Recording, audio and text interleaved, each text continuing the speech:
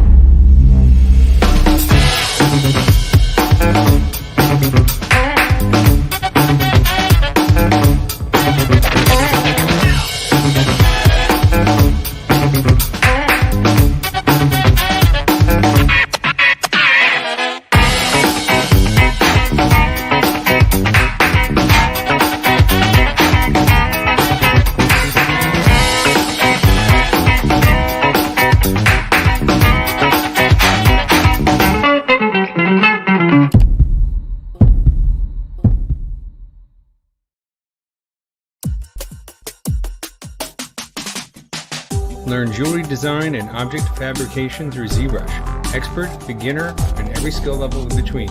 ZBrush Jewelry Workshops can help you bring your digital dreams into reality. Taught by leading industry professionals. Use the offer code SUMMIT to get a $100 discount on membership.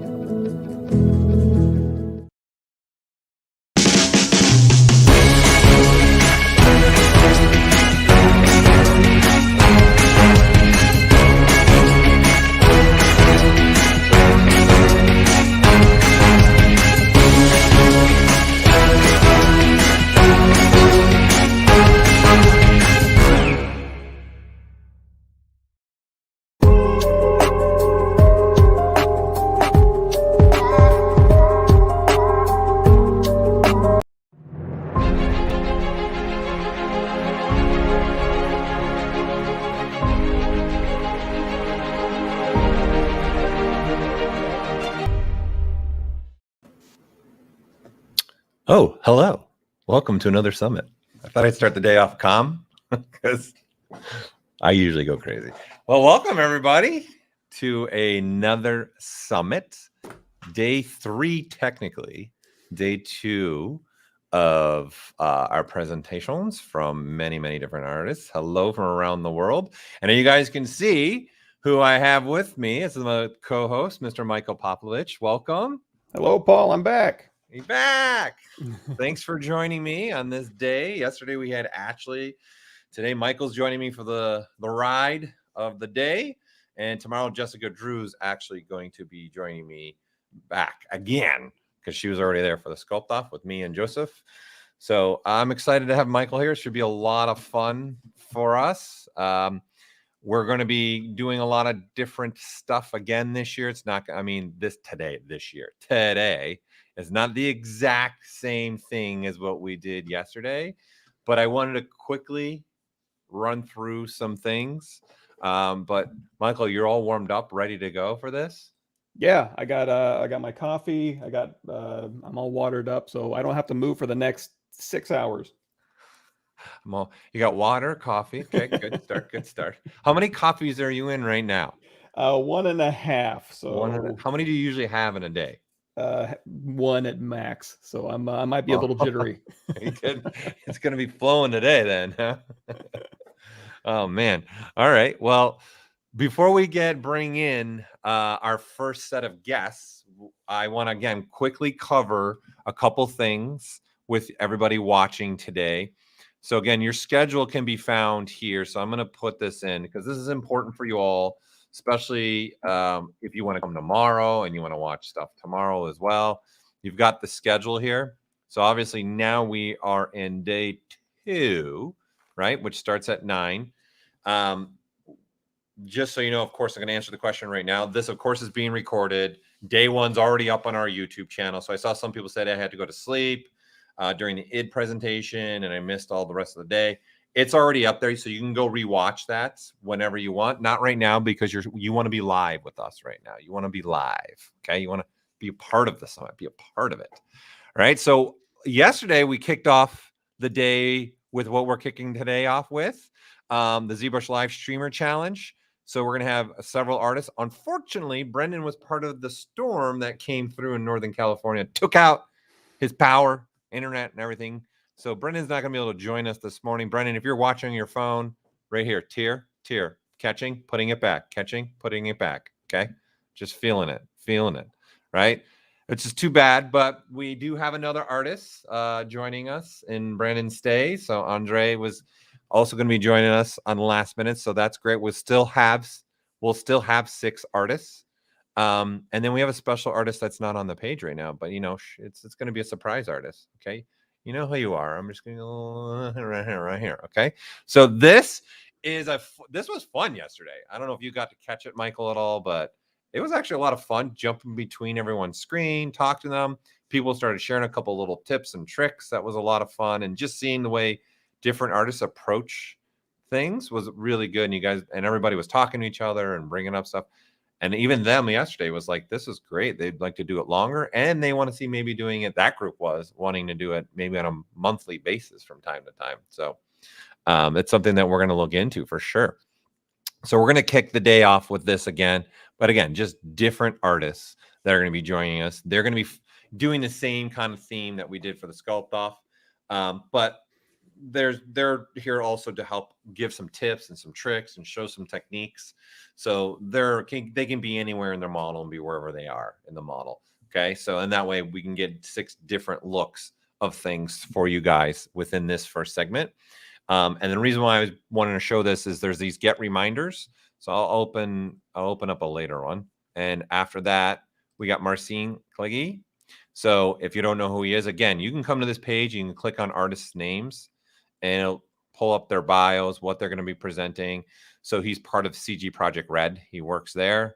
So amazing studio. I'm sure you guys are all familiar with their games, right? Cyberpunk, the most recent. And you'll have links here. So he's going to be coming in showing how he uses ZBrush to do really, really hyper-realistic stuff, right? So that'll be a lot of fun. Then we have our team over there at the ZBrush Jewelry Workshop, which Thomas is also joining us this morning to be part of this streaming group. So what's really nice about this, so obviously this is going to be a jewelry presentation, but what's great about this one, again, is Thomas is going to be in ZBrush and Eric Keller is actually going to be in ZBrush Core. So they're going to show you guys how you can make jewelry from either one of those applications. And they're going to have printouts. And they're going to talk about all that stuff as well. So if you've ever wanted to make jewelry, this is one of the ones you definitely want to get and come and take a look at. Okay. Because they're going to show you a lot of ways that you guys can go about. And I say for me, whenever I'm talking to jewelry people, a ring is the best thing to start with. Because that's probably I don't know, Thomas can tell me that. I think that's probably the number one jewelry purchase probably is a ring. I would say close second necklace. What do you think, people? I would say rings, right? I would say rings are probably the most popular thing. I don't even know. Thomas, you set me straight. Is that right? What do you think, Michael? Do you think rings are like the most popular jewelry piece? I mean, what's cooler than a ring? You see the NFL guys with all their rings on. That's the first thing you go to. So that's true. But they do have also a lot of guys have big necklaces. That's true. Women are wearing necklaces. You know? I don't know. From my days, I'd have to go ring. Yeah, Thomas says rings sell the most. All right. Okay, there you go. Fun-filled fact already. So you're going to want to come by and check that out. It's a great opportunity. And then as a ZBrush user, for those that are a ZBrush user, here's another thing that you guys can do. Thomas helped me. I made my wedding bands and ring for my wife for us in ZBrush, and then Thomas helped me get it made. Okay, so a great opportunity. And with that said, we are giving you guys a ZBrush Summit pricing, which is 20% off ZBrush, okay, or 20% off ZBrush Core, or 20% off your first payment of a 6-month subscription to ZBrush, 20% off a monthly subscription to ZBrush, and we're throwing another $100 off for those that are using ZBrush Core and want to get into ZBrush. You can now upgrade from ZBrush Core to ZBrush for $695. Like, that's a deal right now, people. So that's the Summit promotional pricing right now that's going on. So you guys definitely want to act on that, especially if those of you that are ZBrush Core users. Now's the time to upgrade to ZBrush for sure. Okay. And then after the ZBrush Jewelry workshops, we'll be going in the tips and tricks. For as much as I know Michael and I talk fast, who knows how many we're going to kick out through this. We're both speed talkers. I would love to be able to talk as fast as the Micro Machine guy. That you remember that guy, right? Oh yeah. Well, we're getting older now, Michael. So some people will be like, I don't know what you're talking about, Micro Machines. What's Saturday morning cartoons? We just have streaming now. Yeah, that's right. I miss those days. I want to bring back Saturday morning cartoons. I miss that so much. Right? That was like fun. Let's be honest. That's what our parents said. Just God, going to sleep. Go watch cartoons or something. Turn on the TV, 1-2 clicks on the volume, click on over to one of the 4 channels I had. Yeah, exactly. I miss over than after school cartoons too that they had. Those were the days. Oh, yep. Those were the days. So we're going to be doing a bunch of tips and tricks. And again, for those of you that watched yesterday, these are different tips. They're not the same ones. Okay. There's going to be different types of things being shown. And then, of course, because now we've got Michael, he's going to be showing stuff, right, to you guys during this segment. So keep that open, right, to come back and make sure, or just stay. Just come with Michael and I for the whole day. Just have a good time with us, right? And then after that is a Pixologic presentation. And obviously now the cat's out of the bag. We are showing what we've been developing and been up to since even the release in July, which was only, 3.5 months ago. So I already showed some stuff yesterday. And then this is completely different stuff. I'm not showing the same stuff that I showed yesterday. Okay. So keep that in mind. You're going to want to come to that. This is a 3-parter because tomorrow I'm also showing stuff that's not shown today or was not shown on Sunday either. Right. And then don't forget, tomorrow starts another hour earlier. So tomorrow we start at 8 in the morning. Okay. And then we'll be kicking that off the same thing with a group of our streamers. Okay. Got another fun, great group to join us. Should be a lot of fun like today's. And then we have Pitch Dev coming in after them. And remember, this is where you can click on the Get Reminders and it'll send you to a calendar. And then you'll have a Remind Me button.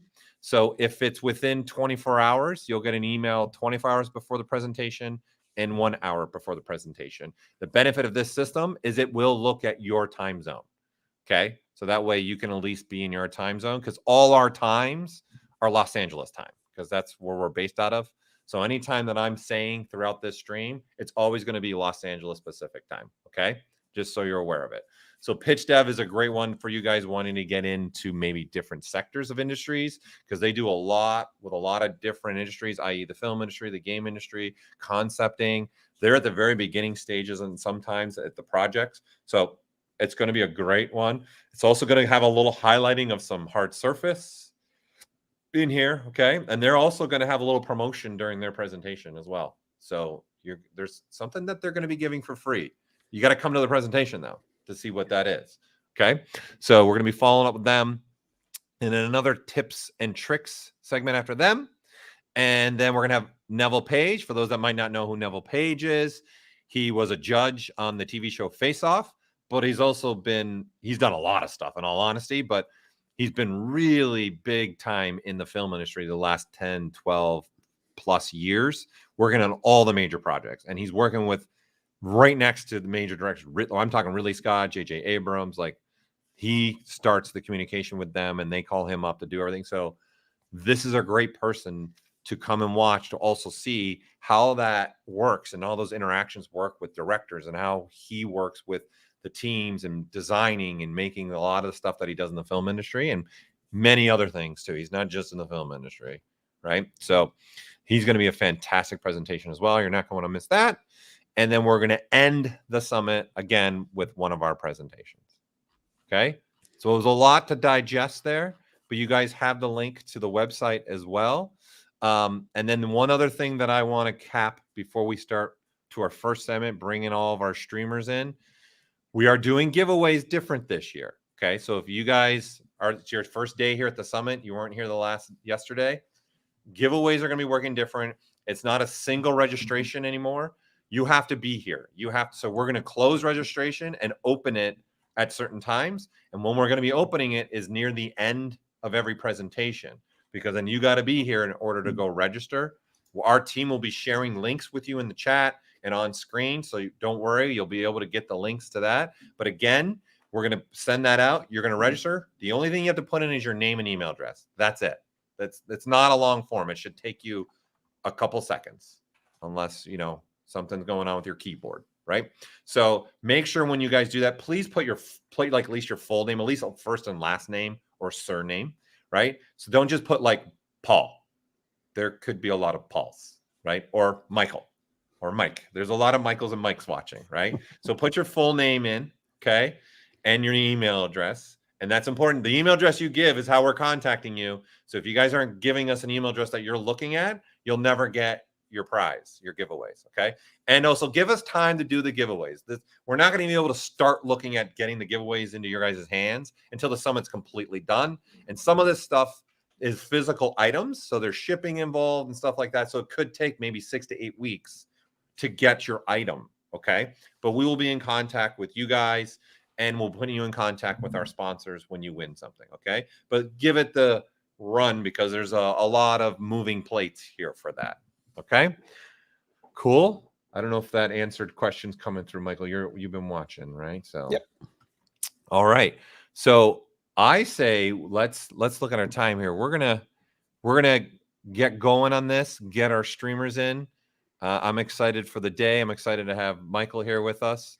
So it's going to be a lot of fun for you all.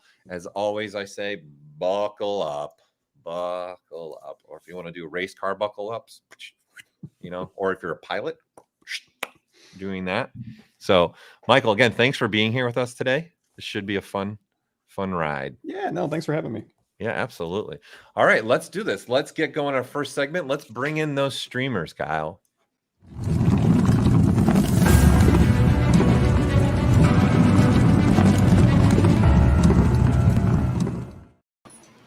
Hey-oh, here we go. Hello. Hello, everyone. Hey, everyone. Hello. I love it. Let's see. Wait, we got some people dressed up. First of all, Andre was kind enough to join us a little bit there. Because of Brandon in the storm. Spicer's got to have, there you go. Halloween it up. Lovely. Love it. Okay, Matt's also dressed up. Matt, what's Matt got here? You shouldn't even go to me after Count. Yeah, let's see. Spicula Come on, there. let's see what you got. Oh yeah, I'm the poor man's. it's a little Phantom of the Opera too. It's a little Phantom. You know what I'm dressed up? You know what I'm dressed out? A big billboard. Okay, that's what I am. I'm a billboard. There you go. Okay? Ooh, That's what I got going on. very nice. So as you guys can all see, we've got a great group here. We've got Thomas, Jose, Redbeard, aka Matt. We got Derek. We got Spicer and Andre, who was kind of to join at the last minute to fill the final slot with us because unfortunately, like I said, Brendan, if you're watching on your phone or anything, we miss you. We miss you. Okay. So we've got another great group here with us. You guys, are you guys ready? You guys excited? Did anybody watch yesterday's? Oh, yes. Yeah, I watched. You were there a whole day, right? You had it on the whole day, didn't you? Yeah. Yeah, and then you're here again all day because you're Woo! starting it off, and then you're doing your presentation with Eric. So that should be good too. So I'm looking forward. Guys, thank you so much for joining us. It's good to be here. Thanks. Spicer could not be here. He felt drained of life. Okay, now can you do the countdown? 1, 6. Okay. Count chocolate. All right, so.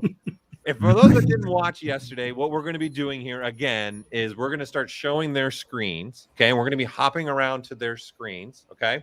And just looking at what they're doing, talk about maybe some of the features they're using. Yesterday, we got into a little bit. We were sharing little gems of ZBrush that people didn't know. And that's kind of the point of this. And we're kind of trying to bring the life of what all 6 of these people stream on this channel. Okay. On our ZBrush Live channel. So especially if you guys are liking to see what these artists are doing, this is a channel you can come back and see. And you guys most of you are streaming at least monthly, right? Yeah. I stream weekly. Weekly. Yeah, You're weekly. weekly. Spicer, are you weekly? Every Tuesday night. Okay. Okay. Derek, you're what? Every 2 weeks? I go every week. Every week. Thursday. Okay. Jose? Yeah, also every week. Okay. Matt? What about Redbeard? Not so regularly, but Yeah. occasionally. He's occasionally. And then Andre, what's your schedule been like recently? Almost every 2 weeks. Okay, every 2 weeks. So there you go. So you guys have an ability, right, to come and watch them again. Okay. So I'm going to get into this. I'm going to start. Does anybody want to volunteer first to be first screen or? All right. Actually, I will, only because okay. I have a little organizational thing that we'll start out with. Because a lot of people, I show people this and they're like, oh my God. So we're doing a tribute to Ashley because the other day on her stream, she said she didn't like steampunk. So I went and found a bunch of train parts and I'm going to take Monty and steampunk him into a something. And for those who don't know who Monte is, Monty's her dog that she has that shows up on her streams often. But if you look over here and you have a lot of subtools, and I just went through a bunch of old train models I had and just dragged train parts in because I know we only have an hour. So this is going to be a kind of a slam bag to do a lot of little gears and stuff. But so I have all these parts, but I want to get them more organized. So if you go to Gizmo, let's go to our first one here. We're going to turn everyone on. And let's turn these 2 off because I don't want those in a new folder. But if you turn your pizza boxes on, and everything that you have visible, if you go to new folder, it'll ask you if you want all of that stuff in one folder. And you just go, yes, boop. And we're just going to call it train parts. And yes, I can't type without looking. I want no commentary. So, and now you can create folders. So if you have a huge list of tools that you need to organize, you just make them visible, turn your transpose all tools on, and it'll dump it into folders. And a lot of people don't know because you get tons and tons of parts and then you have no idea how to organize them. That's a good way of doing so. Yeah, I do that often too. And with selections too, everyone. You can do that with selections. You know there's a train brush inside of ZBrush? I did not. Oh, yeah. In the light box, there's a finished like locomotive, caboose, See? couple cars. I missed it completely. The parts that I made to make all that train stuff is in the brush as well. It's in Lightbox. Yeah, these are old parts that I built. Probably some of these were even built in Modo before ZModeler. because sadly all these have been Dynameshed. I was like, no, don't I have base models anywhere? Nope. Yep. Yeah, it's a good tip. That's a good tip. That'll be a fun one to see for sure. Okay. I'm sure Ashley's probably watching. She's always in here watching. Oh, there she is. She is here. She's in there. Yep, there she is. She's here. That's awesome. All right, well, let's keep going through the list so we can see what everybody's doing here. So, Jose, you win. I'm coming to you next. Here we come. Let's go. Let's go. Here we go. So, what do you got going on here? What are you making? Oh, So I've been trying to like get a bit of a redesign on this character. Been on the Dragon Ball craze lately, and so I decided to try my hand at Frieza. And yeah, so the thing that I like to do when I'm sculpting and when I'm streaming is usually just like freestyle it. I like to sculpt a lot with like very basic brushes. I would say 90% of the time I only use like 5 brushes when I'm sketching, and I figure this helps me to focus on like just getting the forms instead of not thinking too much, like just iterate stuff. And I was thinking of what Costa said yesterday about working fractally. And so that's like, I guess kind of the tip that I can give is to not focus so much on the details at first, to like go from general stuff into more refined stuff. And I would even suggest like starting if you are not like super comfortable yet with like specific shapes and stuff, just start with like spheres and cylinders and cubes. And like a really cool tip is to just like take the viewer and just move stuff around, see how it looks with the thumbnail, sorry. See how it looks, the silhouette, if the shapes are working, because I feel like this is the most important thing first, and then start growing from there. Also, lately I've been using a lot of the Sculptors Pro, because like, for example, right now I'm just like sketching the design, and let's say, for example, this part, like, oh, I don't like this anymore. I would like to change it. So just I'll just grab the smooth brush with a kind of large size. yeah. And I just smooth the detail away. Dial it back. How soon do you start your poly paint? It looks like you start your poly paint relatively early. I mean, it looks like. Yeah, I feel like it also helps to have a color base, because sometimes certain, like when we see characters, certain information it's given by the sculpture, and certain information is given by the color, and sometimes you don't know which one is like the most important. And sometimes it's really good to also start blocking the color, like getting some detail in later, but at first like get some. I can show the flat color. So it looks kind of weird. It's really dirty because it's not supposed to be refined yet, but it's helping me to get an idea of how the character is looking, how the contrast with the color is working. And a really cool tip, a really cool technique. It's really simple, really, but I like to just, for example, get a very basic mask by cavity sometimes. And usually I would just tweak the curve a little bit, depending on what type of cavity I want to get. Like, for example, just moving the curve gives me different results. And then sometimes I would blur the mask a little bit. Sometimes I would just leave it like this, invert it. And I like to keep the mask off, like the visibility, so I can use the full color. And then, for example, I would grab, I don't know, another tone, and then just go fill object. If it's too strong, I can just put the RGB intensity lower, depending on what I want to get. And then I would just, for example, take the same smooth brush and then just turn off ZAD and turn on RGB, and then just smooth only the color. That's another thing, like just quick ways to get like very basic ideas. And then after that, if I like the shapes, if I like the final result, I would just do like a remesh, project everything, and then just start adding the detail without working in sculptures again. Yeah, people are asking about your thumbnail, actually, the fact that you have a gray background with the gray. So in the preferences, there's a thumbnail section that you can actually change the colors of your thumbnail. Yeah.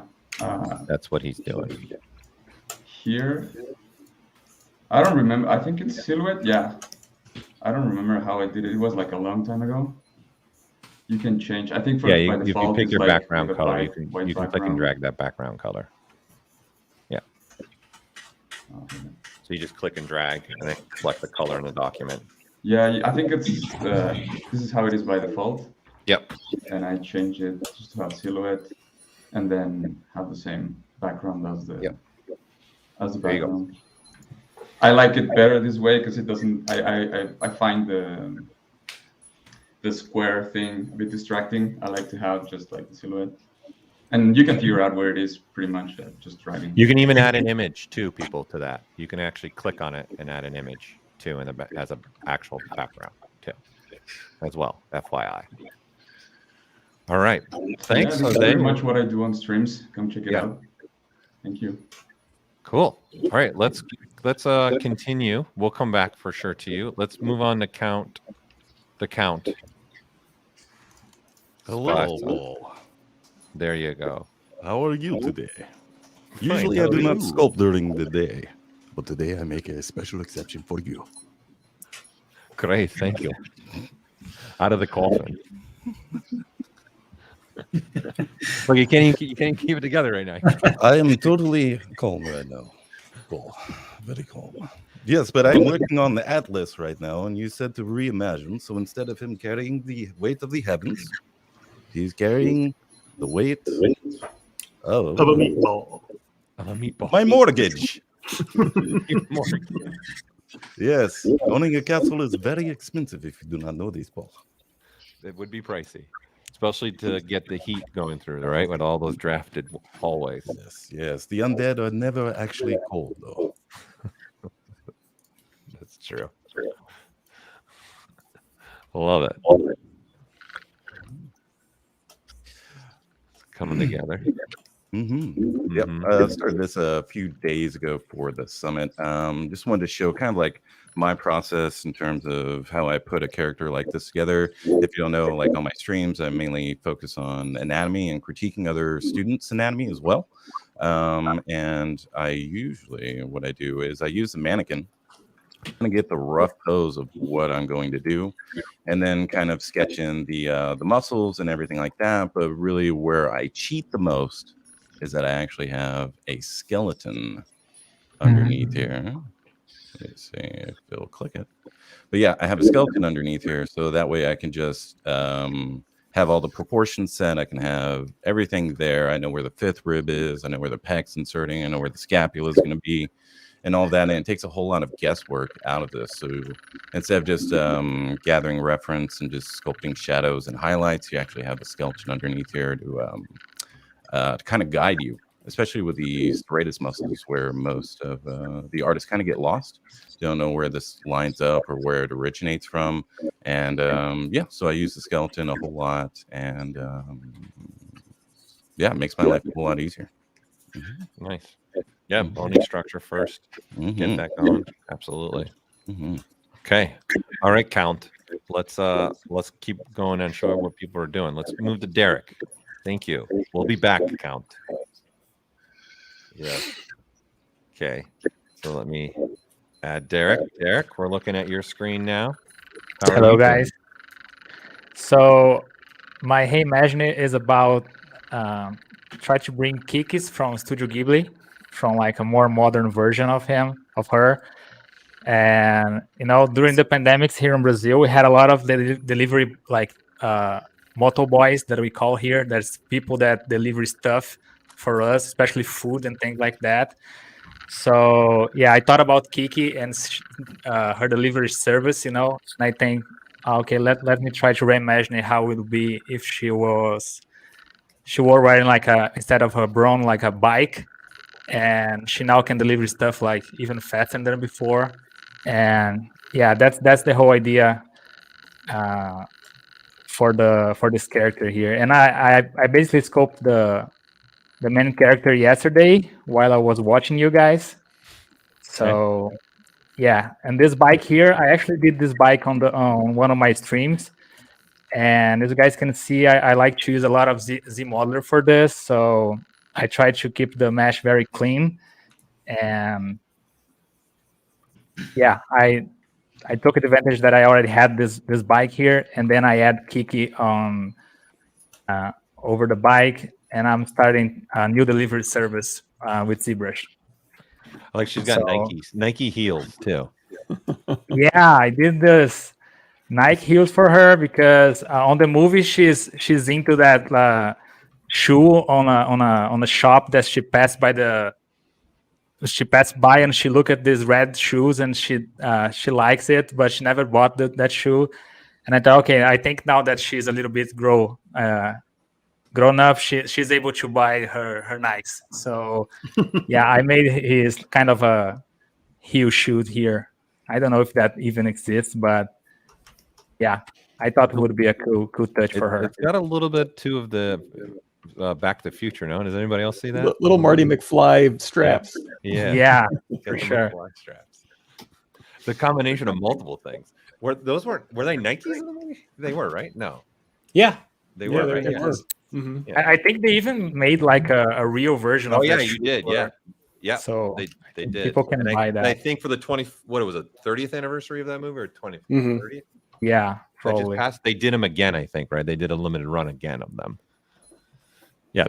So now I have to make the cat, and I will try to do the cat here during the stream. And yeah, let's work on Gigi's for this character.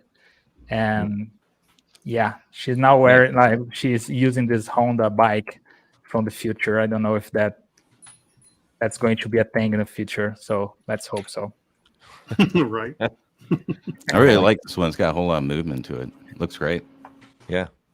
Yeah, I always try to put stuff like on movement and just to see how it's going to be. I actually have this character on a pose, but I like to put on a pose just to feel the movement and see, how things are going to be. And, putting a little bit of a smile on her face, but it's very, very blocky. And I try not to worry too much about like the tails right on the beginning. I'm just trying to look for a nice shape and for a nice design, And you guys can see like her hands has the fingers, but there is no definition whatsoever on the nails or things like that. I'm trying to get the overall feeling of the piece first, and then I can go back to the A-pose model and work that out. Nice. So wait, somebody was asking to see the wireframe. Were you asking to see the wireframe again of his vehicle? Is that what you? Yeah, for sure. The wireframe For the bike. So it's all Z modeler. Yeah, all Z modeler. Right now we have dynamic subdivision on this, so if we turn that off, that's how it is. Yep, nice and simple, because that's another thing too. When people are first starting out in ZBrush, they want to multiply it up to 1 billion polygons, and then it gets lumpy and stuff. If you keep it simple and you use the Z modeler as your friend, you can get really nice, smooth results. Yeah, I like to call the divide king or the divide queens. Divide. Yes, skin pores. Yes. Oh wait, the nose is in the wrong spot, right? Oops. So Are you making fun of me again already? No, you're not a divide king. You're the Dynamesh king. Subtle difference. And I'd like to add, Thomas is also the quick save king. How many quick saves do you have right now? Well, I shipped 125 terabytes of drives to my business partner to put on a NAS system, and we have 77 terabytes of ZBrush files. So that is. What do you have your quick save set to, right? Do you have it set to the default 1,000 right now in ZBrush? Oh yeah. Oh yeah. He lives on the quick save, people. That's why I've had the conversations with him. He loves the quick saves. He's using. Well, but it's also for provenance, so we get copied a lot, and so I can go back and show time, date stamped models that show the development of a part, as opposed to, oh look, here's the final part. It's like, wow, that looks a lot like my part, doesn't it? That's a great point too. What the projects do, they save timestamps of your date and the time you actually worked on. I love doing that as an instructor too, and like, Oh, let me see when you did your homework. Oh, right before class. Interesting. Yeah, how convenient. I wish I would have known that. I could have. I If could have you made scroll above, students feel even worse. any of your undos, you'll see a date and time stamp on your undos. So, Yeah. And so, yeah, that's a great legally, point, it's Thomas. a very good thing. It does wind up that you spend a lot of money on drives, but I've had a few contestations where, you know, people put their things in books, and it's like, well, that's a knockoff of my ring. And I literally had the guy send me back and says, well, when did you make yours? And I was like, 2005, 2006. And he's like, well, look, on the label in the magazine, or on the label in the book, it says 1988. I'm like, and I sent him back an email. It said 1764. I got old Gothic, I was like, well, look, my picture says I made it in 1764. That's what you just did to me, man. It's like, are you kidding me? It's a great point, though, for those of you out there freelancing and stuff like that, or making stuff. That's a great point to protect your work too. Yeah, because people steal your work all the time, every day. All right, let's see what Matt's up to. Redbeard, here we come. Oh my goodness. Well, I was working on something else, and then good old Steven Anderson practically stole my idea. So we're gonna meet after lunch and we're gonna duke it out. So I decided to put this friendly little guy together, just a reimagined Freddy Krueger kids show. Dream with Freddy. He's a happy little guy. So I just blocked this guy together this morning with some simple primitives, the curve brush or the curve tube tool, and just blocking him out. Isn't he just a friendly? Just come on, enjoy the show. Can't be that bad. Yeah, it can't be that bad. He's Kid Freddy. He's the kid version of Freddy. He's like, just come on, little children, come with me. Come play. Come play. I was talking about this in another stream. I actually watched Nightmare on Elm Street on Elm Street. Oh my gosh! Brought it to another level as a kid. That's terrifying. Yeah. This thing, for some reason, my parents were showing this to me when I was like 5. I mean, they didn't mean to. Right. I walked into the room like right when the girl gets taken up onto the wall, and I'm just like devastated. The Johnny Depp one? The Johnny Depp one. The original first one. Yeah. I mean, that thing is that. I mean, it ruined me. I'm still ruined. I still have nightmares of Freddy Krueger because he's just so terrifying. I don't know why my cousin and I did, but we watched I think the first 3 or something like that, and I'm like, what are we doing? And we didn't go to sleep. I'm like, why are we? Let's just put on the next one. Let's do it. What are we doing? I think it's because we're getting away with something we shouldn't be doing. Exactly. Yeah. So they're like, we can do it. Let's do it. Little you know, it scars you for life. It scars you for life. There's no way to get over it. Yeah. It's ingrained now in my head. But now we're going to make a nice TV show for kids. So that's nice. There you go. Yeah. That's a good take on it. I like it, though. That's a fun take on him. Yeah. I love it. All right. Well, let's get Andre in here, too. So we can see. Andre, I'm going to come to you now. Bingo. Okay. Thank you for joining us, too, on such short notice. Yeah, no problem. I was just having dinner and then I noticed that it was today instead of tomorrow. Oh, yeah. To drive yeah, really because fast. Where are you? You're located in Europe, right? Yeah, in the Netherlands. All of it. Yeah. So it's later in the evening for you, for sure. Well, it's early evening. It's 6 in the evening. Yeah, not that late. Not that late. No. I had to rush down. So I'm here. So what were you starting to make here? I got inspired yesterday by Mr. Costa. He was I always wanted to make the Adams. Oh, yeah. And to try to make her a realistic version. So stepping out of my comfort zone of a set of monsters and cartoony stuff. Going to trying to go something realistic. So now blocking in and some clothing. So you're going to continue this then, because you're going to try and continue this through and go all the way to the end of this. Yeah. Maybe not as close as Kris does with all the pores by hand, etc. We'll Yeah, see he how far I dropped can. a bunch of information and knowledge yesterday, right? So Oh yeah. and then his stream also from the 2018 summit. If you those are like great 1-2 parters to go watch for doing sure. hyper realistic portrait style work for sure. Be Really perfect. great way to look at models in persons. Mm-hmm. I noticed I cannot look at normal people anymore. I'm just always studying faces and shapes. So, yeah. I'm just looking through the chats. Knowing Wednesday Adams, does that make us old now, Mordecai? Does it? Maybe. Because that's multiple generations, right? Because the first one was a TV show, what, in the 60s, I want to say? Yep, Is that right? 60s, Or so. the 50s? Yeah. And there's now a movie here in the theater, so. Oh, no. You don't have the cartoon one that they just did for this Halloween? Yeah, they have. Just, Oh, okay. Yeah. my son watched it. So it is the 60s. Okay, someone said it is the 60s. Yeah, I think so. Yeah. Yeah, so I always have trouble making girls and females and young persons. So why not make a young female? Try. Yeah, it's a softer touch to make females over males, I think. Yeah. And When that's you what I go- think some people struggle with, including myself. When you getting go that strong touch with right. the cheekbones, etc., it turns into male or an alien really fast. Nice. Yeah, Christina Ricci was it. All right. All right. I think I got everyone's screen right at least once, right? I didn't miss anybody. Yeah. All right. So now let's just start bouncing around, see where you guys are at in your process, and keep sharing some stuff. Thomas, I want to come back to you because let's show where you're at with this. Let's see where you're at with this. Here we go. Wow. Moving right along. Good Omani. She's like, no, she's gonna have nightmares about this for years. Love it. And then you always use this material, right? This is your go-to material that you like to use.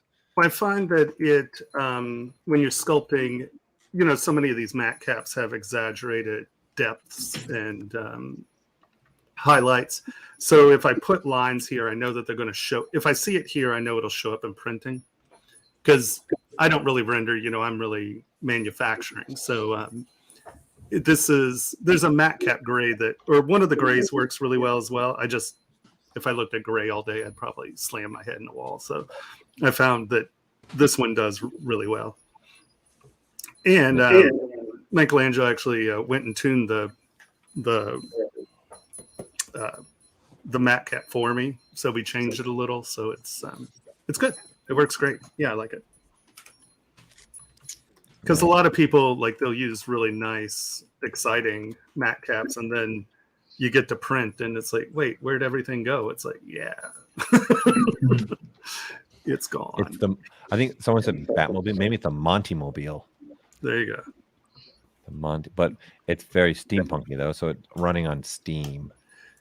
Yeah, I had monumental computer catastrophe this morning. My camera was making weird noises. My screen won't come up. I was just like, how can everything blow up last night? And I lost all of my pre-work. So this is going to be a slam down.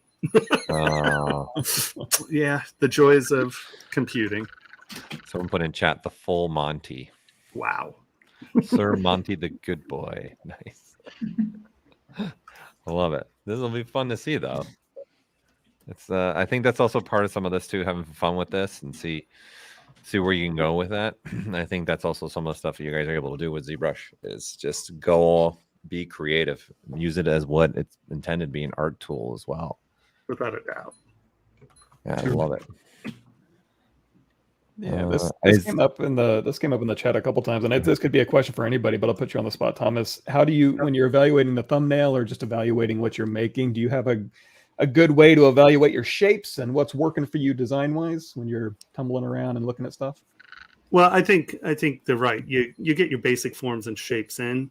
Now, I am one of those people that instantly goes to, I start sculpting at 1 to 5 million polys on all of my parts, each of my subtools.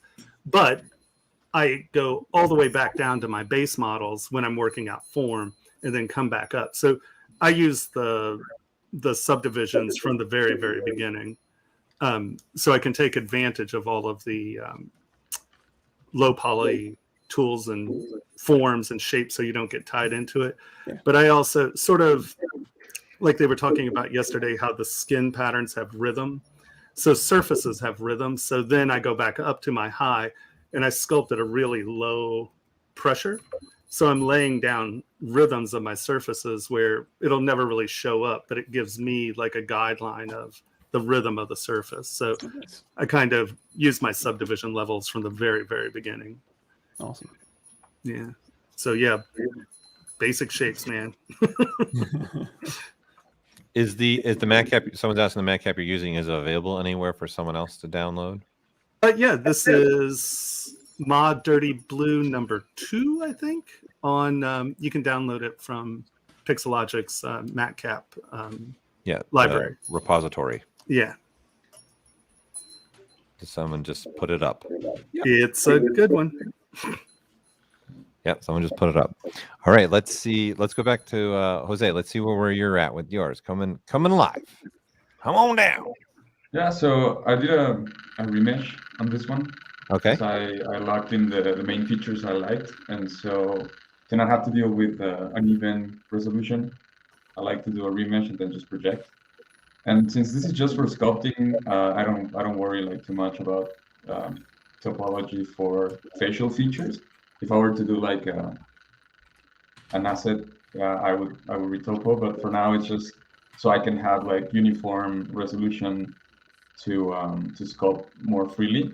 And also like another cool tip and why you should sometimes, or like most of the time, try and have subdivision levels, either like with Dynamesh or with ZRemesh or with the base meshes, because ZBrush likes to have like subdivision levels when you're rotating, when you're moving around. You can see how the model like goes into lower resolution. So for people, I don't know how you do it, Tomas, but like how some people just like go crazy with super high res at the beginning, and then adjusting things later, it's kind of hard. And then so for people just starting out, I would suggest always try and keep subdivision levels at some point. It will be easier in your computer and your workflow. Your model will be like faster to load and rotate around. So just like I have the sculptures one here that I did, and then the remesh one, it's like so much faster after you like locked in the main shapes, and then you can just go like detailing mode. And yeah, I try to mix a little bit of anatomy with just freestyling. Like I like take inspiration from many different things. Like I don't know, I look at animals all the time, like shells, bones, like even architecture structures. I just have like all that info in my brain, and it just sometimes comes out when I'm trying to sketch and design things. And I try to maintain the, like if I were to go to the very basic volumes, to like the primary shapes, it's pretty straightforward. It's just like a sphere, a cylinder, stuff like that. But then afterwards, I like to play with the surface a lot. I like to try and manually get these shapes that sometimes are not like explicitly human-like or whatever. I just like to take inspiration from, I don't know, whatever I feel like at the moment. Trying to make it work, trying to make the details have a certain rhythm and not overwhelm certain areas, like to have rest areas and then some detail areas. Just a nice balance, I guess. Yeah, it's coming together nicely. And like Yeah, you said, you're keeping it simple, using just like 5 brushes and then just sculpting away at it. Yeah, I would say when I'm trying to like sketch something, it's just like 6, 7 main brushes, mostly 5. And then if I need to do something specific, I'll use other stuff. And then I'm also like changing my interface all the time. For a while, I kept it like at a certain like fixed point, but I think I'm realizing that I'm using different tools in different projects, so I like to keep things fresh, move things around. That's why right now it's a little bit messy, because sometimes I need different tools for certain things. And if a different project calls for, like, for example, I was working on a project recently with a lot of surface details. So I have a lot of alphas here for quick surface detail, for like painting as well, or creating some pores and wrinkles and things like that. noise as well. So yeah, it really depends, but mostly just the very basic brushes. I use a lot of standard, clay build up, move, pinch, damn standard. Like I would say you can get 95% of the way with just these brushes in an idea phase. Of course, like for polish and stuff like that. Yeah, there's way more tools. Nice. Okay, let's keep going. Let's keep pulling up people's. All right, Count. Are you ready, Count? Yes. Yeah. Yeah. What's going on? I wanted to talk about female faces for a little bit. Is that cool? Go ahead. Like Go structurally? ahead. Okay. Go ahead. You got 10 seconds and go. Oh, okay. All right. So things that you want to pay attention to whenever you're sculpting a female foot. All right. So things you want to pay attention to. The angle or the length of the jaw right here is going to have a very oblique angle as opposed to males, which is going to have a little bit more of a horizontal feel to it. And then the angle of the jaw here is going to be much softer. Also, you're not going to have that much of a brow, and your glabella is going to be more towards the middle of your eye as opposed to the top. And then the chin will generally come down to a nice soft end as opposed to males who usually have that little cleft in their chin due to testosterone. And then also just make sure the sternocleidomastoid is much more narrow than it is for a male because the testosterone allows the sternocleidomastoid to grow, so it makes that neck nice and thick for males. But for females, it's a little bit more subtle. And lastly, just make sure that the hips are wider than the rib cage, and you should be good for females. There you go. A little knowledge drop on everybody. That's a good say. That's the stuff that you got to look for, the difference between the males and the females, right? It's those little anatomy differences. And then all too, in different parts of the world, the structure will change a little bit too. Even in faces, depending on where people grew up, the skeleton will be a little different. Yeah, it's good. There's plenty of sites that you can find, different skulls from different races.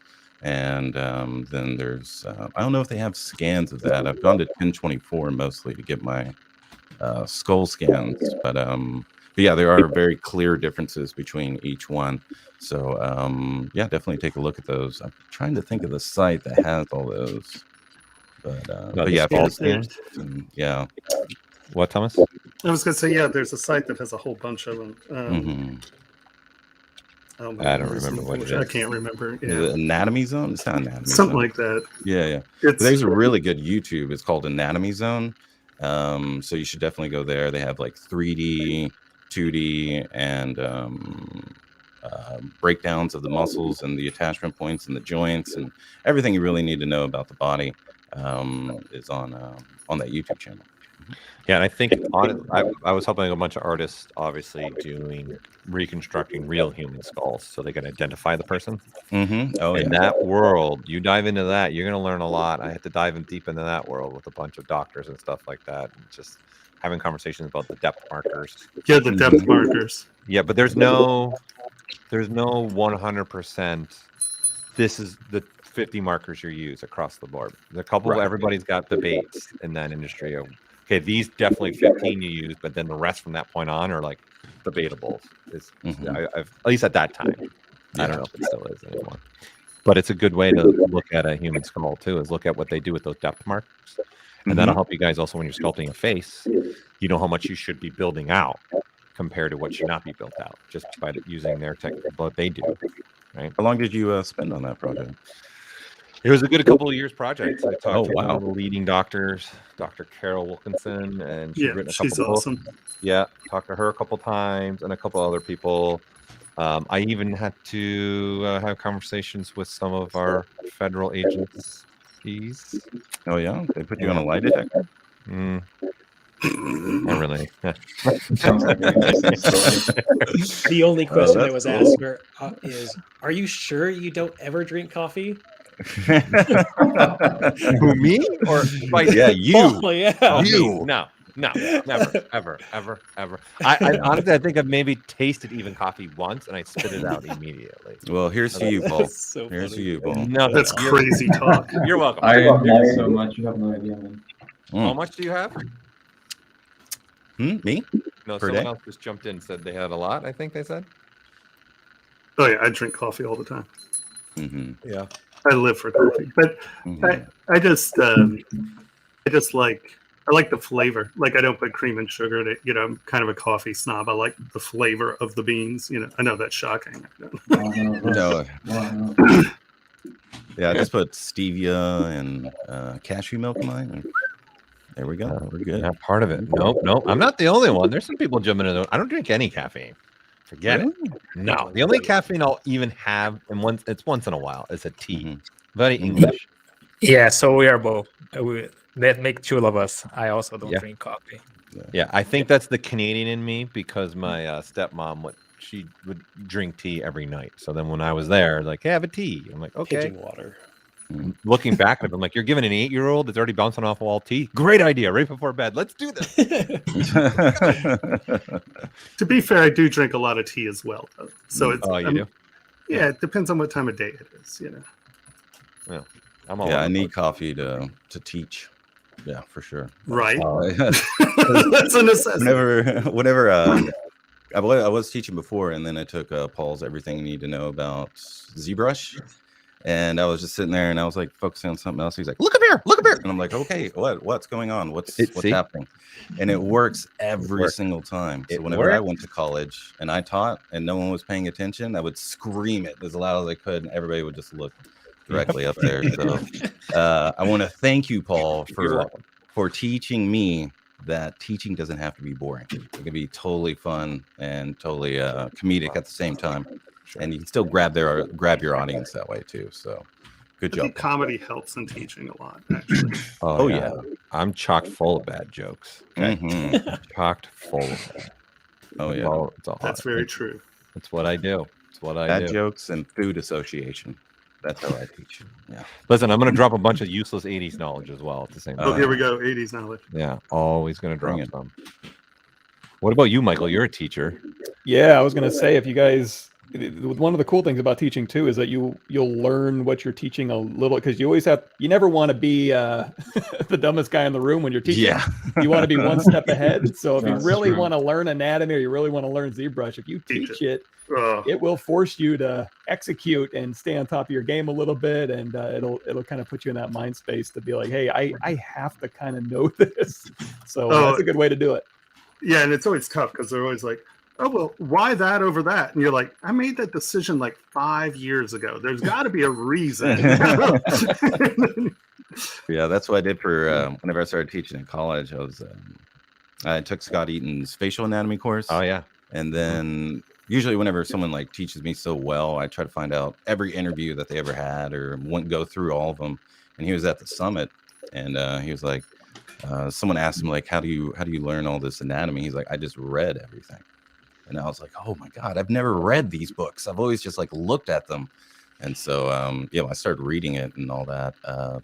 Just so like, if a student asks me, well, like, why does it do that? I don't want to be like, I don't know. Like, it's like, I always hear horror stories of students going to college and their teacher didn't know anything. And I was like, I do not want to be that teacher. Right. At all.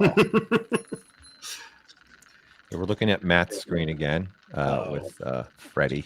And previously we were looking at Derek's screen, Kitty. I'm just wondering, you guys, as you guys keep talking, I'll just try to bounce around the screens too. So how do you, Redbeard, like, do you have like a method in which you break down these like realistic characters into something nice and cute, or do you have like a workflow, or like, hey, I look at this part of the face and I just yeah. What I like to like try to take out is just the key defining characteristics of a character. Like if you're simplifying a character to this degree, really you got to get it down to so it's recognizable within like a millisecond. Someone looks at him and you're like, oh yeah. And so, I mean, Freddy's pretty easy. He's got the iconic glove, he's got the hat, and he's got, his boiled up face. And so it's really just defining those. And then, taking out all the aggression when you're have some sort of semblance of character design. There's shape language And to take him from this really aggressive, sharp character, you soften everything out. So he's got almost no pointy bits to him, except for his nose and his little claws there. So other than that, it's just the simplest form of what makes this character. Boy, You draw a lot too, right? So yeah, you- and I you draw quite a constantly bit. draw. I would do warm-up sketches every morning, so I do like 20 to 30 minutes of gesture sketches or character design stuff. This is my warm up. A little Wacom pen warming up. Here we go. Oh yeah, there you go. Yes. Man, what are those like? Clang and bang, clang and bang. 0.1 pounds there? Yes. Little. Man, you're keeping it tight. You're sitting at the computer screen, gonna keep it going, right? Oh yeah. Yeah, that's a good thing too, is to draw and sketch out some stuff. I think doing that to really hash out your idea too helps, I think, too. Yeah, I like to have some sort of a vision of what I'm doing before. I mean, like the vision that I did before this, you guys are going to love. I mean, it was really thoroughly thought out. It was really maybe like 30 seconds of like, okay, this is what I want to do. You know, something. It's basically the same guy. And just take him down, and then, you know, if I have a little bit of time, I'll throw this in the key shot and put a 3-point lighting setting, you know, rendering on him, a rainbow behind him, so he looks real friendly, and everyone's going to want to join him. Yeah. So by the way, he's using the 3D mouse. I saw it in chat. He's using the actual 3D mouse to do his navigation. This 3D mouse is life changing. I mean, it does take a solid 2 weeks to set up to get used to it, but after you do that, I mean, I'm no longer going from, you know, moving my arm a ton. It's more gesturally in the middle. You opened it for me. Okay. Right click army, man. Right click army. Well, this takes away Right-click the army. right click completely. RCA. I was a right click man, but now it's all 3D mouse. Yeah. Yeah. Oh yeah, that's right. Because you rotate with the right hand, right? And now you're doing it with the left. Yeah. Now I'm doing it with my left hand, and it just takes true. a little while. You know, it's fairly sensitive, so you have to like learn how to navigate it and do the things so you can zoom into all the spots that you want. But it's pretty awesome. Yeah, there's actually 4 navigations now inside of ZBrush if you really count them all up. This would be one of the 4. No one uses the third one. Who uses the interface one? Do you know anybody?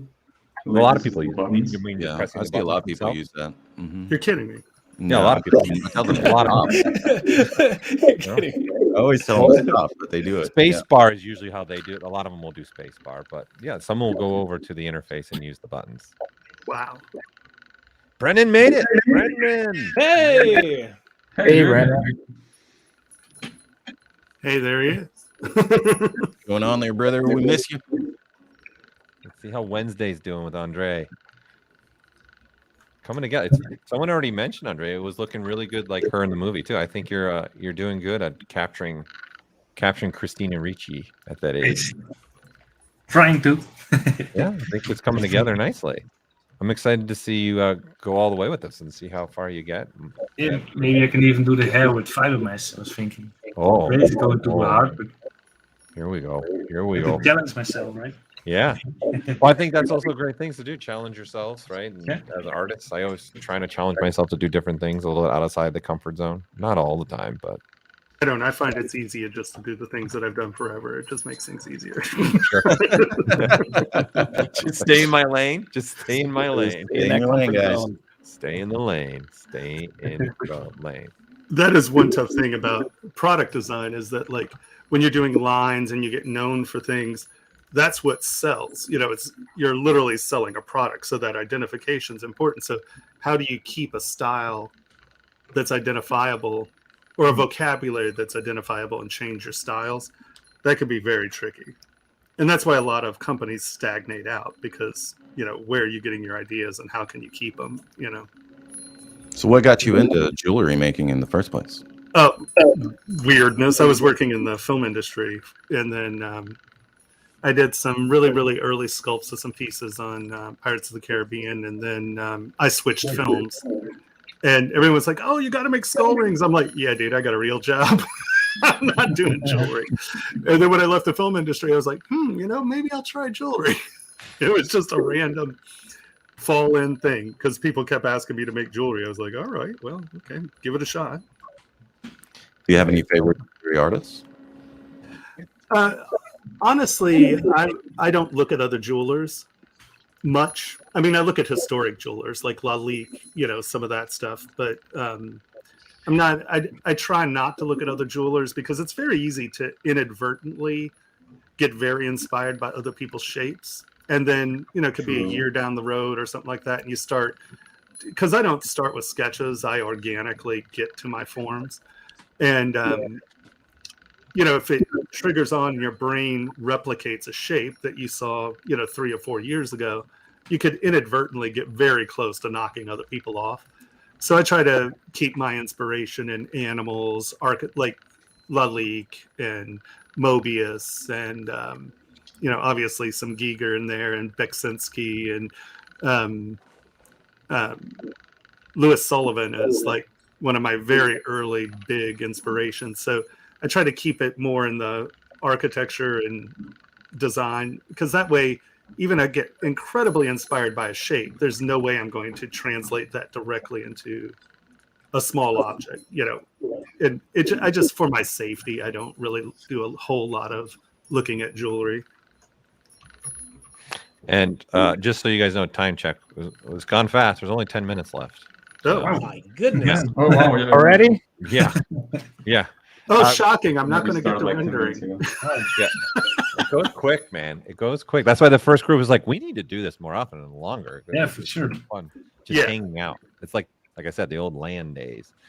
Thomas, is there any unique or memorable jewelry pieces that you've been asked to do that you're allowed to share? Well, I can't talk about some of the more recent ones, but I'm actually moving back down to LA to. I have now some celebrity clients that are. It's just easier to be around now, and so I'm going to spend a few years back in LA at least.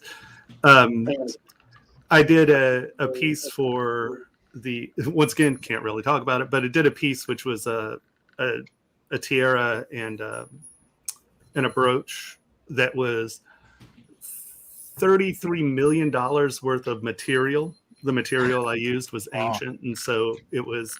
And they're like, "Oh, are you going to do the setting?" I'm like, "No, you're going to pay for a scan. I don't want to touch it. Don't want to go there."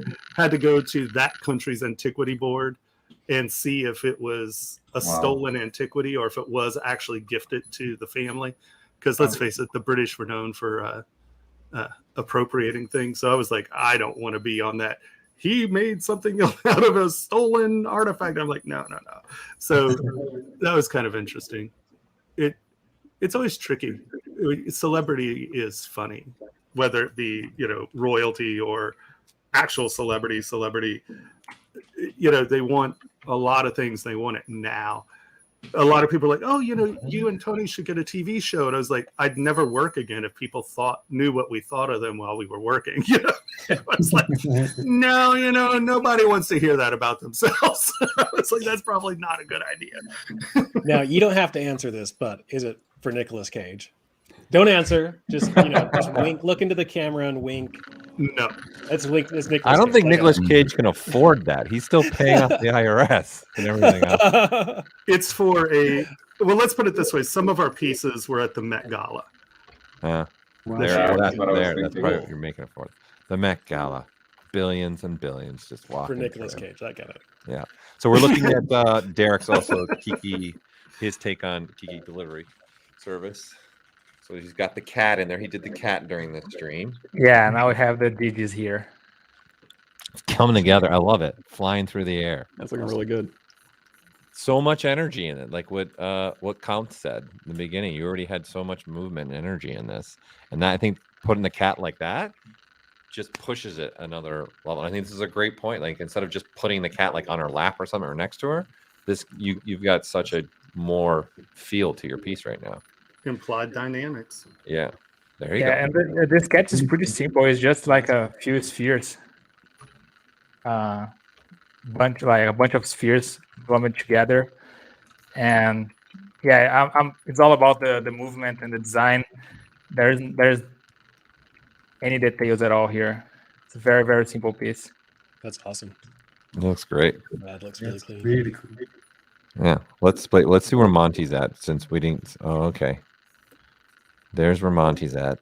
Ashley, I know you're in. Actually, I want you to know that I made myself look like an incompetent sculptor for you. And I realized this morning that I don't have KeyShot installed on this machine. Oh, this is my life. It happens. But everyone knows I'm not a renderer, so it's not a shocker there. The Monty Steampunk. Love it. Coming together. All right. All I could say is thank God Eric Keller joined me because Eric can render. Oh, he can with all of his insect rendering that he had to do, right? Oh, he's a mighty renderer. Yeah. Looking good. Let's go to Matt again, see where we're at with the good old Freddy coming together. He's happy. He's Got a happy. little glove He's going. happy. Yeah, it's always great to go up to somebody that's waving at you with claws coming out of their fingers. Oh yeah, Hey kids, yeah. come with me. Takes stranger danger to a whole nother level. Okay, now if he's got claws out of his hands, He's got claws. no, But he's still a nice guy. he's still Famous fine. last words. He's still okay. Yeah, that's fun though. Is taking something like him too and doing that kind of spin on him. You've got that little smirk in his face there. Down, yeah. Yeah, I like it. Thank you. It's looking good. Let's see. Let's jump around here some more. We'll just put some screens up in here near the tail end. We're looking at Jose's now. We've only got a couple minutes left. So I'll just cycle through the screen so all you guys that have been watching the stream can see where they took this within. It's only an hour, let's be honest. And we're talking to them too, and they're talking to us. So looking good. All right, let's see how Wednesday's doing. Got some bushy eyebrows. Did you paint those, sculpt those, or fiber mesh those? Just slapped on the fiber mesh. Okay. To prune them. Yeah. I Looks think a the bit morph like target trick's one of the best fiber mesh tricks. It's not really a trick, but it's a great way to make some hair with the morph target.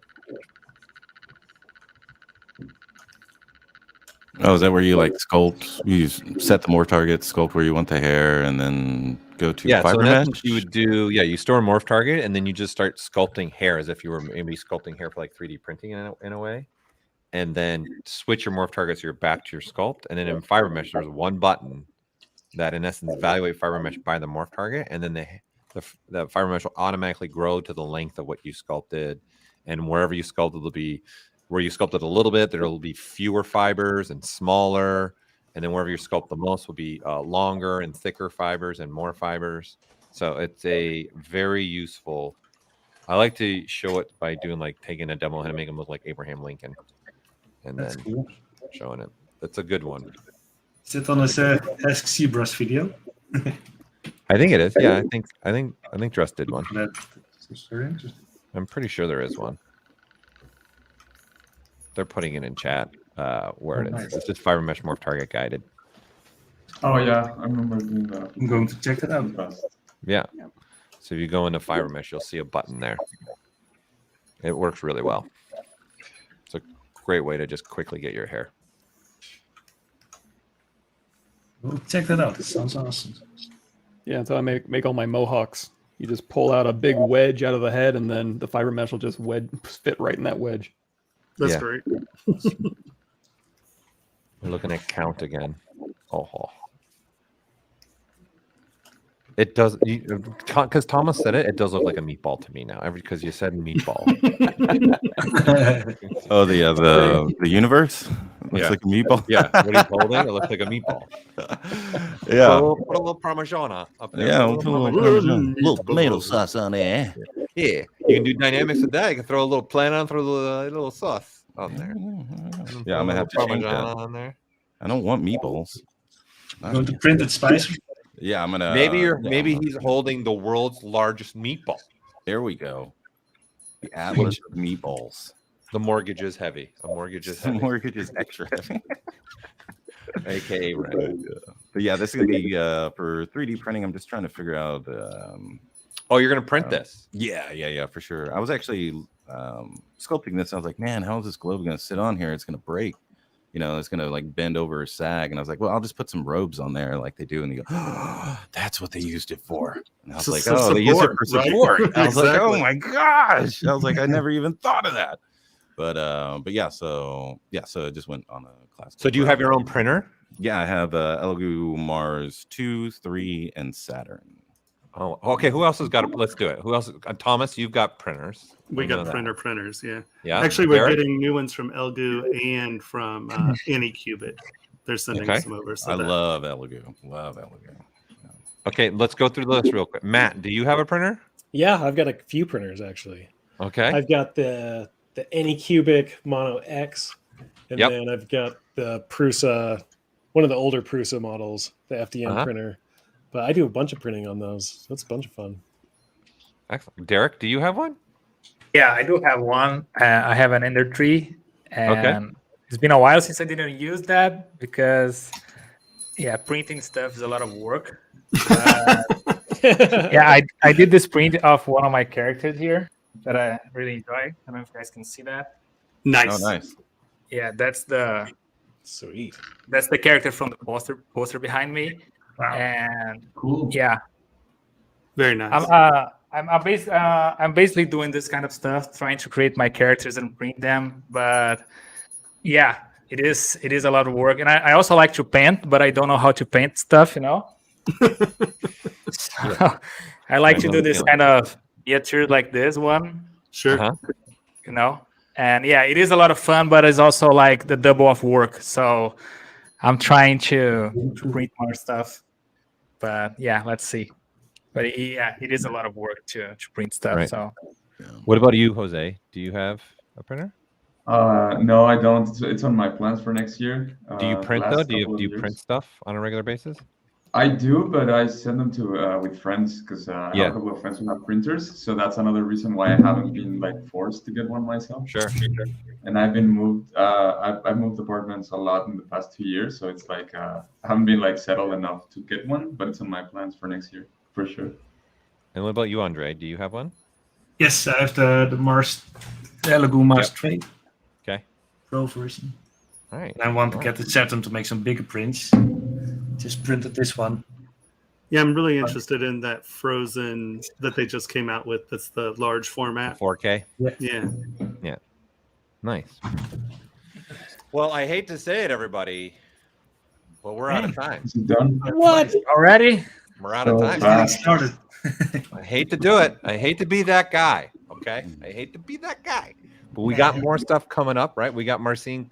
Marcin's going to be joining us here to do a little presentation for you guys. And then Thomas is going to be back after Marcin, right? And then you guys, we've been putting up for you guys to go get into the drawings for the giveaways. And again, it's different this year. You guys got to be here right now so you know when we actually turn the system back on.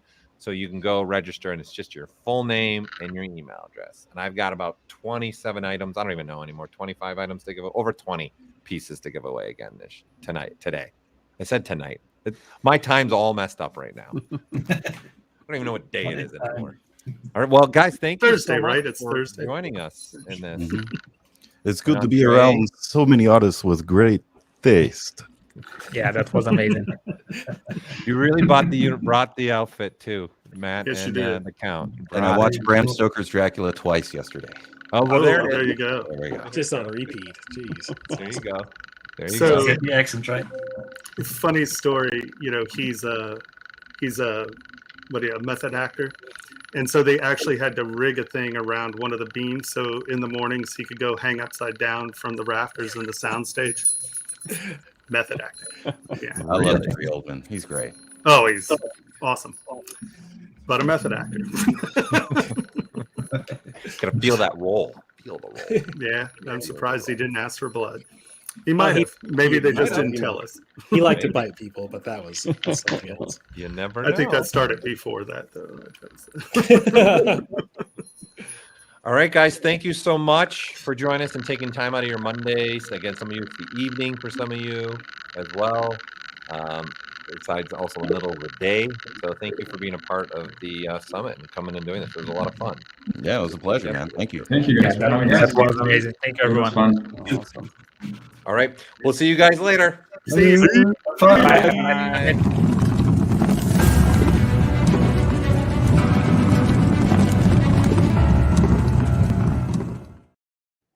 Okay, the moment everybody's been waiting for. Giveaways. Not really. But let's do some. Let's do some here, Michael. Let's do some giveaways. Let me get up my system. And again, we are doing these between every presentation. And then you're going to have to register during the end of that presentation. When we open the system up, you'll be able to put your name in the hat, or i.e. the big silver bowl of tickets, and have a chance to win something. So let me get my system up and running here. Let's see. What do I want to start with today? Let's start with this today. Let's start with, hold on. I got to put my screen. Hold on. Let me get the stream out of the way here. There we go. And let me put my screen up. There we go. All right. So we're going to start with this today. So 3D Connections has now come out with a keyboard. That's a wireless keyboard, and the number pad's wireless, and it has programmable buttons for, and when I say programmable, I mean like for programs along the top. So this is what I'm going to be giving away now. Let me draw my winner and see who we got. And we got a winner. Mike, you're always going to have to help me with these pronunciations. Narvax. I'm not even going to try. Narvax. I'm not going to even be close with this one. Someone else help me. Narvaxa. Narvaxa?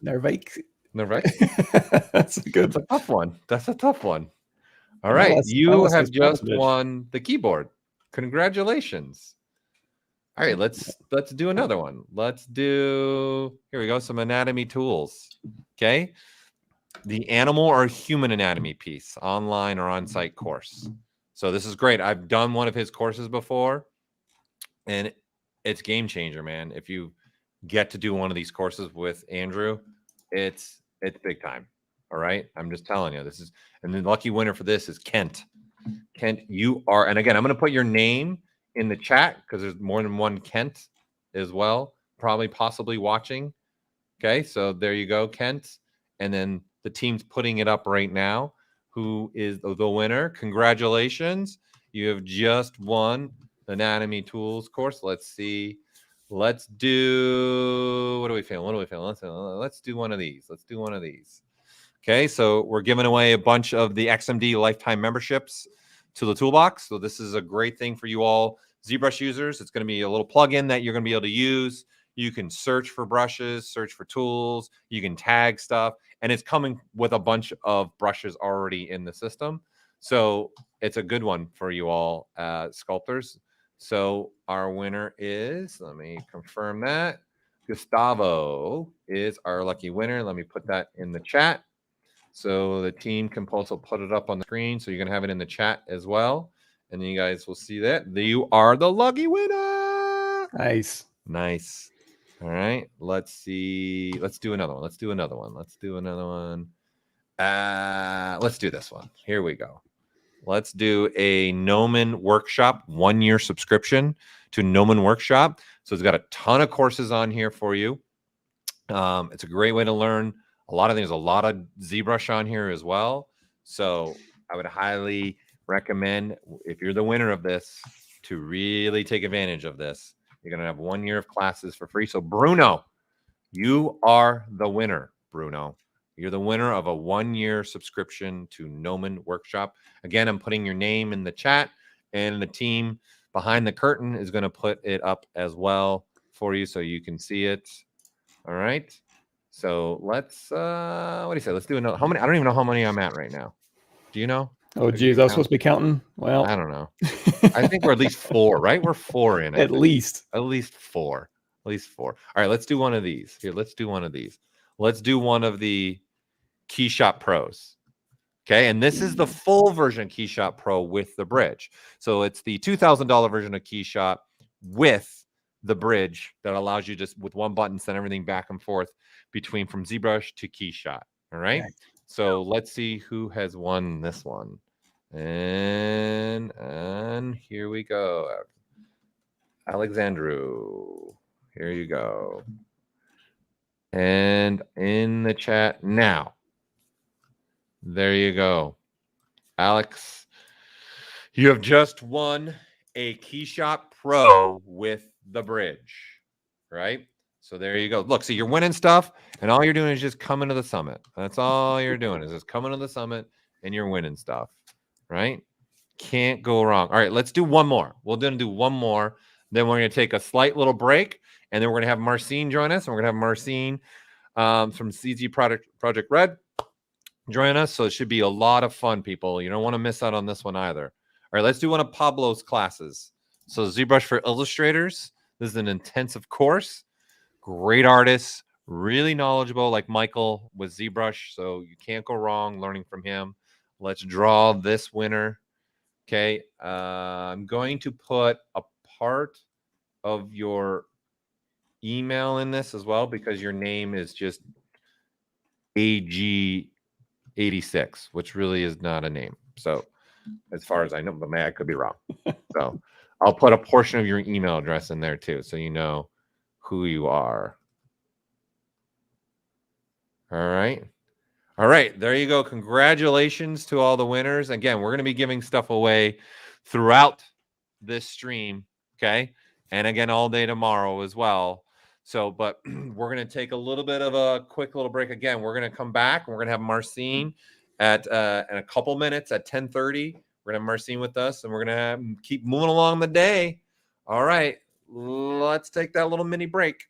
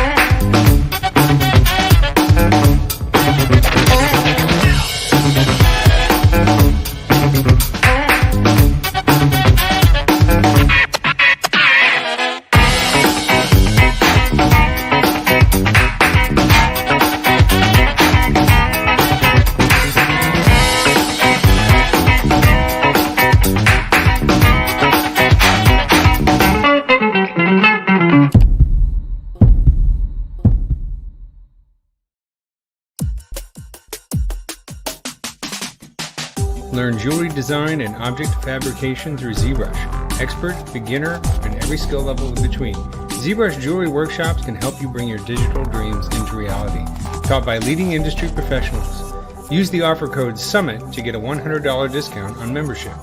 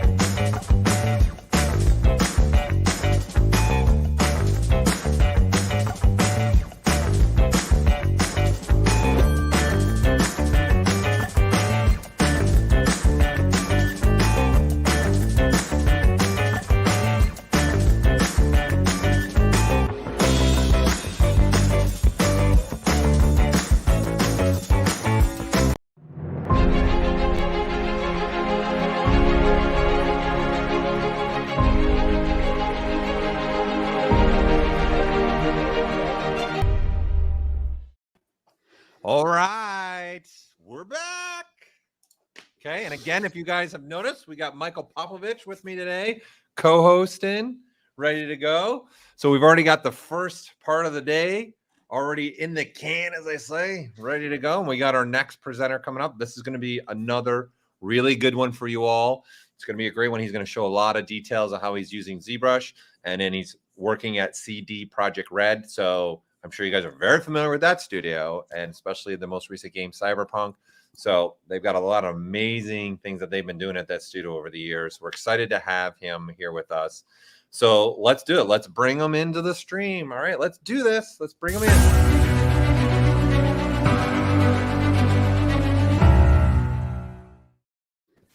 Hey, Marcin, how are you doing?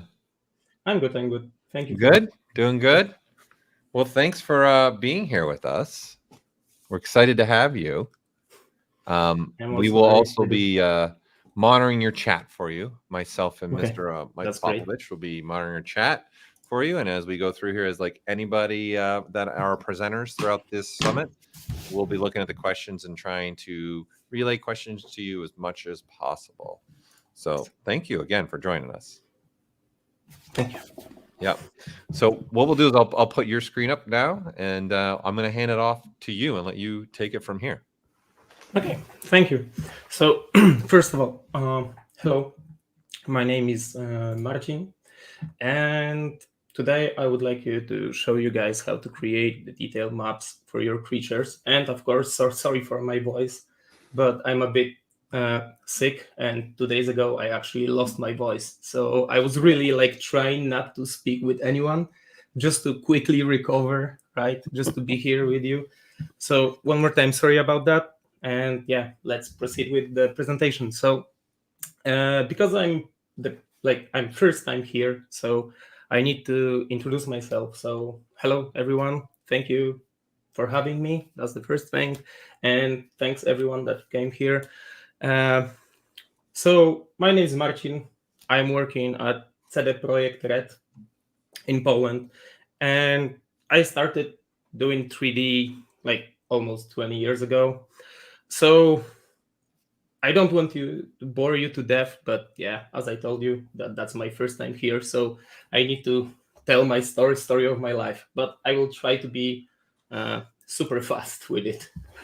Okay, so I started 20 years ago. I was born in a small town in Poland. Then, because of the 3D, I moved to the bigger town, but that's like a bit different story. So I started with 3ds Max, as far as I remember, and this kind of like small Polish portal, like CG community called Max 3D PL. Actually, this portal still exists. But yeah, I was doing the first steps there, and I was like doing like maybe not the speed sculpts then, but like speed modeling, speed painting, like, you know, all the things. I was trying to, you know, push my skills a bit further. Yeah.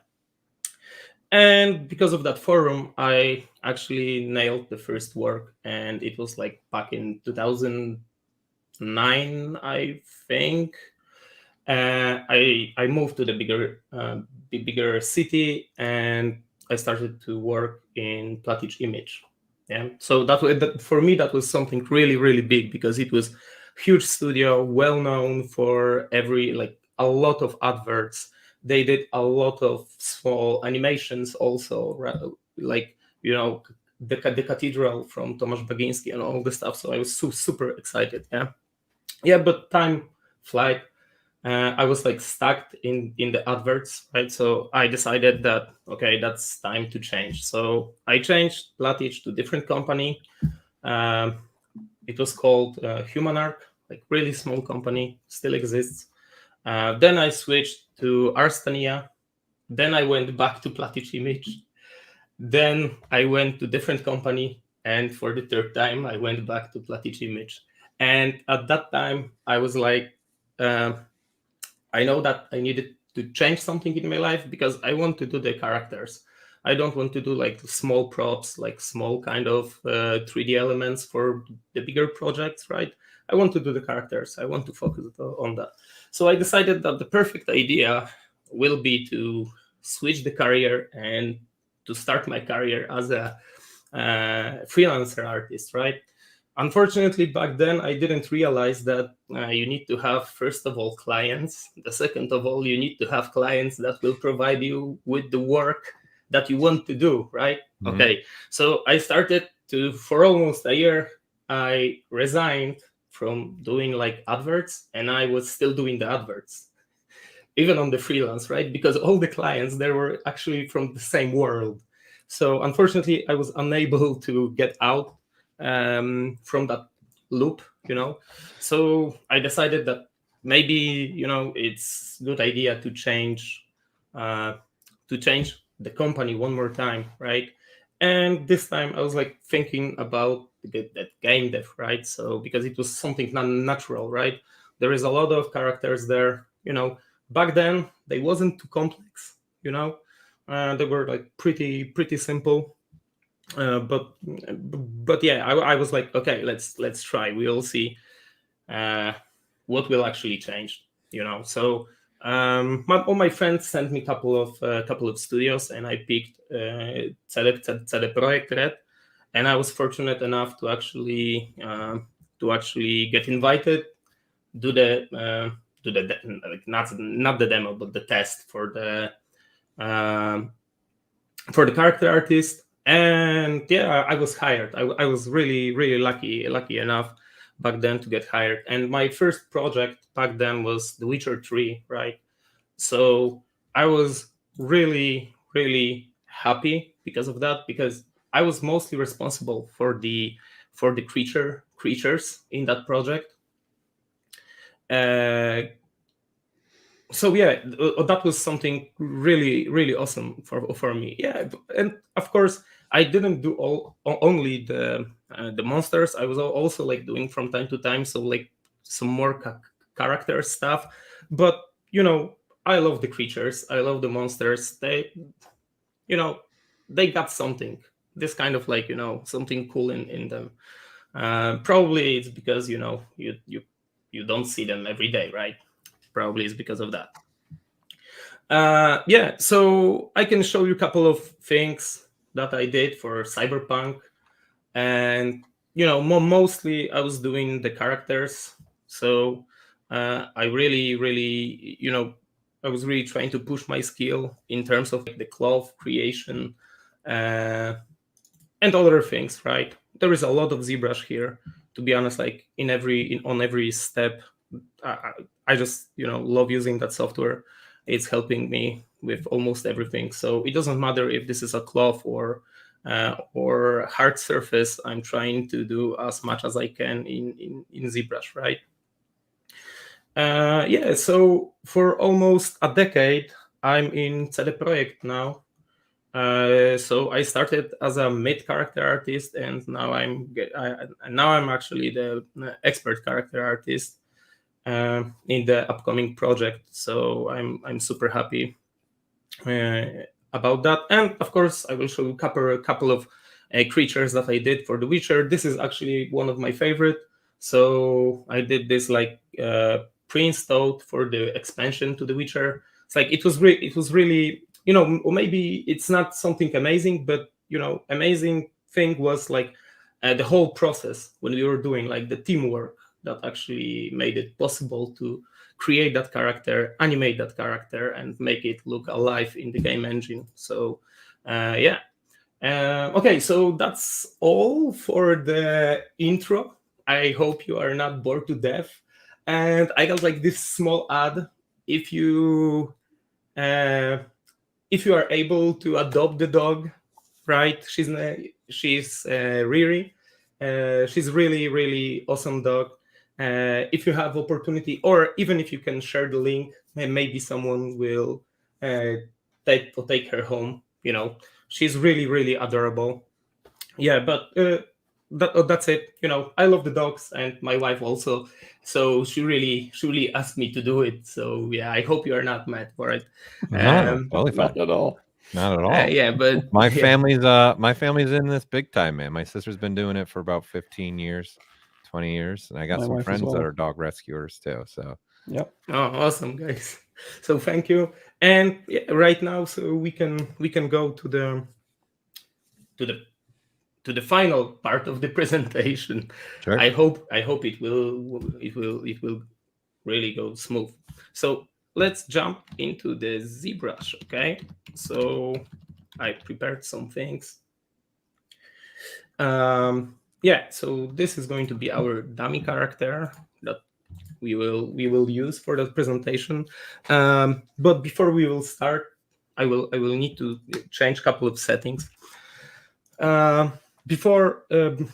what I'm trying to show you guys today is how you can do like 3 different things in the same, like how you can get 3 different results in the same time, like maybe not results, like 3 different types of details, like tools for creating the details by doing the one thing, right?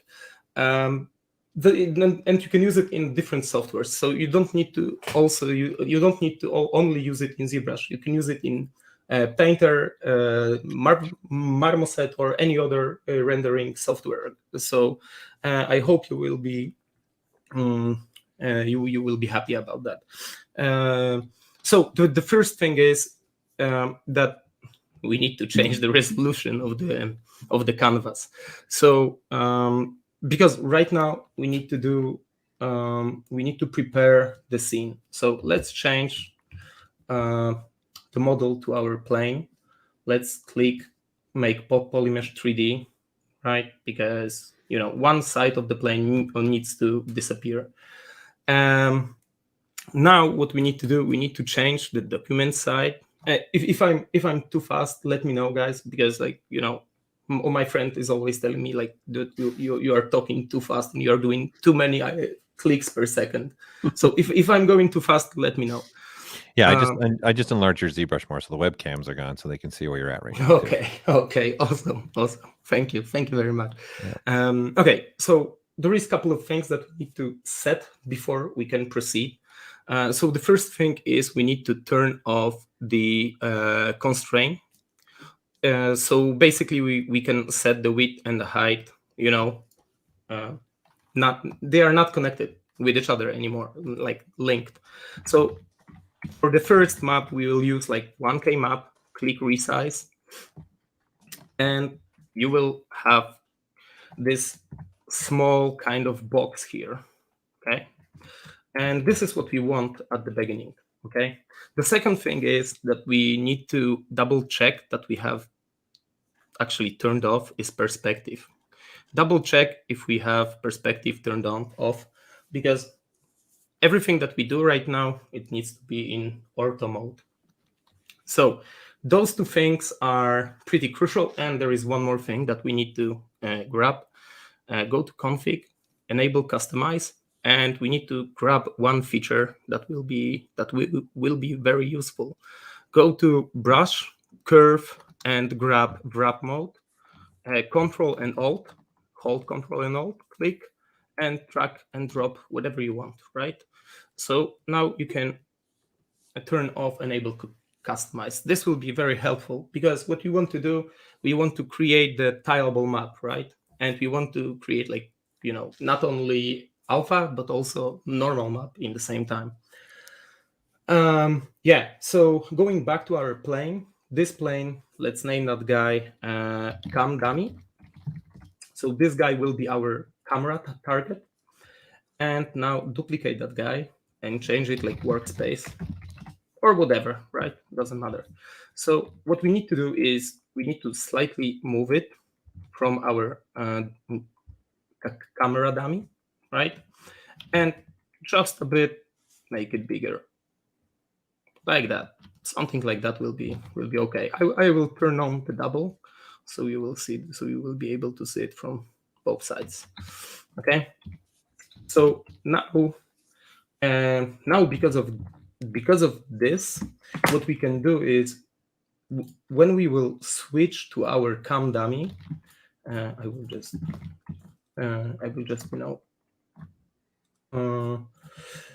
add subdivisions so you will see better because of the smooth vertices here. so you will see better what is actually going on. So when you will press F right now, our workspace plane will fill out our canvas, right? So we don't want to do that, right? We want to press F on our cam dummy just to hide those smoothed areas, right? And right now we don't want to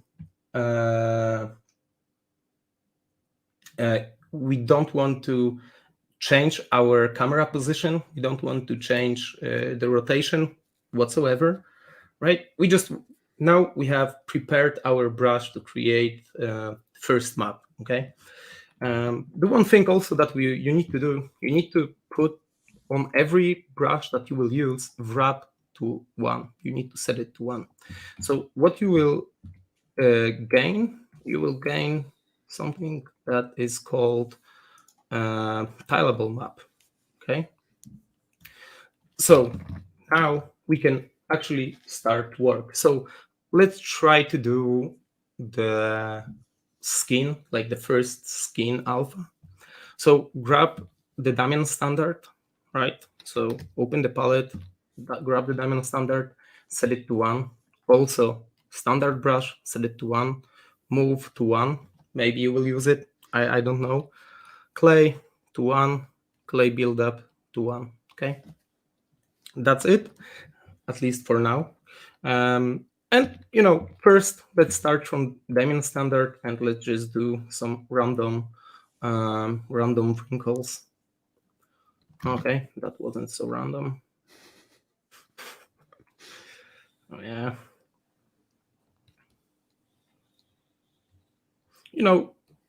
You don't need to be super precise. You can always change it later, in the when you will start to sculpt, you will change many different things. So don't be super attached to the things that you have right now.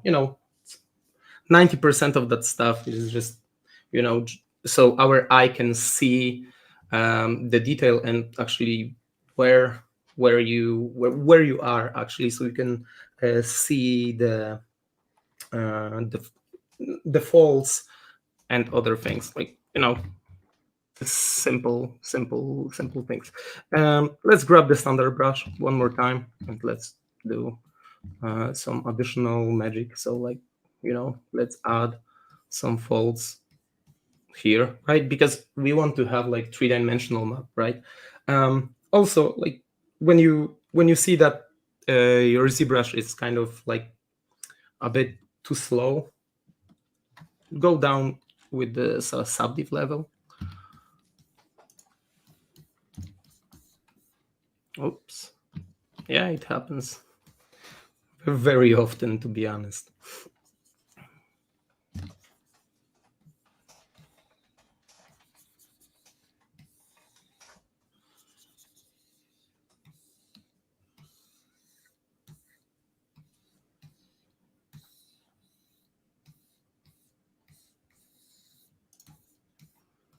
I'm just mesmerized right now. Like I'm in the like, it's the sculpting is now taking over my mind right now. It's like it's dead silence, and I'm just like totally. Oh yeah, by the way, we're live. It's just cool to watch when it does, especially warp mode. So cool to just see it do what it does. Grab the inflate brush also, and actually we can push those wrinkles a bit more together, so they will actually interact.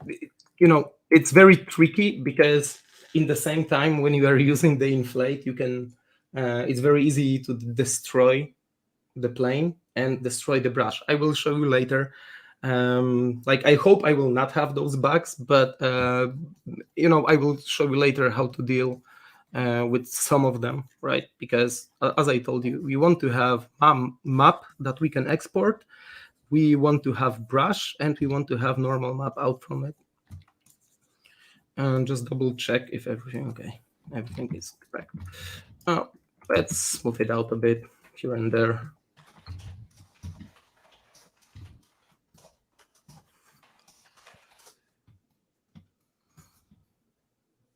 Yeah, and just to reiterate for everybody, it's brush curve wrap mode, and you can at the beginning, if you're just joining us, he moved it out of the brush menu so that he could have it at the top of the screen, because you're going to want that on for all of your brushes so that it wraps on the plane. Exactly. Thank you. Okay, so after you have like the first pass, this is let's say that this is going to be like slightly bigger detail, but if you want to create like tons of details on top of that, you can do it, right? But just keep in mind that the 1K map can be a bit too small for ultra small details like the pores and other things. Yeah. So at the beginning you can start from 2K, and then if the map will be too big for you or something like that, you can always make it smaller in Photoshop, right? For example. Okay, but anyways, like of course this is not the final product, right? So let's grab that Odamian standard. Let's pick different kind of like the smaller alpha. So alpha 47, right? And always remember that you can still change how the alpha actually works by changing the focal mode, right? So you can actually make it really small, or you can make it slightly bigger, right? So also like try to use those modes, or just keep that in mind that they are just available for you. So a question, your smoothing brush, do you put wrap mode on for the smoothing brush when you're doing this? Yeah, like actually I forget to do it, but if you will hold shift, of course you can do it. But in most of the cases, it's not going to destroy your work, because it's only basically smoothing your things out. Yeah, but it's actually a good idea to do it. Yeah, so right now we can add the details here and there. We can make some parts of the wrinkles a bit, more sharp. So basically, try to have fun and sculpt a bit.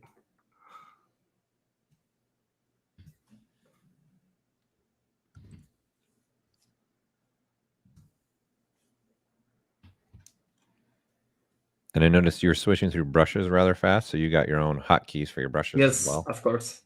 Yeah. But I'm assuming that most of you know what I'm using, but I can always say like, right now I'm using clay buildup. In most of the cases, I'm using it very often, because it's actually leaving this kind of like a fleshy surface, and I kind of like it. So it's really, really cool. Are you using the number keys? Are you using 1 through the 9? I got ZXCV QAZ and then shift something, out something. Like I'm trying to push, like I'm trying to have everything on the shortcuts, because it really makes the difference. Like it really, really makes the difference, especially when you want to speed up your process, right? Or you want to be really, really faster. So the more shortcuts you will have, the better you will be in some areas, right? So for example, the more you will be zoned in the work, the less chance is that you will take a look on the Facebook, right? Because you will not be like, clicking randomly, and you will not ending your work randomly on a different kind of like points in your timeline, right? So basically you are all the time focused on your character, not on the things that are actually going on somewhere else. Okay, but let me just go back and slightly push it a bit further. And remember that also, if you want, you can add some, pimples here. They always look good, to be honest. So you can add a couple of them here and there. Yeah.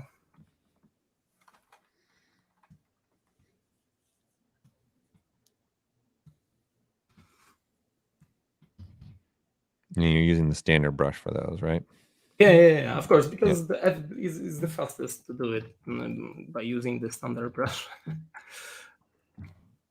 Yeah, most of the time I'm using the Damian standard. As I told you, like I like to see more or less what I'm doing. So in most of the cases, like the Damian standard is like the sketching tool for me. So I'm doing those lines, and then I'm just like filling all the things in.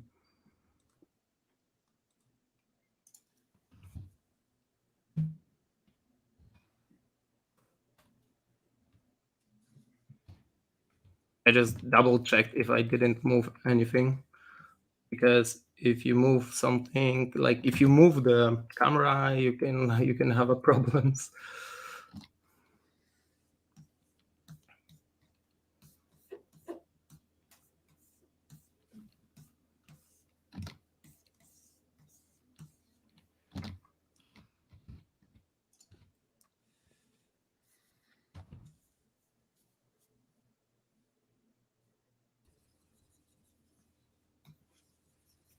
Do you, someone's asking, when you're doing this technique, do you use the lock camera feature ability?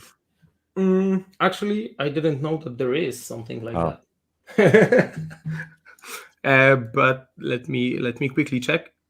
Yeah, down there is right there. something like that. Okay, Yeah, cool. that's lock camera. Yeah.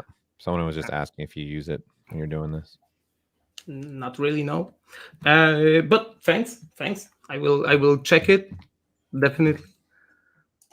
Anyways, like, well, when you will be like really happy with what you get, you can always like try to use layers, and you can go even deeper with the details, right? You don't need to do like only big shapes, right? You can really go like deep into this. Okay, so let's try to do it. Like, grab the standard brush. Let's change the detail map to alpha 08, and let's change the stroke to spray. Change the intensity to something smaller, and then go like really low and add some variety to your skin.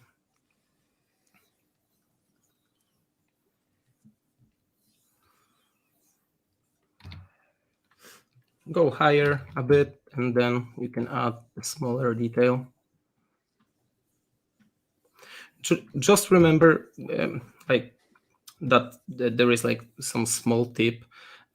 Whatever you use alphas, just remember to later just grab the brushes and also like try to add more three-dimensional shapes to them.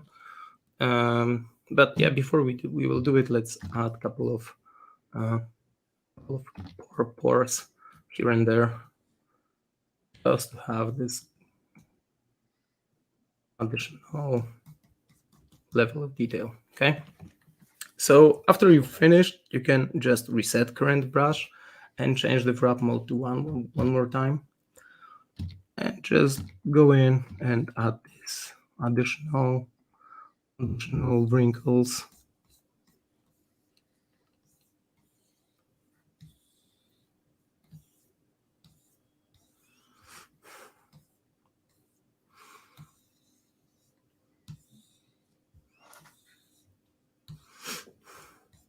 You can add veins, whatever you want, right? It's only in your head. Whatever you want, you can add here. Some additional, maybe a head on the pimple, and some change this intensity here. Some additional.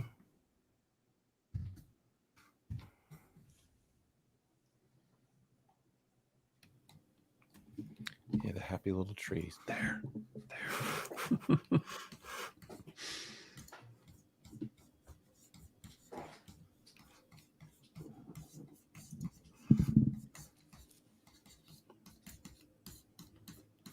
He was using the standard brush when he was doing the veins.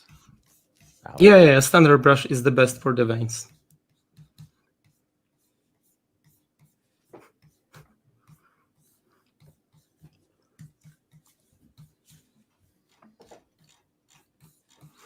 It's amazing to see how quickly you're able to make this come to life with just a few brushes. You've really only been using maybe 3 brushes to do this?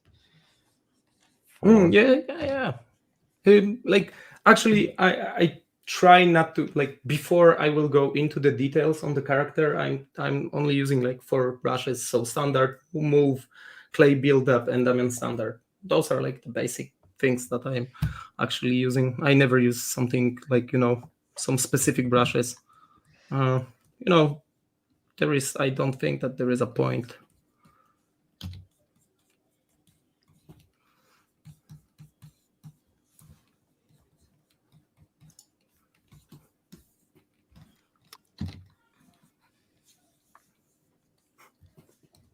Mars, when you're sculpting on a plane, backface masking is not really going to do anything because it's a plane. It's a thin surface. Backface masking is when you got a surface that has a front and back that's thin. So he doesn't need backface masking for this. That's true. You don't care about the second side of the plane. It's irrelevant at that point. It's already done. Yeah, a plane doesn't have any back faces because it's single-sided. So what you see is what you get. Nothing to mask. Nothing to see here. What you see is what you get. I got a question. How much is it through experience that you're able to tell how many pimples you want to put onto a unit square? How much you want to pack in there? I have no idea. Sometimes it's just trial and error. So sometimes you will just need to go back and slightly resculpt or remove some things. But try not to put too much in. Of course, it depends what kind of effect you want to get, right? Sure. How many of these do you end up making, like for one character? Do you think? Those kind of okay. Yeah. So I will tell it. Okay, it depends if you are doing the high-res sculpt or you are using them in the engine, like 3D game engine, for example, right? So if you are using those in 3D game engine, so basically you can use them everywhere, right? Pants, shoes, different kind of details. This is like really, really helpful small like trick that you can use, because normally people are using the substance designer for doing those things, but I think like ZBrush is better to achieve the organic look, to be honest. So maybe someone will be able to actually combine those two techniques, right? But yeah, but going back to the question, like you can use how, like, normally I'm using like one for some small details and one for the bigger details. But I'm only showing you the technique because when you will finish one, you will save it and you will use it many times. Then you will create another one. You will create like bigger library, and then you will actually use them a lot, especially the brushes. Yeah, so let me quickly just finish it, and I will like try to show you what you can do more with it just a bit. Like, try not to use too much inflate. I love inflate brush, right? To just squeeze those folds together, right? But try not to do it too much because it can explode at the end. Okay, just try to be gentle. Just use it here and there.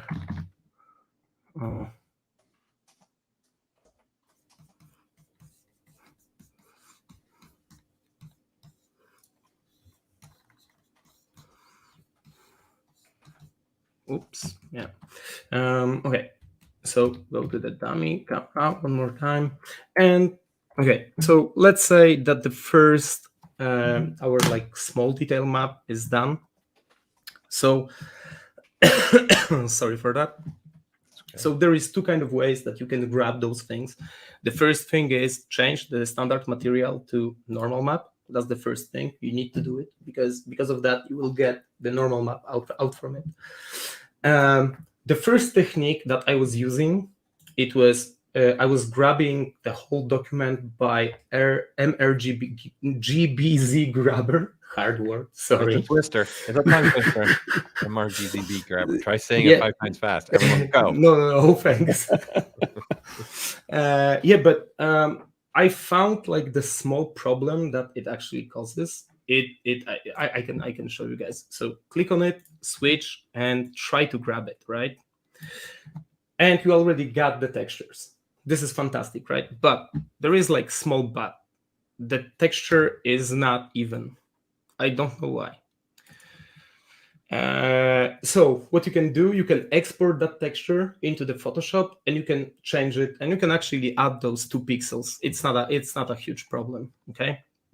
But I found the other way that you can do it. So the other way is to go to transfer. Like first, we need to grab the alpha. So go to alpha, grab doc, and we have our first map, okay? So export the first map, like, okay, whatever. And then go to texture and use grab doc. The same kind of thing. And you have your normal map. And also export it. ZGrab, okay? Double check that the digits are the same and then save it.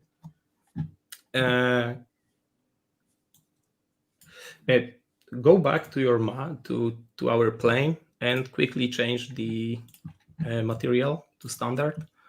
Go to edit mode, like clear the canvas, Control N. And right now go to document and actually change your resolution to whatever you like and whatever you feel free to, like comfortable to work on. Okay. So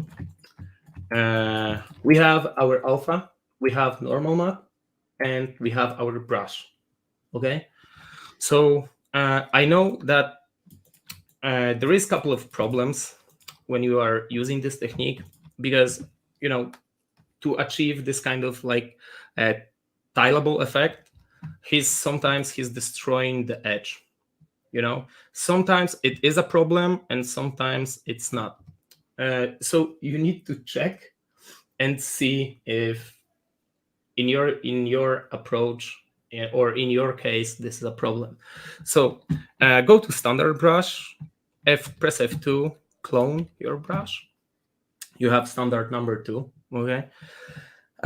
First change the spray to drag dot, and then go to brush. And if I'm going too fast, I can really slow it down because I have the feeling that I'm talking way too fast. So we'll wait and see. For Michael and I, probably we're fine. we're already fast talkers. Okay. Let me see what the chat's saying. It doesn't seem like anybody. No, it looks like you're fine. No one didn't know what you've done, so you're on the good path right now. Also, all good. They're saying. Okay, so one more time from the beginning. So the first thing that you need to do, you need to constrain your object to the view, right? So of course, hold shift and constrain it. So he's actually looking straight into your window, let's say, okay? The second thing is go to your brush, right? Press F2, then clone, then you will have standard number 1. Change the stroke to drag dot. Of course, you can change the types, whatever you want. Like you will gain like different kind of effect, right? But for this, drag dot will be fine. And then go to brush and press from mesh. So now you have VDM brush actually out from that plane. So we can go to our dummy monster and we can try to use that brush. Okay, actually in this this actually works pretty cool. So the one thing that we need to change is the Z intensity. Please. Please. Thank you. See, ZBrush just love me. It's helpful when you're okay. polite. Okay. So actually, this is exactly the bug that I was like trying to tell you. Unfortunately, you know, I was able to actually pinpoint why actually ZBrush is doing this. So let's go back to our plane. So ZBrush is doing this because he actually don't know where the plane is facing. You know, can you see what I'm drawing? Yes. Yep. Okay, awesome. Yes. So because of that, the normals are looking into different directions. So I'm assuming, I'm not sure, but I'm assuming that because of that, he just don't know where the plane is actually facing. So there is a couple of things that we can do. So the easiest way would be actually to select the edges, and then like select mask the edges and then invert the mask. Okay, and the easiest way would be go to deformation and use morph to grid, right? But we changed the scale and changed position of the plane. So unfortunately, if we will use it, he will morph to something like that. So we need to change the scale, and we need to actually fit our plane more or less. It doesn't need to be super perfect, more or less to the camera dummy, right? And then rotate it so we can see the both of them and place it more or less into the 0 point. Okay, that should do the trick. At least I hope. And now one more time, mask the edges, invert the selection, and then morph to grid. Oh, okay. So I destroyed something in the meantime. Yeah, but anyways, if this didn't work, just, you know, do the like standard thing, just smooth the edges. If you have problems with smoothing the vertices, hold shift, go to brush, and then you can actually go to smooth brush modifiers, and you can change minimum connection. Try to set it to 1. Like, I don't know if this will work for 100%, but let's actually try. Like just a bit. Okay, let's turn the wrap off.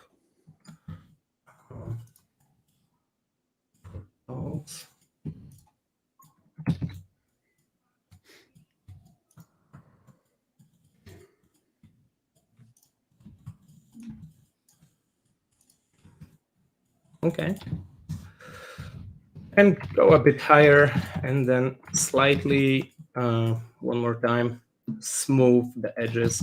You know, the perfect solution would be to actually use the morph grid. So I really recommend you guys to use it if you will be able to.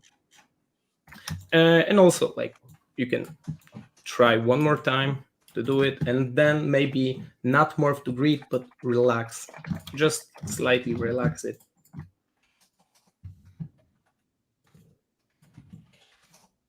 Okay, go to the top, go to your standard, and one more time zoom in a bit, and one more time try to grab it. Go to our monster and then use it. You see, that actually helped, and you were able, you actually have your brush working. Why like, if you will not have the problem with the edges, the only one thing that you will need to fix to make your brush work and look nice is to change the focal shift to something like 5, 10, right? What focal shift will do, he will actually it's actually working exactly, maybe not exactly the same, but like really close to radial fade on the alpha palette. So basically what he will do when you will set it to 9, he will try not to use the edges. I was trying to be smart ass, and I'm trying to skip the things that I don't want to do. So we needed to add like a couple of steps on top of that, but actually we achieved the proper effect. So but sometimes if you will maybe you will get away without cleaning up the edges, So now you have something like that, right? So because you are using drag dot, you are only putting this like that, right? But because we also used the inflate brush on top of that, this brush also slightly push our topology forward, right? So if you will go to drag and actually change to dots, you will see, actually you will not see it, but probably if this first method without cleaning the edges, you would see something like that the skin also like is pushed forward a bit, but it's fine. Like this is also cool. Like yeah. So the next thing that you can use and how you can use this brush is like how you can use the different parts. For example, the alpha, right? If you have, like, for example, you have tons of details and you have basically the same kind of detail across the whole character, right? So for example, this hand, okay? Of course, you can mask where you want to have specific details. So for example, you can create different kind of like detail map for this and different kind of detail map for your hand. How you can use your detail map, I think like most of the people will already know that you need to use the surface. And this character have already UVs created. Fortunately enough, they are not perfect. So we will need to fix a couple of things. So also I will try to show you how to fix some problems. Click here, like, okay, first open up the surface, like noise editor, change it to mode to the UV. So we want to use the UVs that we already have. Then press alpha and load your alpha, okay? What you can do, you can change noise scale to 0. You can change mix basic noise to 0. Because those things are like, this is additional noise that is added on top of your alpha. So we don't want to have that, okay? Change the strength a bit more, okay? This is not what we want to have, right? But this is because of the alpha scale. So if you will change the alpha scale, you will get your detail map actually work on across your character, like the whole character, right? You can change the strength, you can change, almost everything. Of course, you can see there is this small kind of like crossing. Like this is not because of the bug on the texture. It's because of the UVs actually cut it here, and they are not looking in the same kind of way. So you are ending up with this kind of a bug. But we will fix it with the brush that we actually created in the same time, and actually it looks actually exactly the same. So but like the cool thing is also, like, always when you have those kind of like alphas, also take a look on the curve editor for that alpha, because in most of the cases from one alpha you can get different kind of alphas, with different kind of effect, right? So you can really contrast your stuff. You can really change the way how your alpha is actually projected onto your model. Okay, so just have fun with it. Whatever you will use it, right? Whatever you will load in your alpha, just play around. If you will fail, just click reset, and it's fine. Nothing happened. You will not alter your alpha. Okay, so after you have everything done, just press OK, and the projection is already on your model. Of course, the projection you need to apply to the mesh after, let's say, you just rotate a couple of times and you say like, okay, I'm happy, right? Or if you are not happy, you can actually remove the details from the places that you don't want to have them. Okay, so let's say like, okay, that's cool. And now we can apply to mesh. It always takes couple of maybe not minutes, but a couple of seconds to actually recalculate the UV, smooth the UV, and apply the detail. But it's not that long. It's not taking a lot of time. Yeah, so we can see that it's actually already on our model. Yeah, just a time check. You got about 10 minutes left, Marcin, too. Okay. So right now I will be a bit faster. So go in, grab your standard brush, click workspace one more time, and just fill in the gaps. Okay. Try to have fun with it. Just add different kind of like layers, change the modes, change the intensity, focal shift. You will get slightly different effects, right? So maybe something like that. Of course, whatever you use, those kind of brushes, always remember to use different, don't always, like when you create some details from the alphas and from the brushes, like, always try to go in and readjust those things with Damian standard, with normal brush, right? So we will have this additional level of three-dimensional shapes. Never add detail and just leave it, okay? Yeah, so if we have 10 minutes, let me just go into the Marmoset, and I will show you that if you open up the scene and you will render your stuff, your characters, you can use your detail map here. So you can click on that. Actually, you can click here on the detail map and just Z-grab. This is your alpha, okay? Like alpha. This is your detail map.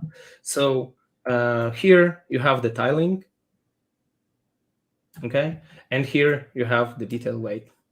So for example, you can always, actually you can go further, like you can go higher than 1. You can go like 10, for example, and it's still going to be visible, yeah? Here you have detail weight. So basically you can draw the map where you want to have details and when you don't want to have the details. Okay, and just one more thing. Whenever you have your scene, right, with the cam dummy, try not to remove it. Always save it, just in case, because it's easier to later. It's just easier to duplicate that, and you will have your like backup file. Name it backup. Go here to workspace, and actually you have the whole timeline. So we can go back to the beginning. So it's super simple. Just go somewhere before you started to add all the stuff. Okay, maybe okay, that will be perfect. Let me just check. I'm on 6. And one more time, document 1024, 1024. And the cool thing is that you can also, I actually prepared the brush, so I can show you. I have a couple of files. If something will just fail, so I have the backup files. So I prepared my skulls, like I prepared like one skull, and I projected it, like I added skull here, I projected it on that plane, and then I grab it. So I have different kind of like position of the skull. So I have brush with all the skulls, and I'm not using the normal the normal brush. No, I'm not using the standard brush. I'm using the chisel brush. So what chisel brush can do is actually, when you have those kind of like really specific details, you don't want to overlap them on each other, right? So when you will create your plane, your scene will be ready.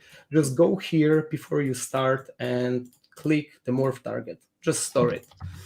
And then, of course, go to camera dummy, double check if you have everything set, go to workspace, and then one more time, set the wrap mode to 1 and just place a couple of them here and there, right?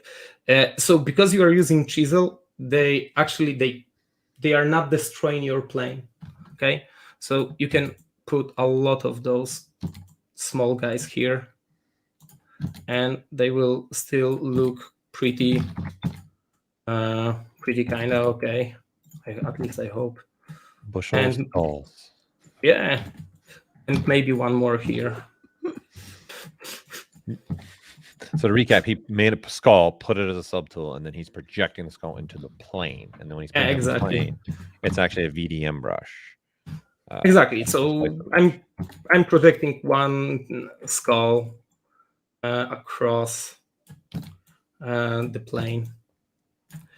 So at the end, you will end up with the tileable textures. Just do exactly the same things. Like go here, RGB, double check if you don't have the perspective on, and just, you know, create like grab alpha, grab doc, texture, grab doc, export the texture, RGB grab, press OK, go to marmoset, and you can actually open up that guy, and you will see your skulls everywhere. Okay. Skull skin. It's never been done before.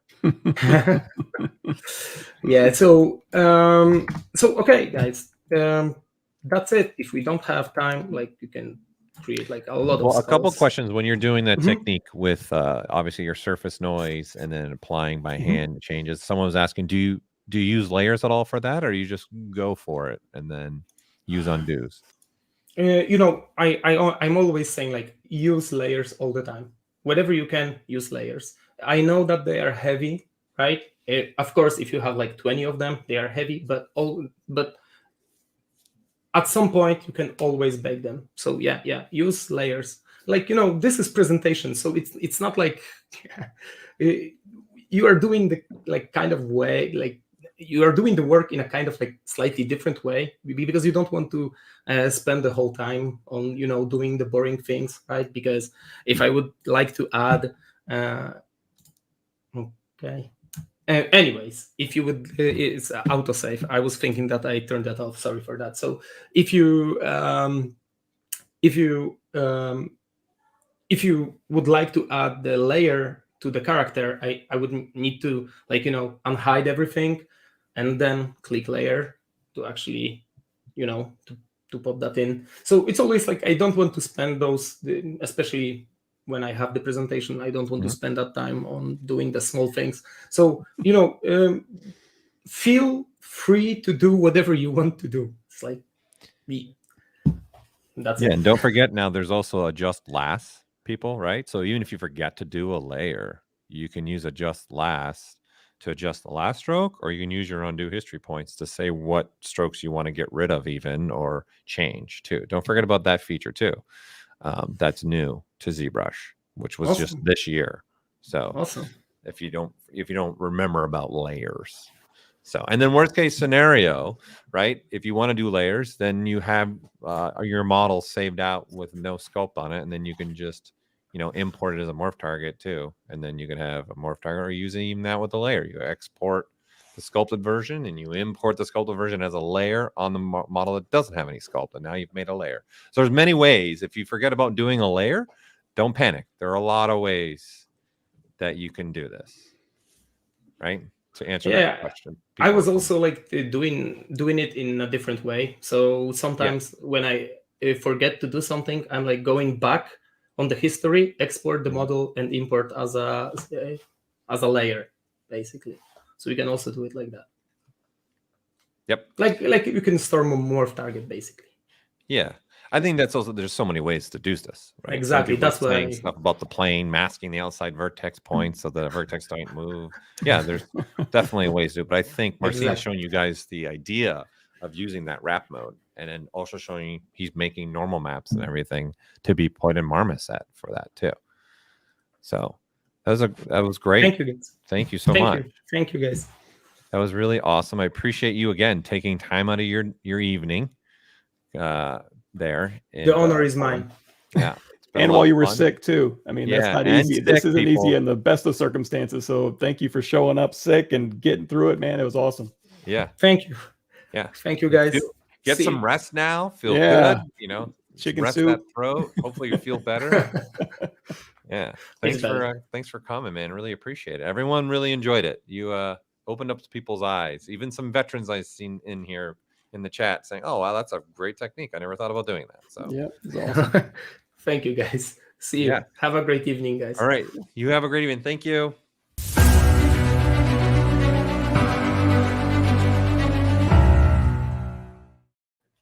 Okay. A good one. Warming up. You warming up over there? You warming up over there? I got a cold front blowing in from your guys' storm. Is it cold in Tejas right now? Tonight, it's going to finally get cold. I'm excited. Oh, man. Well, we're getting rain here all day today in LA area. So we're probably getting that storm that was up north and working its way down. I don't know. I don't pay attention to the weather anymore. I live in California. Weather's usually not a problem. All right. Let's do some giveaways, right? And let's not forget, we still have more coming down for today. We got next a jewelry workshop, right? The ZBrush Jewelry Workshop team, which is Tomas Wittlesbach and Eric Keller. And again, they're going to be showing some great techniques here for you guys making jewelry. Eric Keller is going to be in ZBrush Core, and Tomas is going to be in ZBrush. So you guys are going to see different ways to just using those two applications to make pieces of jewelry.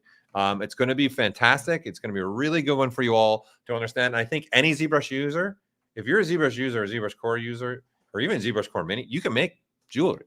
You know, there you go, another revenue stream for you, right? So definitely a way that you can do this.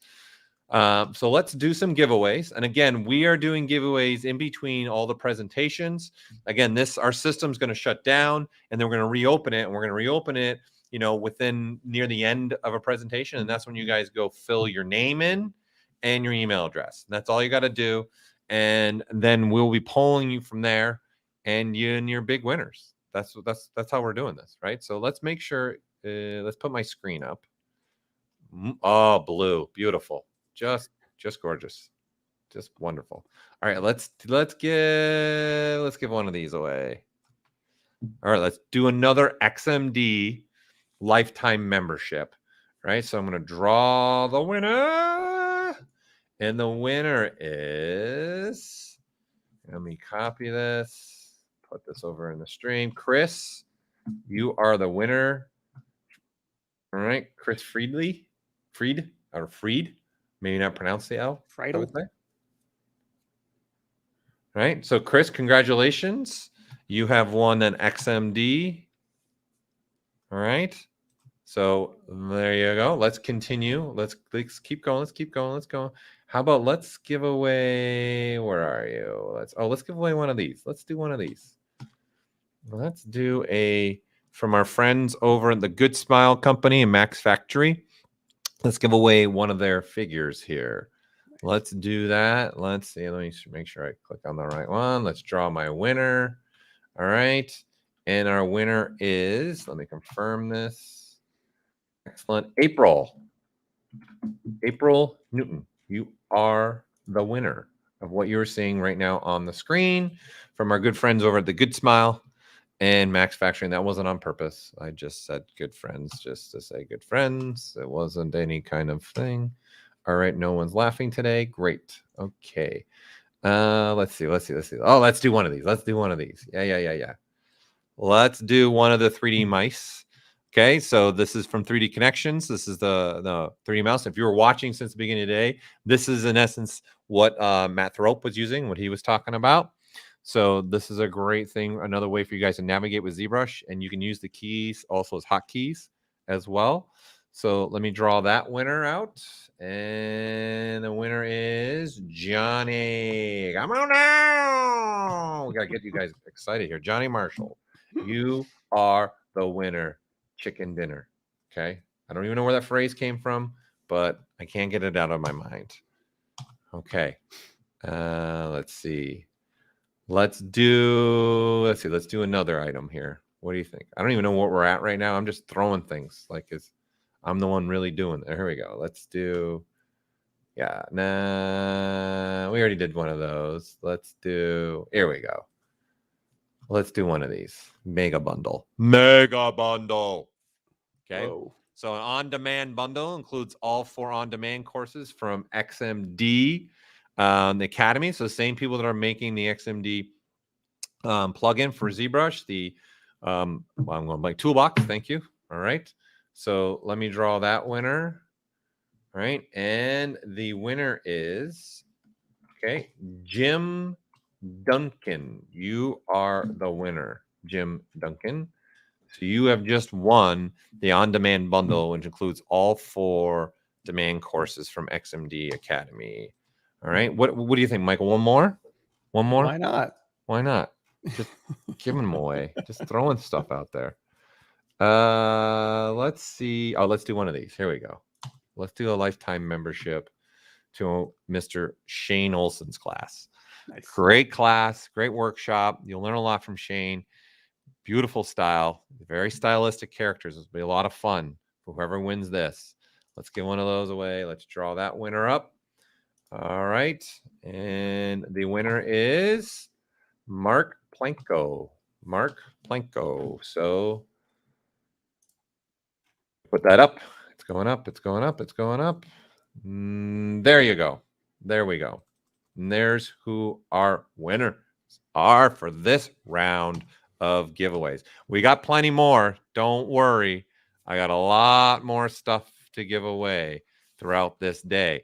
Okay, so you're going to want to stay tuned. Again, we're doing giveaways in between every presentation. And not only that, but you guys want to take advantage of the Summit special right now. We got a ZBrush Summit special on ZBrush, ZBrush Core, and the upgrade from ZBrush Core to ZBrush. We're giving 20% off to ZBrush right now. And we're giving 20% off your first payment of a subscription monthly or 6-month subscription. And we're giving 20% off ZBrush Core. And for those that are already in ZBrush Core, which is a great segue because Eric Keller is going to be showing ZBrush Core, we are giving another $100 off your upgrade to go from ZBrush Core to ZBrush. Okay, so this is the time. If you're a ZBrush Core user and you're liking what people are doing in ZBrush, this is it. This is the time to do it. Or if you're watching right now, raise your hand. If you don't have your own license to ZBrush, raise your hand. Wave them like you just don't care. Okay? Get in it. Get it now. Get it while it's hot. Get it while it's hot. Right? This is the time to definitely take advantage of the show special that we have going on. Right? So, again, we got a great schedule still ahead of us. We're only at halfway point, really. We're really just starting to warm up. As like, we got to do a little of this. Since Ashley's not here today, we got to do a little of this every occasionally. Yep. Yeah, she would do this all the time. Okay. I don't know if she's still in here. She's been watching today. Yeah, I think I've seen her pop up a couple times. Is she still in there? Yeah. Yeah. That's great. So, again, we've got up next, okay, is a big one for us, is the ZBrush Jewelry Workshop, followed by tips and tricks. Okay, again, that was a popular segment from last year. We're continuing it this year. We're going to have a bunch of little videos that you guys are going to see some tips and tricks from some of our streaming artists. And then where we can sprinkle in anything, Michael or myself will add a bunch of little tips and tricks in there. So it's like, I like to go beep, beep, beep, dump truck of information coming at you. the whole summit is that, really, right? Yep. Pretty much. For the Fire most hose part. out. Yeah. Right. So we're going to do a little commercial break, i.e. Little videos here for you guys so we can get the team in and get Thomas and Eric ready to go. And we're going to come back with the ZBrush Jewelry Workshop team. All right. So play that reel.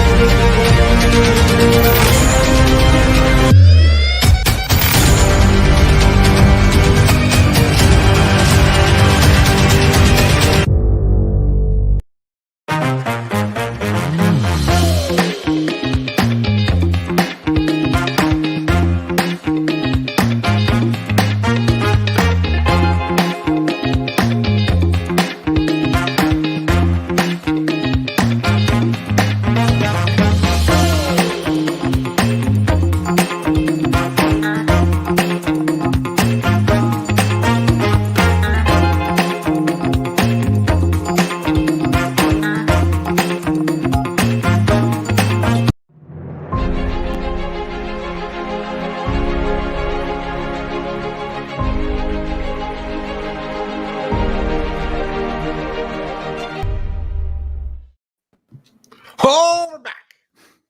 Here we I'm on go. the wrong side. You're on the wrong side. You're right. It flipped. There we go. that did throw it off a little bit, right? Like Wait, you're hold used on. to just seeing yourself on the one side. It's so true. I didn't even notice. Like honestly, I noticed it, but then my mind didn't register until you said it. Then my mind registered it. Yeah. That's so funny. Okay, so our next presentation again is a great presentation. You guys are going to learn a lot about jewelry in this one. That is for sure.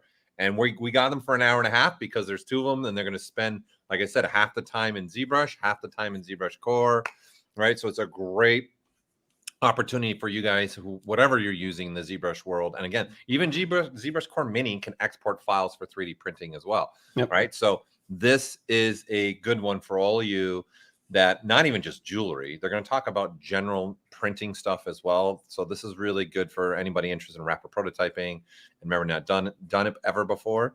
So it's going to be a fun one. So enough me talking. Let's bring them in, right? So let's bring the boys in from...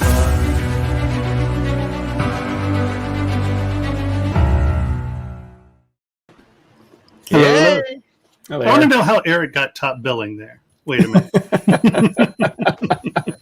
It's the hat. It's the hat. See? Alphabetical, man. It's alphabetical. Yeah, keeping it strong. Those are a little bit older school hats right there. Yeah, I'm surprised you're not wearing the green and yellow one. I could go and get it if you like. It's right over there. I've got like a stack. So one time I visited you guys and you're like, have some hats. And I got the swag. Yeah, That's cool. I remember that. Well, thank you for joining us. Thomas, thank you for joining us again. Of course. So we are excited to have you guys here. And I for didn't you put my guys full to, name in that description. Look at that. Sorry. Okay. What happened? Oh, it just says Tomas, not my full name. I wasn't paying attention. You want to change it? Nah, I think, yeah. You got to make space in case you get up to 100 million polygons. So I'm serious. that's why you just want to have your first name. You need more than 100 million polygons per subtool. I'm sorry. It's a reality. It is. I'm sorry. He's starting off well today, people. He's starting off. Okay. Let's see how it's coming. All right. So our next presenter will be. Let's skip over the. Okay, so we're excited to have you. Who's going first again? I don't remember now who's going first again. Eric, you're going first. I would like to say something real quick though. Yes, absolutely. There's always like a big exodus when people see jewelry because they're like, "Oh, it's not a monster. I don't want to see it." But remember that everything we're teaching here really is about manufacturing. It's how to get your models out of ZBrush and into printing and manufacturing. So, I mean, I make furniture, we make lamps, we make set pieces, we make costume pieces. So, it's not, when we say jewelry workshop, it's really a manufacturing workshop with the focus on jewelry right now. But all of this is applicable to how to retain detail and miniatures and, everything. It really is, how do you get clean models out of ZBrush and into manufacturing? And we're focusing on knife handles jewelry, too. obviously. You do knife handles as well. Oh yeah, I do lots of knives, glasses. Stabby. Been doing a lot of grills. That's been interesting. Oh yeah, teeth grills. Yeah, Mhm. You're in multiple. You guys are in multiple sectors and industries for sure. Lots. I'd say probably 5 or 6 deep now. Different At industries. least. Yeah. You guys haven't noticed I've Eric's the lost- comic relief of the company. Okay. There we go. I lost track. I'm the warm-up act for Tomas. So I'm gonna talk for about 30 minutes, and then Tomas is gonna take the rest of the hour. Mainly because I want to talk about ZBrush Core, and then I guess Tomas is gonna get hardcore with the real ZBrush stuff. So it should be exciting.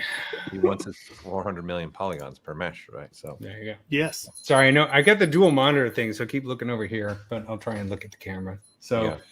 That's all right. We're all used to it. We're all used to it, I think, by now, right? We're all used to sometimes side face, sometimes profile front. Yeah. I'll do this every now and then. Where am I? I don't have any dogs in the studio today, so Oh. you won't see any tails wagging around in the background. Yeah, so I'm going to talk. Okay, so as Paul just mentioned, I've done a lot of sectors. In fact, this is my second ZBrush Summit presentation, but the last time I was talking about doing ZBrush in a planetarium show. for the Griffith Observatory, which has yet to open, by the way, thanks to COVID-19 or whatever. But in any case, so it's I've been doing ZBrush since about 2004. It's amazing how many things that I've used it for. Just this year alone, I did a animation detailing the molecular workings of HIV. I did a job for Destiny for promo for latest Destiny installment for the mill. I've done prints for museums of various arthropods and so on. So ZBrush is amazing because there's no end to the number of different industries where ZBrush is incredibly useful. And I just saw on CNET, holograms are real now. Like they have this whole video. Freaking holograms are real. That's another place where our skills could be put to the test. So how did I end up getting into jewelry is actually because of Tomas. I actually met him at a Z Summit a couple years ago, and we connected. And then I think when the pandemic started, I was starting to freak out, as we all were, being trapped in a little room. And I decided to take his jewelry class because I thought I might want to make something in ZBrush that my wife would actually care about finally. And it was a great class. I really enjoyed it. And then he asked me if I had any experience making tutorial videos, which is a very silly thing to ask me because, as you guys know, I'm not at Michael Pavlovich level yet. But well, you have I made a few. You got the real deal books. Yeah, but back when there were books. Yeah. I wrote for back in the days of literacy. These things, people would had paper and you opened it and there was a bind. I'm kind of glad those days are over because writing those books is like the worst homework assignment you can possibly imagine. So anyways, we teamed up and we're working with, along with Tony Rodriguez and Henry Williams, we started ZBrush Jewelry Workshops, which is an online place where we're trying to basically bring together several sectors into the glory of ZBrush. And this is why I'm talking about ZBrush Core today, because we're talking to, imagine there's a whole group of artists out there who've been bench jewelers for decades, and they're starting to get into working with computers to create their jewelry. Then you also have another set of jewelers who have been using CAD programs such as Matrix and Rhino and that kind of stuff. So sort of these very sterile, I know I'm being a bit of a snob here, but I'm preaching to the choir, very sterile kind of design programs where you have this, and Tomas is one of the first to like say, hey, you can sculpt it just like regular sculpture on the computer. That's ZBrush. So we want to get those people in. And then there's also people like me who are visual effects artists who've done all other kinds of things. And now we're getting into the 3D printing thing as well. And so we've been putting together this organization online, ZBrush Jewelry Workshops. And one of the reasons I wanted to get into ZBrush Core is because I've heard a lot of people talk about ZBrush Core. They're like, oh, it's not as fully functional as ZBrush. It doesn't have all these fancy features.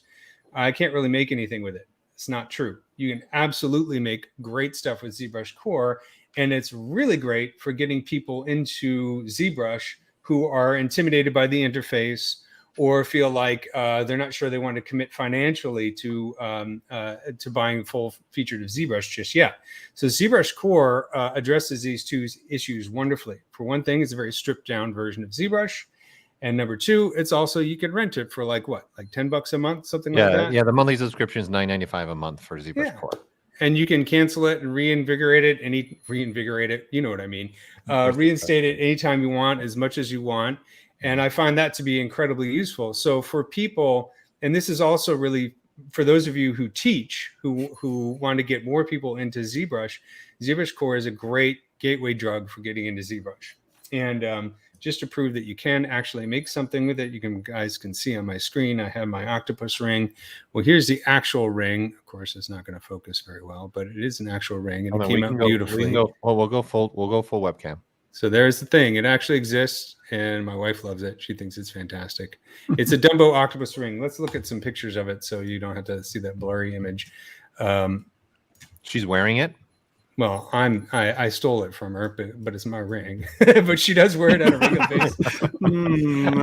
That's good. Wait, you started off while everything doing something your wife wouldn't like, but then you're like, nope, my ring. My ring. It's going to sit on my desk. You're not allowed to wear it. You know, can the look at best it. part is that I spent the entire last presentation setting up everything and making sure this would go smoothly. And then like 30 seconds before we started, I realized that this was still in the house. So I had to go run and get it, come back. Anyways, but you can see here's some wonderful pictures of the ring in question. And so you can see it there. It actually exists. So this was done entirely in ZBrush Core. And so that's the cute. second ring that I'm going to show, which is this is my praying mantis ring, which I just finished. Now, these are renders done in Redshift, right? And the actual ring you're going to see later on when we show the video, we're going to show the actual casting. So here's the actual ring itself cast in sterling silver. So this is really cool. I haven't seen it in person yet because it's hot off the presses, but here are some Redshift renders. And I actually like the photographs of the real thing. The renders are a bit too clean. I like the fact that this looks. Where's someone gonna be able to buy one of these if they want to purchase one of these? Well, I'm glad you asked. We are going to be, as part of ZBrush Jewelry Workshop, we are working on building a store where we will be selling our own jewelry creations as well as the creations of some of our students. So Tomas can talk a little bit more about that, but we're in the process of putting that together. So it's really exciting. And eventually we're going to branch out into, as Tomas said, things other than just jewelry. Henry's in there. Don't worry. Henry's got you guys. He's in there. As he says, it's launching. I don't want to put words in his mouth because Henry is doing a lot of the work on that. And it was like, I don't want to say anything. All of the work. All the work. We're just critiquing, so you can see. So with this mantis ring that I just did, and this one is definitely going to be mine. I know it's like the dual monitor thing is driving me nuts. So here's a couple prints of it. Now, what I did with this one, just to be fun, because I like to give myself challenges, is I actually sculpted this ring twice, once in ZBrush and once in ZBrush Core.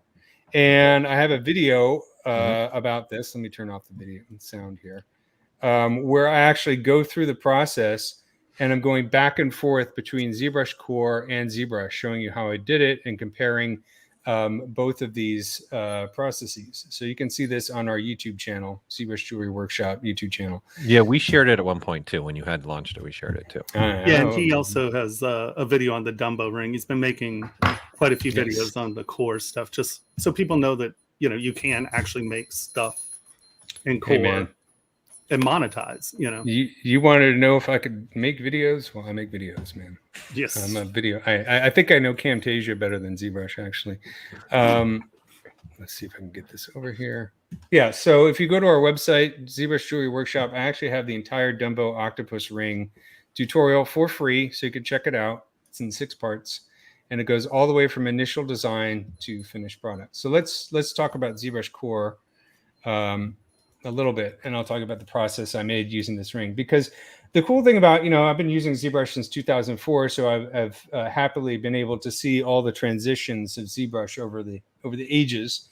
And for me, going into ZBrush Core, it just feels like going back in time a little bit with some extra cool features as well. So I started this model actually with Z-spheres. So we can use Z-spheres in ZBrush Core.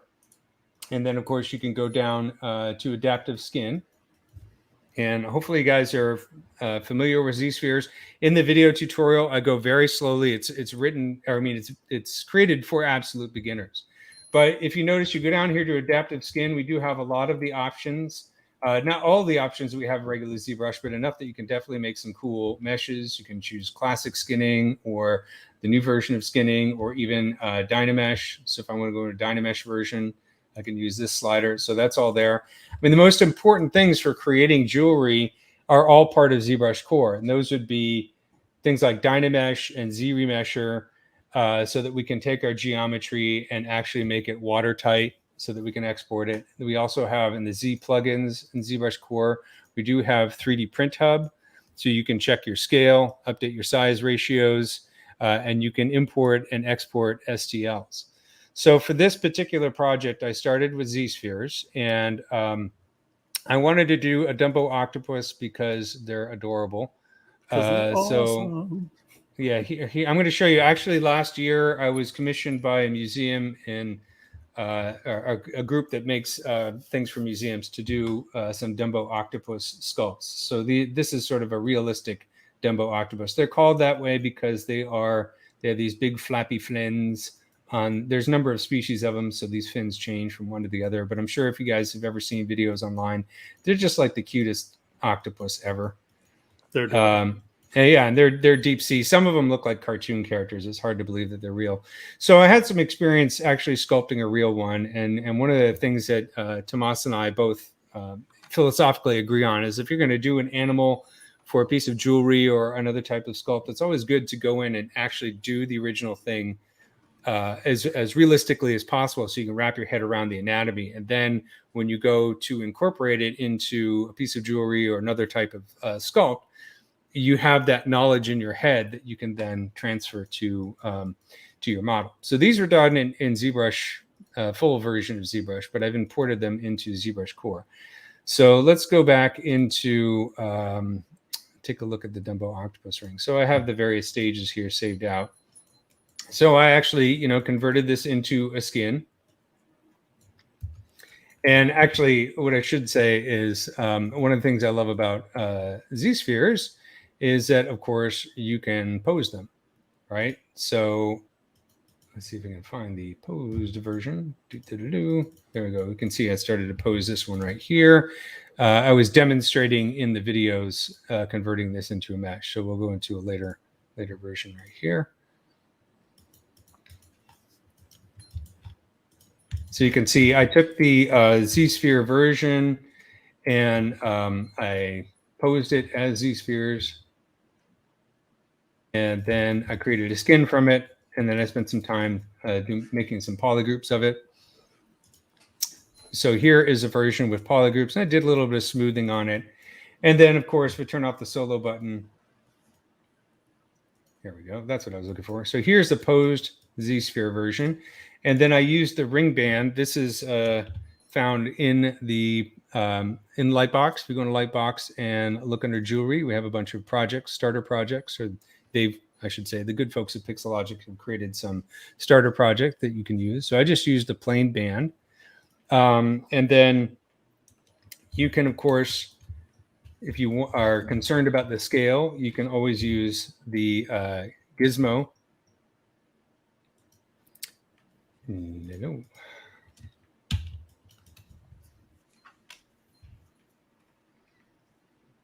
You're still in Z-sphere mode. You're not looking at a skin. Thank you. Thank you. Sorry. There's the Guillermo. Sorry, the gizmo. The Guillermo.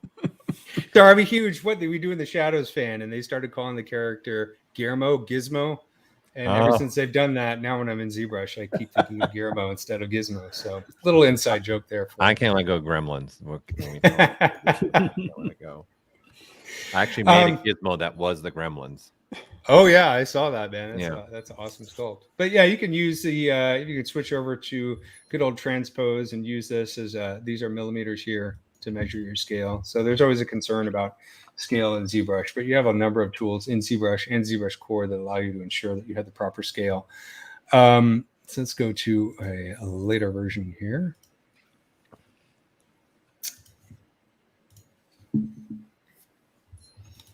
So once I had my Z-sphere version converted to a skin, then of course it's time to actually do some sculpting. And so you can see I have a couple versions here where I was adjusting the head. Like this one was okay, but the head was looking a little grisly. But you can see by creating polygroups for each of my tentacles, I can then mask and pose them individually. And the other important aspect that we have here in ZBrush Core, back to this version, that I use for creating the wing flaps is we have Sculptors mode. So if you have Sculptors mode, of course, that allows you to easily pull things out. So for example, if I could take this guy and I'm going to go delete higher levels of resolution here, and we can use something like, well, snake hook brush always works. Snake hook for everything is awesome. And I don't need symmetry, but I'm going to turn on hold the control key and move this over, turn on sculptress mode, and turn on wireframe, and you can see I can start to pull this out, right? So just like in ZBrush proper, you can pull these out. Now I could have done the tentacles also in sculptress mode. It's just a style of working, whichever way you prefer. Go ahead. You just like really brushed over something that probably people don't know about the UI, what you just did. All right, go ahead. Give it The to me. control and be able to move your menu along the top and both sides of the document and the bottom. Yes. Okay. Thanks for pointing that out. Yes. Believe it or not, you can have, there's so many wonderful buttons in ZBrush. You really want to get to them all, but they can't always fit on the screen. So there's a trick, especially if you're making a custom UI, where if I need to get to these buttons, I can hold the control key, find a blank spot, and then move back and forth. It'll work on the left and right side too. Yeah. Left and right side too. And this is important because, as you see, when Tomas does his presentation, he is going to be using his own custom UI, which he's created specifically for kind of a jewelry sculpting approach. And I make everyone else use it. Well, I've actually learned how to use it. So, and I think it's a really great interface, but there's so many freaking buttons in there because you can also bring in buttons from various plugins and that kind of stuff that you kind of have to get used to being able to move around and find these other buttons. So, and you can also, maybe you can do it on the bottom here too. You can do it on the sides too. The right next to the document. Yep. There you go. And the other one too. Yep. No. Yeah. There you go. There you go. Yep. There you go. Cool. So with the ability to use sculptress mode, of course, that adds a lot of flexibility. So what I did for the ears here is I actually pulled them out using sculptress mode. Zoink. This guy's going to be a mutant. Sorry, Mr. Octopus.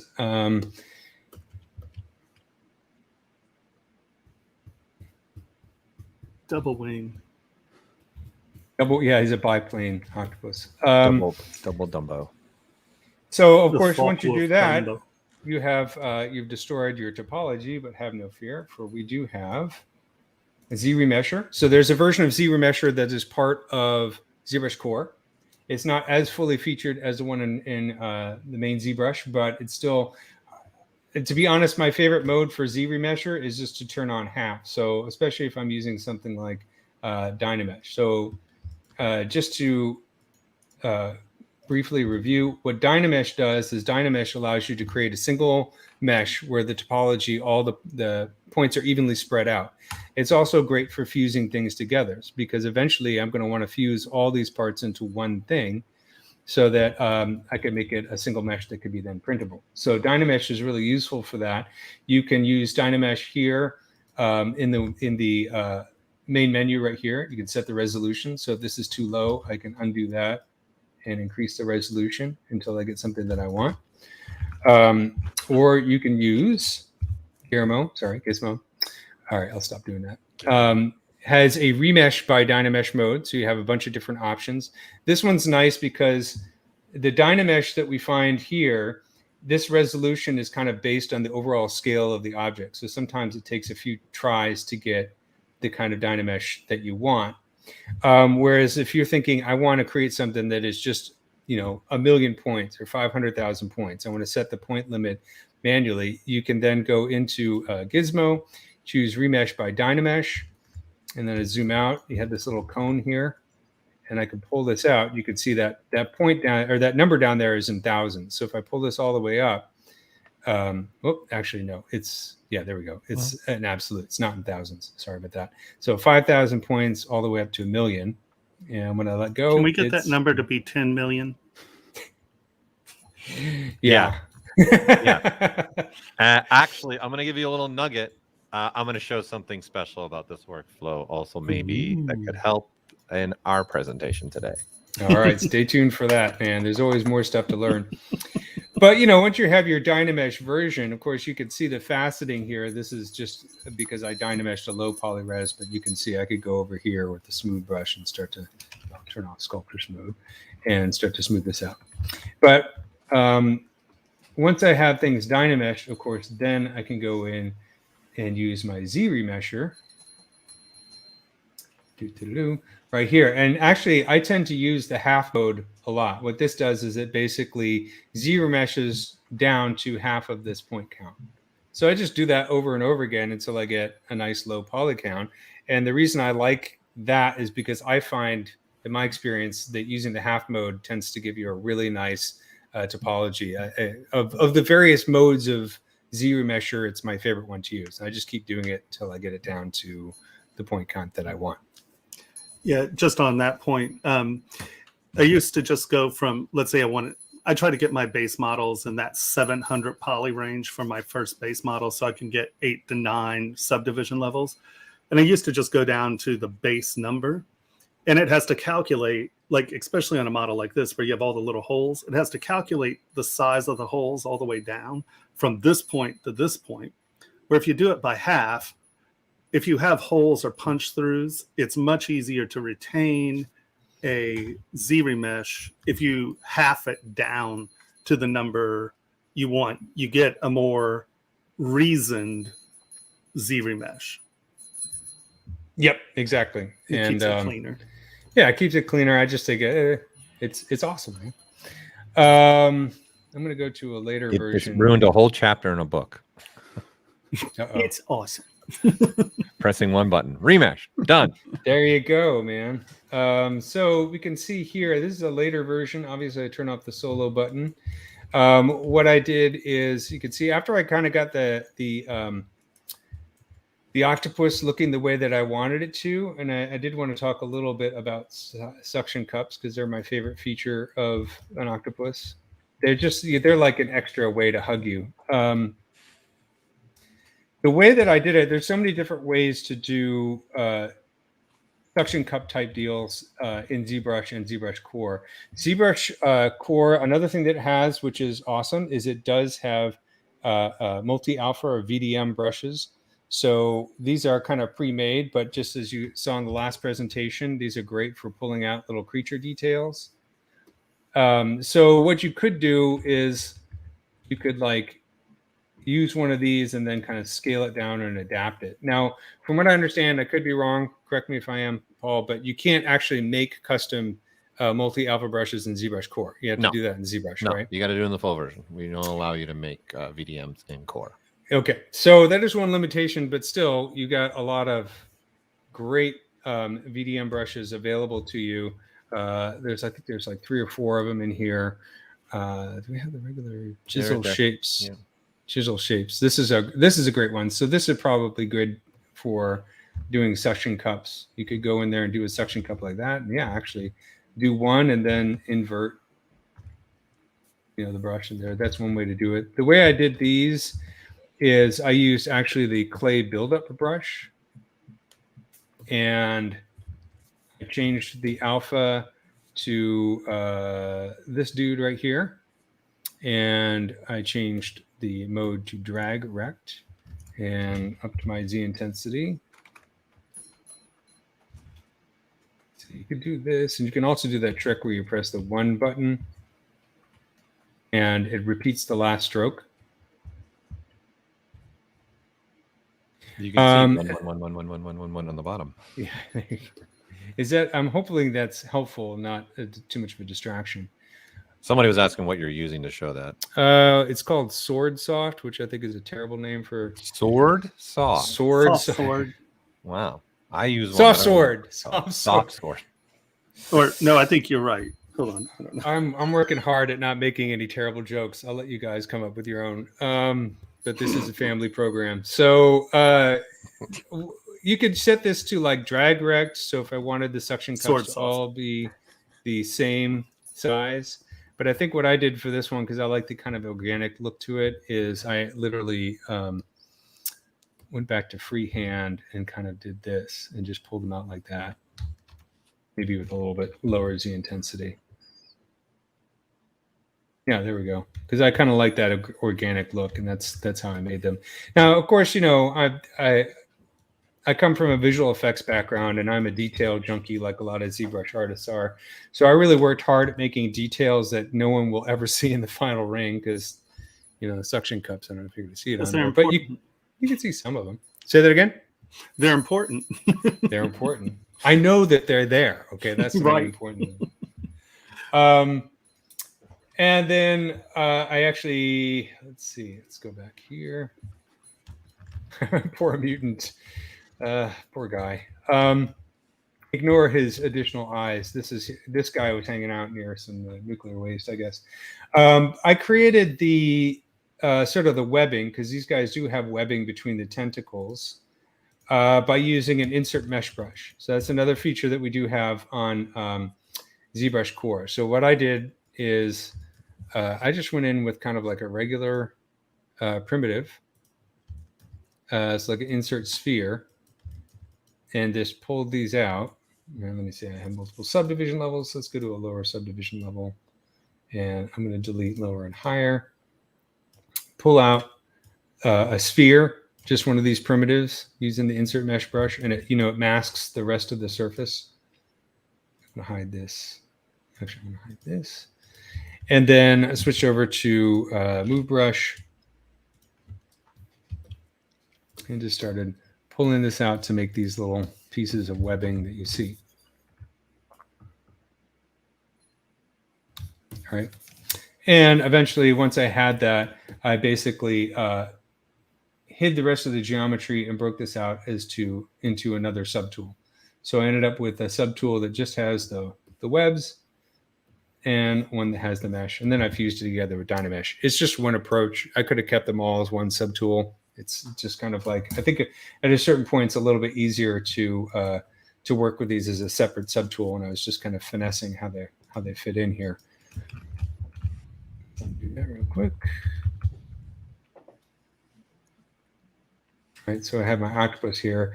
And then I worked on the ring. And for the ring, I sculpted these little corals. Now, marine biologists out there are probably going to comment that Dumbo octopus is a deep sea octopus and corals tend to grow in shallow waters. But let's just say that this one took a vacation and is hanging out in a coral reef, okay? And don't think they won't say something. I guarantee you there are emails now. No, that's the kind of stuff that keeps me up at night. But anyway, so once I had this ring all together, let's open up the final version. It was simply a matter of merging all the subtools, doing Dynamesh to fuse it into one surface, and then using ZRemesher to get it down to, whoops. I got it. No. That's my timer saying that I've talked too long and Tomas needs to go. But I got it down to about 250,000. Went over to 3D Print Hub, checked my size ratios, made sure that there was the size that I want. This is probably a little bit bigger than I wanted. And then exported as an STL file, which is a nice print format. The other thing that is very important is this button right here, check mesh volume. So you want to click on that and make sure that if you get this message, it's telling you it's a volume, you notice that this is a closed volume. There's no holes that it cause problems in printing. So that's a very important step. So you want to check your scale. You want to make sure it's a closed mesh. You want to decimate it, get it down below 1,000,000 points. But hold on, real quick. Sure. Go ahead. You guys are using that so everyone understands. You're using that to find the material costs, what you're going to use material-wise? That's a Kitco plugin, which is, I don't think I'll show you. Yeah, Tomas is going to show you. The Kitco metal plugin is for ZBrush. I don't think there's a version for ZBrush Core, is there? No. So yes, you would take that and do it with your metal multipliers, and you can get your estimate of what your metal cost will be. Right. Yep. Yes. Okay. So and so basically I exported this and I sent it off to Tony. You'll see a little bit later on when he takes the rings, how he goes along about actually casting them. I think that's what I wanted to cover in ZBrush Core, but I really wanted to make sure that everybody understands, especially teachers out there that engage people who want to get into ZBrush. ZBrush Core is an excellent way to get into ZBrush. It gets you used to the interface. You can make something, you can bring it all the way to print, and then from there, if you decide you want to move on to the full ZBrush, then you can get even the fancier tools, which I'm going to pass this over to Tomas, and he's going to show you all about that process. So thanks very much, guys. I hope this was educational. Education. Very nice. Very nice. And then you hand everything off to Henry, and then he takes over. Actually, Tony in this case. Oh, yeah. Tony. But also Henry helps out. Henry's also a printing expert too, so he helps out a lot of that stuff too. All right, so we'll throw Thomas up Hey, on hey. the screen. Beautiful. Look at that star. I love that star. I'm sure I recognize it from somewhere. I'm pretty sure. So I always start with a star because this way I know that it's good geometry, because some of the other primitives are older geometry primitives and you have to do conversions and stuff like that. So I know that this is good geometry. And I almost, if there are things that have lots of bridges and stuff, I'll start with a low dynamesh, and then, because you can join those things really quickly. But I'll always ZRemesh. I start with as low a quad model as I possibly can. If you go to 700 or below, you can get a model that's 8 to 9 subdivision levels in the 8 to 9 million range. So that way you can have a lot of subdivision levels and a fairly low poly model, like 8 million. And so I always start here. And that way, when I'm looking at my subtools, if it's a star, I know that it's a model that I'm about to import, or it's a model I'm about to work on, or it's a piece of geometry I'm about to add. I know that this is my base format. So I was doing a project in LA, and we needed to make a custom earpiece, and it had to fit on the person's ear. And normally you take castings and stuff like that. And so there's a beautiful program called Scandy. And the only reason, there are a lot of these scanning programs, they have this little mirror thing that we just saw that you can now actually look behind and look at the thing you're scanning instead of trying to do, because it's scanning out of the front camera. But Scandy is an awesome program. And the cool thing about Scandy is you buy it, and then you don't have to pay for the downloads. A lot of the other ones are free, but you have to pay to download the model. So I found Scandy to be really useful. And so we scanned the side of his head, and it's millimeter accurate. And, we did it. And we were thinking about what to do for the presentation. I was like, well, no one talks about this, as far as like good scanning for home use. And so I had made this ring for a line of jewelry that I was doing. And since it's sort of Halloween, I figured that I would show you a scan of myself, and we'll make me into a devil ring. And the reason I'm doing that is because this already has the back sculpted. So I'm going to show you a couple techniques that are useful for incorporating things, and some of my love for the history states and history brushes. So I took this, skinned the head, and now we have the base for the head. Now you notice I kept the ears because I don't know where my ears are actually going to wind up. And I know that these ears are pointy. So I'm going to use the ears as the anchor point for the piece. So I'm leaving the ears on the piece because I know that it fits into the band. So we have a cell phone and a lovely thing called Scandy. And basically you just move it around and it scans. And so you push the button, it says create a scan. And so we hit the button.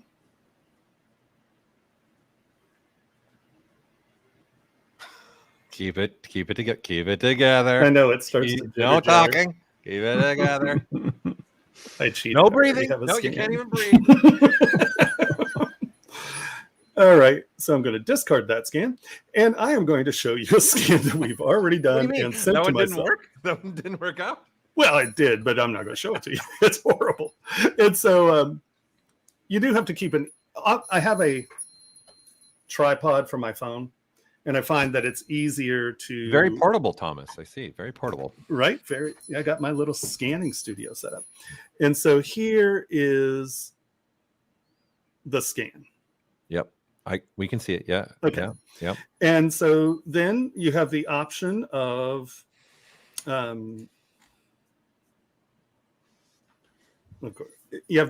sending it out as a bunch of different types, STLs, what size, millimeter scale, what do you want? Boom, sent it out, and magically, it did not just magically appear in ZBrush. Look at that. I just downloaded and imported it because this is a ZTL. And so this is the scan. And you can see it's not a great scan, but like they were discussing yesterday, what it does is it puts all of the places, all of your bone, all of your muscle, your, you know, expression, you don't have to worry about that. Now all we're doing is tuning a blockout sculpt. I lost my stylus. And so to clean up scan data, it's really easy. I just take a lasso and oops, take the lasso, just mask it out. And I'm obviously not being too careful because guess what? I already have one of these done at a different stage. And mask it out. We need that. And then we're going to go, flip, hide part, delete hidden. Okay, so this is very important. I'm going to pull this out of that folder and I'm going to put it in a new folder. Always create new folders when you do this. Otherwise, you're sorting through a world of, I know we've all done it, split the parts and you have 900 parts and you got to find the 3 parts that are good. Do it inside of a folder, split the parts. And that's 457 meshes that were just loose floating garbage in there. You need to get rid of that. So now we just take this, drag it outside the folder, take this, delete all, and look at that. It's gone. We never have to look at those again. So organization when you're splitting things up is really important. And you really don't want those artifacts because if there's one of those artifacts inside the final shell you have, it will not read solid. It will not read watertight. And you can sit there and try to remesh. And if it doesn't work, split the parts because often you have like weird little artifacts from the Boolean or the Dynamesh. So we now obviously need a solid object. I just Dynameshed it. And we got this. And I cleaned this up a little.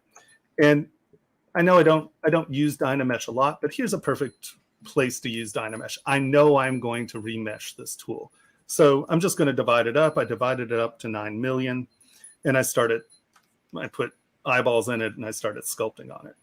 And just trying to roughly get the likeness. You know, I'm not out here to get photorealism. We're dealing with a tiny little thing. So you're going to have to blow out your details a little anyway.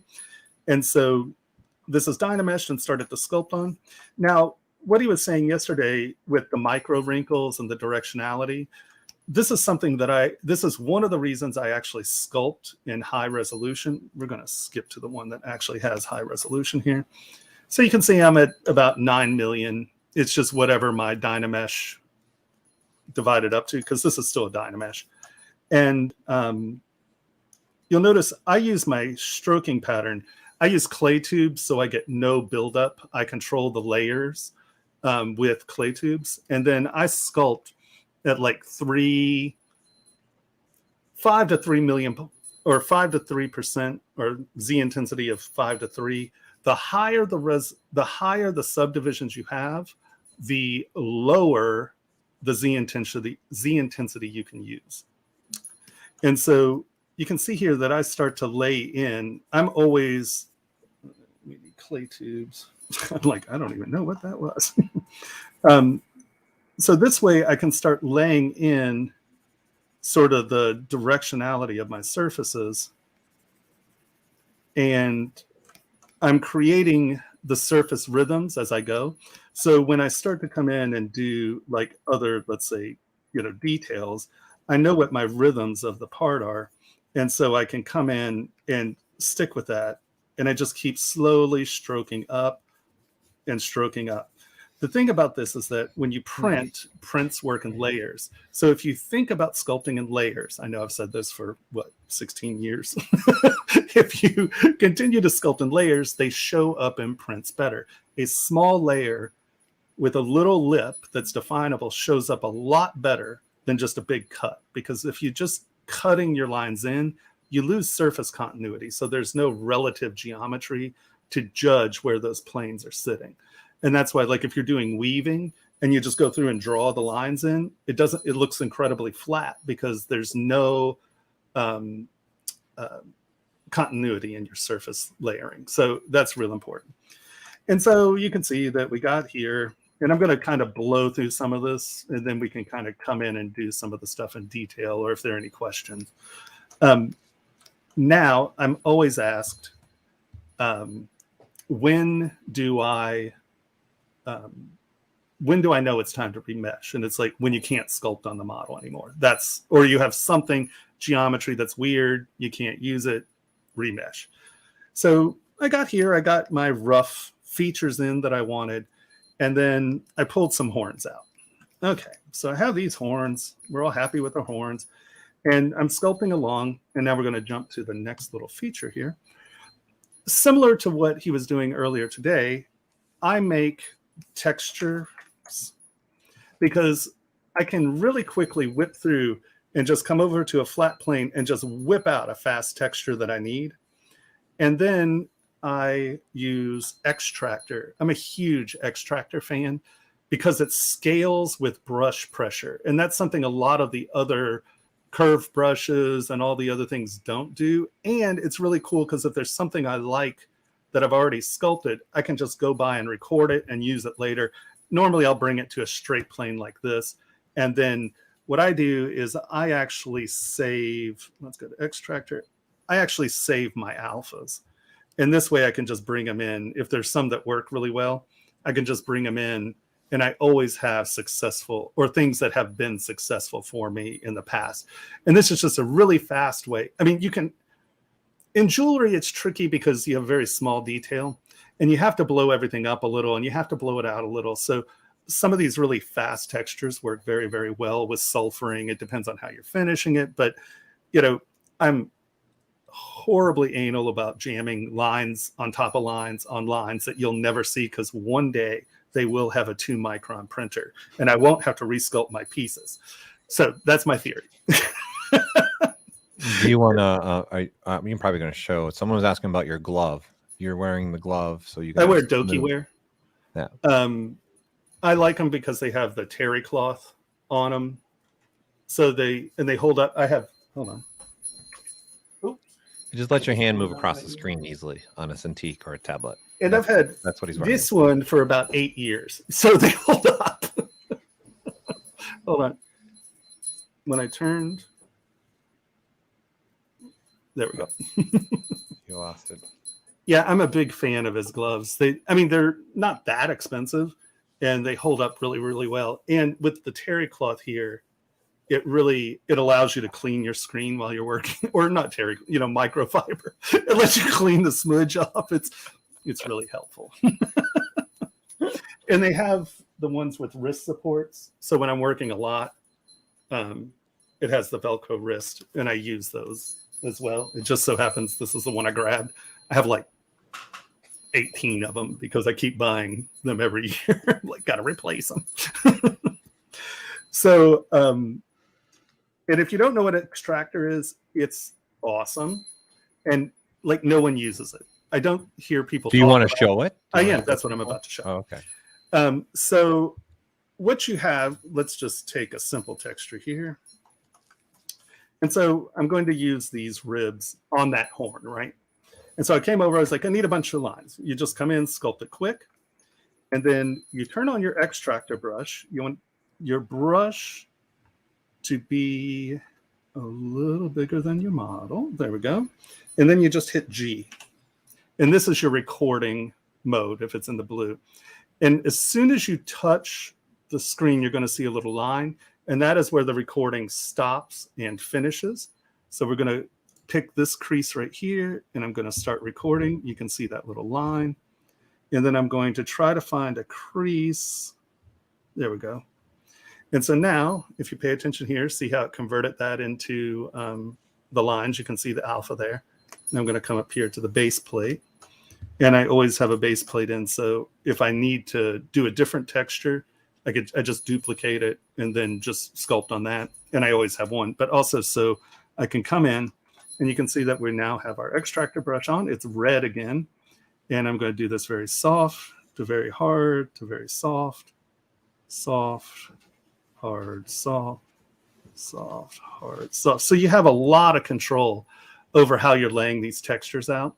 It works for scales and things like that as well. Like often I'll do a scale pattern and then I'll just record the outside edge, and then I'll throw them in on the side, and that way the scales are getting smaller around, and you don't have any of that weird have to fit it in. You just stroke it in, and it's small and it works. And I just find Extractor to be incredibly useful, especially because I save the textures from a project in the same place. So it allows me to organize my textures and use them very quickly and easily. But that whole pressure sensitivity is just such a thing that, and the other cool thing is they're not just straight.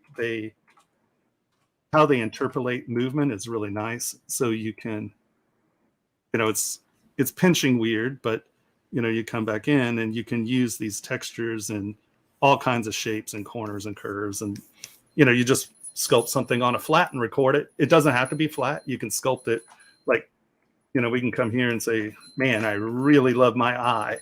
So I need my eye. So you just come in here and you hit G. And either there's the circle, which is the drag, where if I just want the eye, I can just drag it out. Or if I want it to be more like a texture and have it weird, I can just come in here and go, record my eye. And now let's go back to this base plate.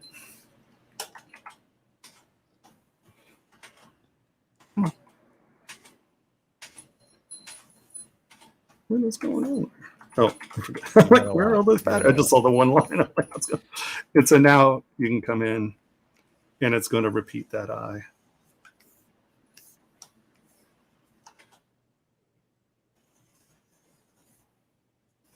So you can see how that is just really super useful just to create some really fast, weird, kind of interesting stuff. And so if you do something you really, really like, bam, record it, throw it on a flat plane and save it for later. And then you can come in and tune it into a texture that you want to keep around. And, sometimes when you're twisting, it's not twisting right. So you go in and play with a little, and it allows you to fine tune the textures just super fast. And I find it invaluable. I use it all the time. I'm a big Extractor fan.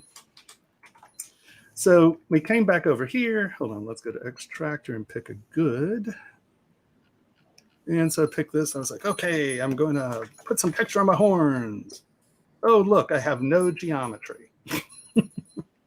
So this is as far as I can go with this geometry, ZRemesh. And I'm just going to jump to the ZRemesh so we're not wasting time on processing time. One guy in our neighborhood has a car that makes so much noise, it's ridiculous. Did you all hear that? It's like, come on, man. So this is something to look out for when you're ZRemeshing. So this is my first ZRemesh, and I just put on adaptive, because adaptive means it's going to bring as much detail as it needs to hold the rough shape of the form. So it's a good starting place.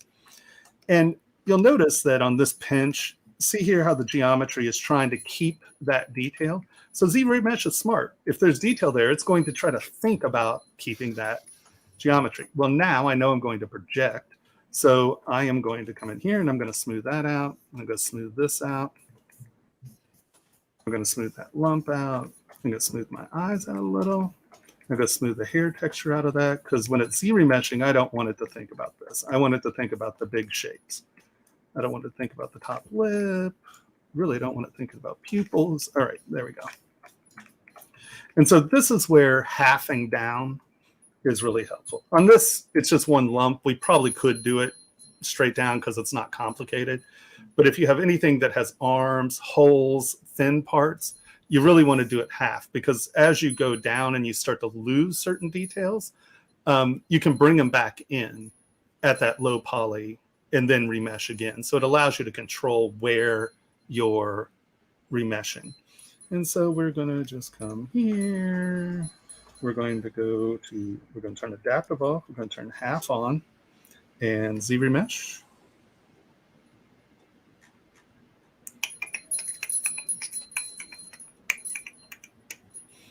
Yeah, that's my ZRemesh stance. Perfect. Right. Everyone's got one. Everyone's got one. And so you can sort of see where we're going. Z-remesh by half. The other cool thing about this is you can use polypaint to control Z-remeshing. So if I know that I'm going to do real high detail on the face, at this point I could polypaint it blue and polypaint the back red. And the next time I Z-remesh it, it's going to put less geometry on the back and more geometry on the front. So within Z-remeshing, you can really control how it's remeshing. So it's just such a powerful tool. I can't believe people complain about remeshing in ZBrush, but I don't know. I don't do it for games and stuff. Maybe that's the crabbiness. I don't know. But topology snobs. Yeah, it's silliness. The other thing is when you're manufacturing, what you want is to be able to control your mesh. And that's why I go through all this, because you want the geometry to be where you need it, because we can't make a bump map and now we just apply it to a picture. We need the geometry to be there, or it won't be there in the print. We can't use pictures. So this is how we do it. And so now half again, and we're going to keep going. There's 737. And that's when I'm going to just start dividing it up again. And so now, let's just divide this all the way up to see where we're at. So I have 8 subdivisions with 12 million poly model. That's great. So I'm just going to lower this back down into maybe the 100,000 range. There we go. And here's our next most wonderful feature in the world. And that is history states. So I know that this is the model. I want this detail in the model that I've just remeshed. So we have our base model. You hold down Control, you tap on your orange block, it turns white or gray or whatever that color is. And then you just come down here and you hit Project History. And you can see that, boom, there it is. And then what I normally do is I will go higher res. I do it at a lower res first so it gets my geometry in the right place. And then I'll come up. 3 million's a good place to do your reproject so you don't choke out your machine.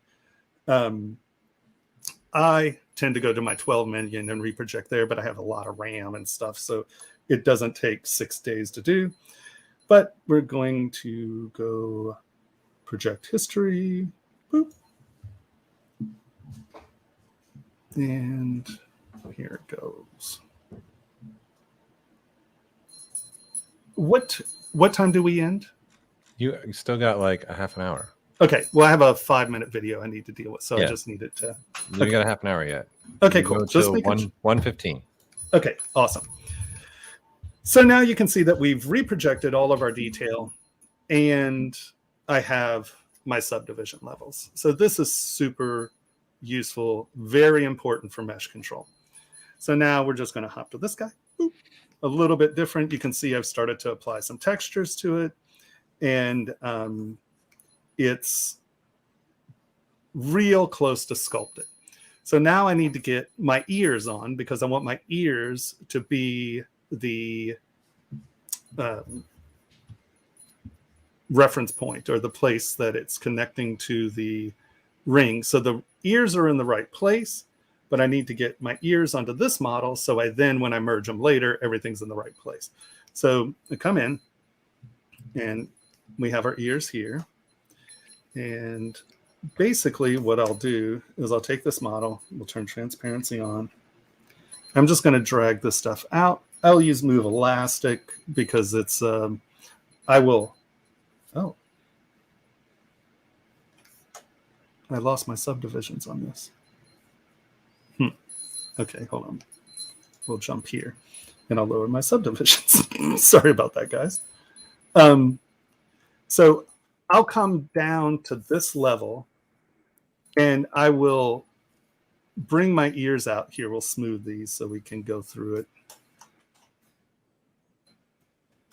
I guess we don't have to do both sides. So we were here, right? Now I'm going to move these here.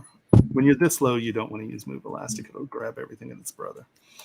So we get our ear roughly in the right place.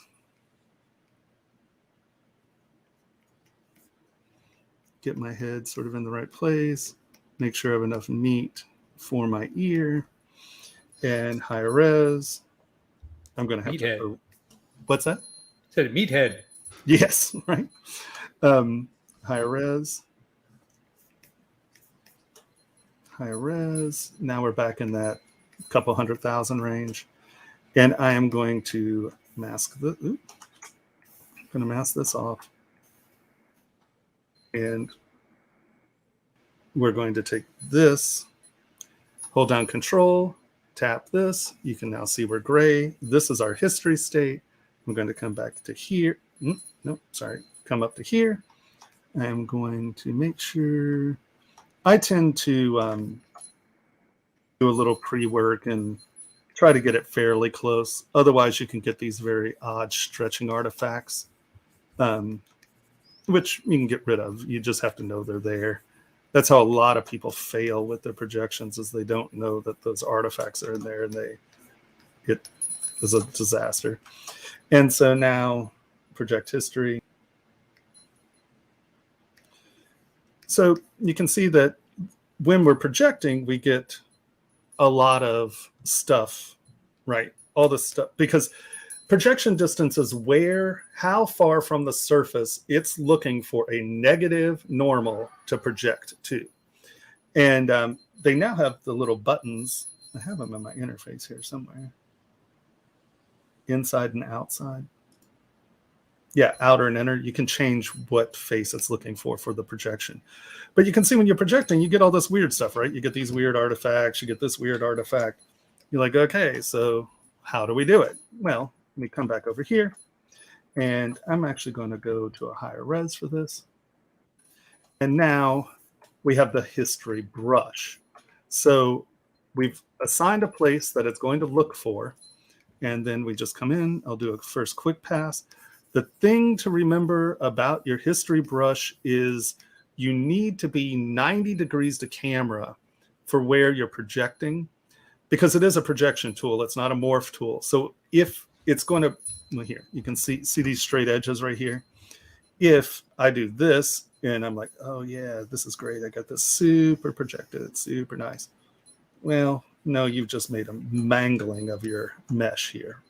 So you need to be careful and remember that you're dealing with 90 degrees. So move the camera a lot when you're doing this. Come in, make your brush smaller.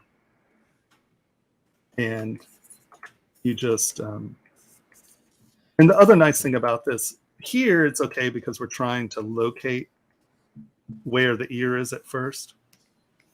And so I'm just going to come in and do this quick, just so I have my locationing done. Get it around, get it around. And now I can turn this off. Unlike projection, you don't have to see the model. So it allows me to see where I'm messing up or where my mesh is ugly without having to look through the other model. And so I can come in here and, right, I'm rotating, I'm smoothing, projecting, rotating, smoothing, projecting, rotating, smoothing, projecting, until everybody is roughly in the right place. And you just keep going about it until it's there. Higher res. You can see the artifacts from our last ear. And you keep going until you get a guy with ears. Now, I've already sculpted on these ears. Somehow I lost my subdivision, so not quite the plan. But these were projected, and then I stretched them to match my earrings. And here, I got most of my detail. I started to punch this stuff. And here is a really good, kind of cool tool now. There is the adjust, but this has been done for a while, right? And so I just went in, and on my other one, I got my flow of the eyebrows going. And I'm like, oh, they're so subtle. Well, all I have to do, come in, let's change our focal. Oop, I do not want that. I want that. And of course, I'm not going to be super exacting here. If you're not going to be super exacting, you can go away from it because it's easier to fix an edge out here than it is right against your hair. And now that this is masked, they're in your deformation palette. There's a thing called contrast. And if you like haven't stroked on these recently where you can use adjust, contrast works pretty close. And that is where you just drag it and you can see that it's starting to make these stand out more. So that's a really good way of taking the subtle brush strokes. Here, you can see it here. See how these are more bold than these because this it increases the contrasts. So that's a really easy way to bring detail out and ready for printing. And this is super nice because you can sculpt your model and then look at it and go, okay, that's not going to show up.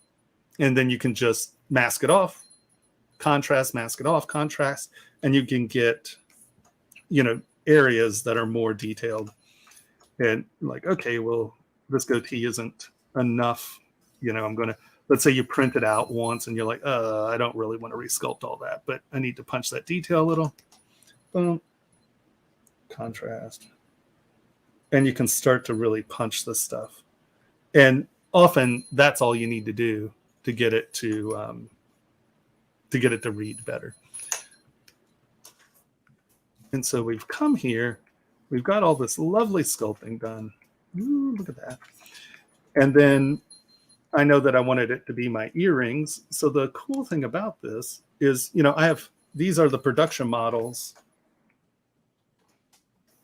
These are literally the pieces that these rings were made off of. And so I just drag the production models in and slap them in my ears. And we wind up with this model. All I did is come in, union meshed it. And now everything's at its high resolution. It's got everything. Everything's where it is. It's where we want it. And I decimated it to 1 million polys. And you can see we're a little higher than 1 million polys, and I'll show you why. But during decimation, we often lose geometry, right?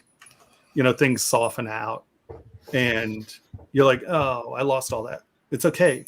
Honestly, this is where I do all of my high detail work for print is after decimation. Because yet again, we have that beautiful, beautiful thing called what? What is it, Paul? History brush. History brush. Yeah. And then also, because you were bringing up contrast, someone was talking about with the map. There's actually contrast brushes that you can locally do what he did too. Have they always been there? I don't. Have you used them?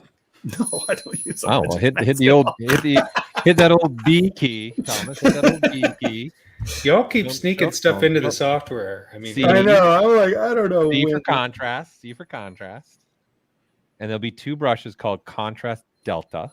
And Contrast Target. And Contrast Target. So Target is doing exactly what that slider's doing, but now you locally. You don't have to mask anything out. You just sculpt across what you want. And Delta is going to keep applying it and keep applying it and keep applying it and keep applying it and keep applying it. So you don't actually have to do the masking, because someone brought up about cleaning up the edging. Mm-hmm. So technically, you could just also use the brushes themselves as well. There's probably like a hidden treasure map in ZBrush, just like in on the back of the Constitution. You know, you just gotta find the right brush. And yeah. Look at that. Go to Philadelphia. He's using it now. Yeah. Well, that's what Michael also. He's good at showing those little Easter eggs, those hidden things too on his. That's video. so funny. I just masked and went. Never even thought about it. I'm sure that's why we're doing these, though. This is why we're doing the summit, right? Yeah. So yeah, you can come in and just. I was just answering the question. That's awesome. There you go. People want your ring now. They want this one of you.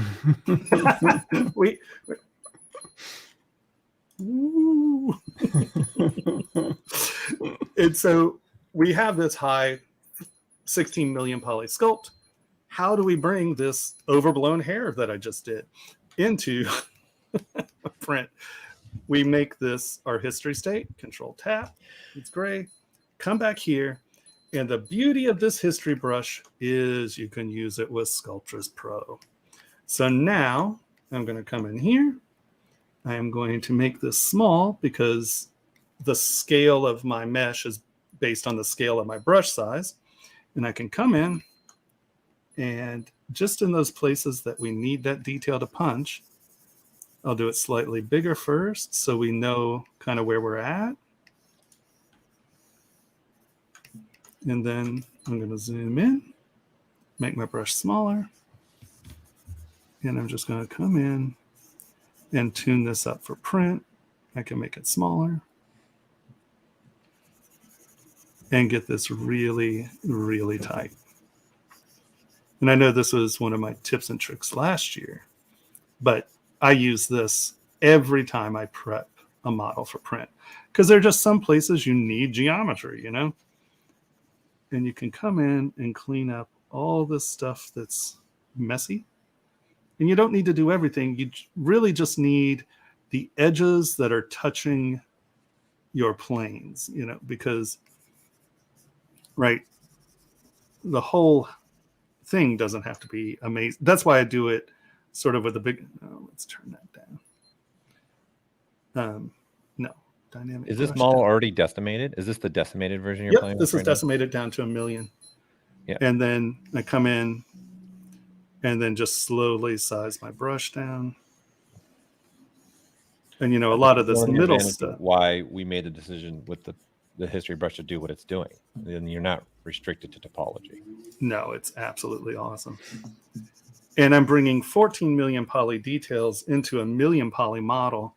And you can see we've jumped 200,000 points. And I say 1 million. There's not a printer on the planet that can't deal with 1 million poly model. So it's just a safe target to hit. But, I mean, we have printers that'll take 5 million poly models or, you know, 30 million polys worth of models on a plate. But it's just easier to keep things. Targeting at 1 million is just a good place to target your models. Yeah, Alex asked what printers you guys are actually using. Well, we have Formlabs. We have a Form 2, a Form 3. We use SolidScape. We're getting some of the cheap Chinese, or cheap in the sense of cost, Chinese printers to us so we can. I want to find something that's affordable that I can get to my members because, you know, some people think $3,000 is expensive for a printer. And Formlabs is probably the best, most affordable prosumer printer you can get right now. But I haven't tried the new, you know, there are these new Chinese printers that have like 8K and 6K and stuff. But I'm not just looking for printers that do a good print. They need to be able to be usable by people who aren't makers. You know, a lot of people don't mind sitting and fuddling around every print for 10 to 30 minutes. Well, that's days of labor lost if you're trying to make money. So when I talk about printers, I am talking about monetizable printing, you know, not just, oh, I got one of these and it took me 3 days to print that. That's a loser in my book. You know, I don't care how good you can get a print. If you can't do it every time you hit it. So those are the printers we use for the most part. SolidScape and the Form printers. Henry has a few printers that he likes. The B9's a great printer. It's just, you know, it's $10,000. It's not $3,000. So, you know, and that's really the next level printer. Well, that's targeting jewelers. That's targeting you. That printer's targeting jewelers, really. Yeah. Miniatures, and jewelers. Yeah, people who want, I mean, because those are true 25 micron printers. You know, it's 25 micron XY, and then you can do 9 micron Z steps. Yep, that's an important thing you just said is the microns on the X and Y. It's not just about the Z. Yeah, because the Z is the easy one to get because you just need a good stepping motor. You know, you can get a 25 micron Z. I would argue anyone using modern stepping motors can get a 25 micron Z, because that's just how far how accurately you can turn a screw. Where XY is really your print resolution, is how focused the light is, right? So to get something laser wise, you need expensive lasers, and that's why they jump. The SLAs jump with the LEDs and the LCDs, LEDs, and the mirrors. What's that one? DLP. That little girl, that commercial. It's the mirrors. Sorry. She just said mirrors so oddly. It's the mirrors. But that technology is really bringing resolution to affordable printers. I mean, some of these are $400, $600 printers. And if they do 80% of what a Formlabs does, of course you're going to buy that. Now, if you have to sit there and futz with it for 6 hours to get a print to work, that's not very helpful, really. At least as a manufacturer. If you're a hobbyist or a maker, that whole maker world, people love to fiddle futz around with equipment and screw a light onto it. And I don't have time for that. I need to push print, and it needs to print, and I don't need to think about it. That's not making money. That's being a hobbyist, which is great. There's nothing wrong with it. It's not making money. So you can see, you can come back in, tune this up. We're at 1.295 million. That's easy. But let's say it had to be a million. Just decimate it, custom, boom.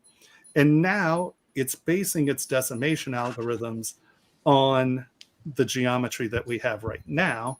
So it, at this level, is going to try to keep this stuff. And you can see losing 200,000 polys in a redecimation like this, it's just going to take them off the back, and it'll really try to keep the stuff in the front. And so as you're going along, if you are adding new detail in and your model's getting bigger again, redecimate it, and you'll see we'll lose very little of that detail going down to 1 million polys. Ooh. See, that's that. And then this is it. That's the 1.2. That's the 1 million. So I doubt any of you could even notice the difference in those. So, that the strategy of how you're decimating is really important for manufacturing. And then, of course, get metal price. It says this is not a watertight model. And so I use the Kitco. So check mesh integrity. The problem with Sculptris Pro is it leaves a lot of weird triangles where you can have really tiny bizarro coplanar surfaces. It happens. Yeah, just fix your mesh. Now watch this never close. I love that. Close your holes. And then get metal prices. Oh, you are killing me.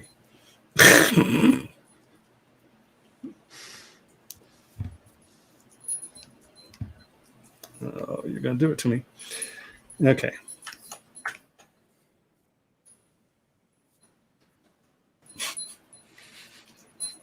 Old trusty. Go the old trust. Right? You just know it's going to happen. Okay.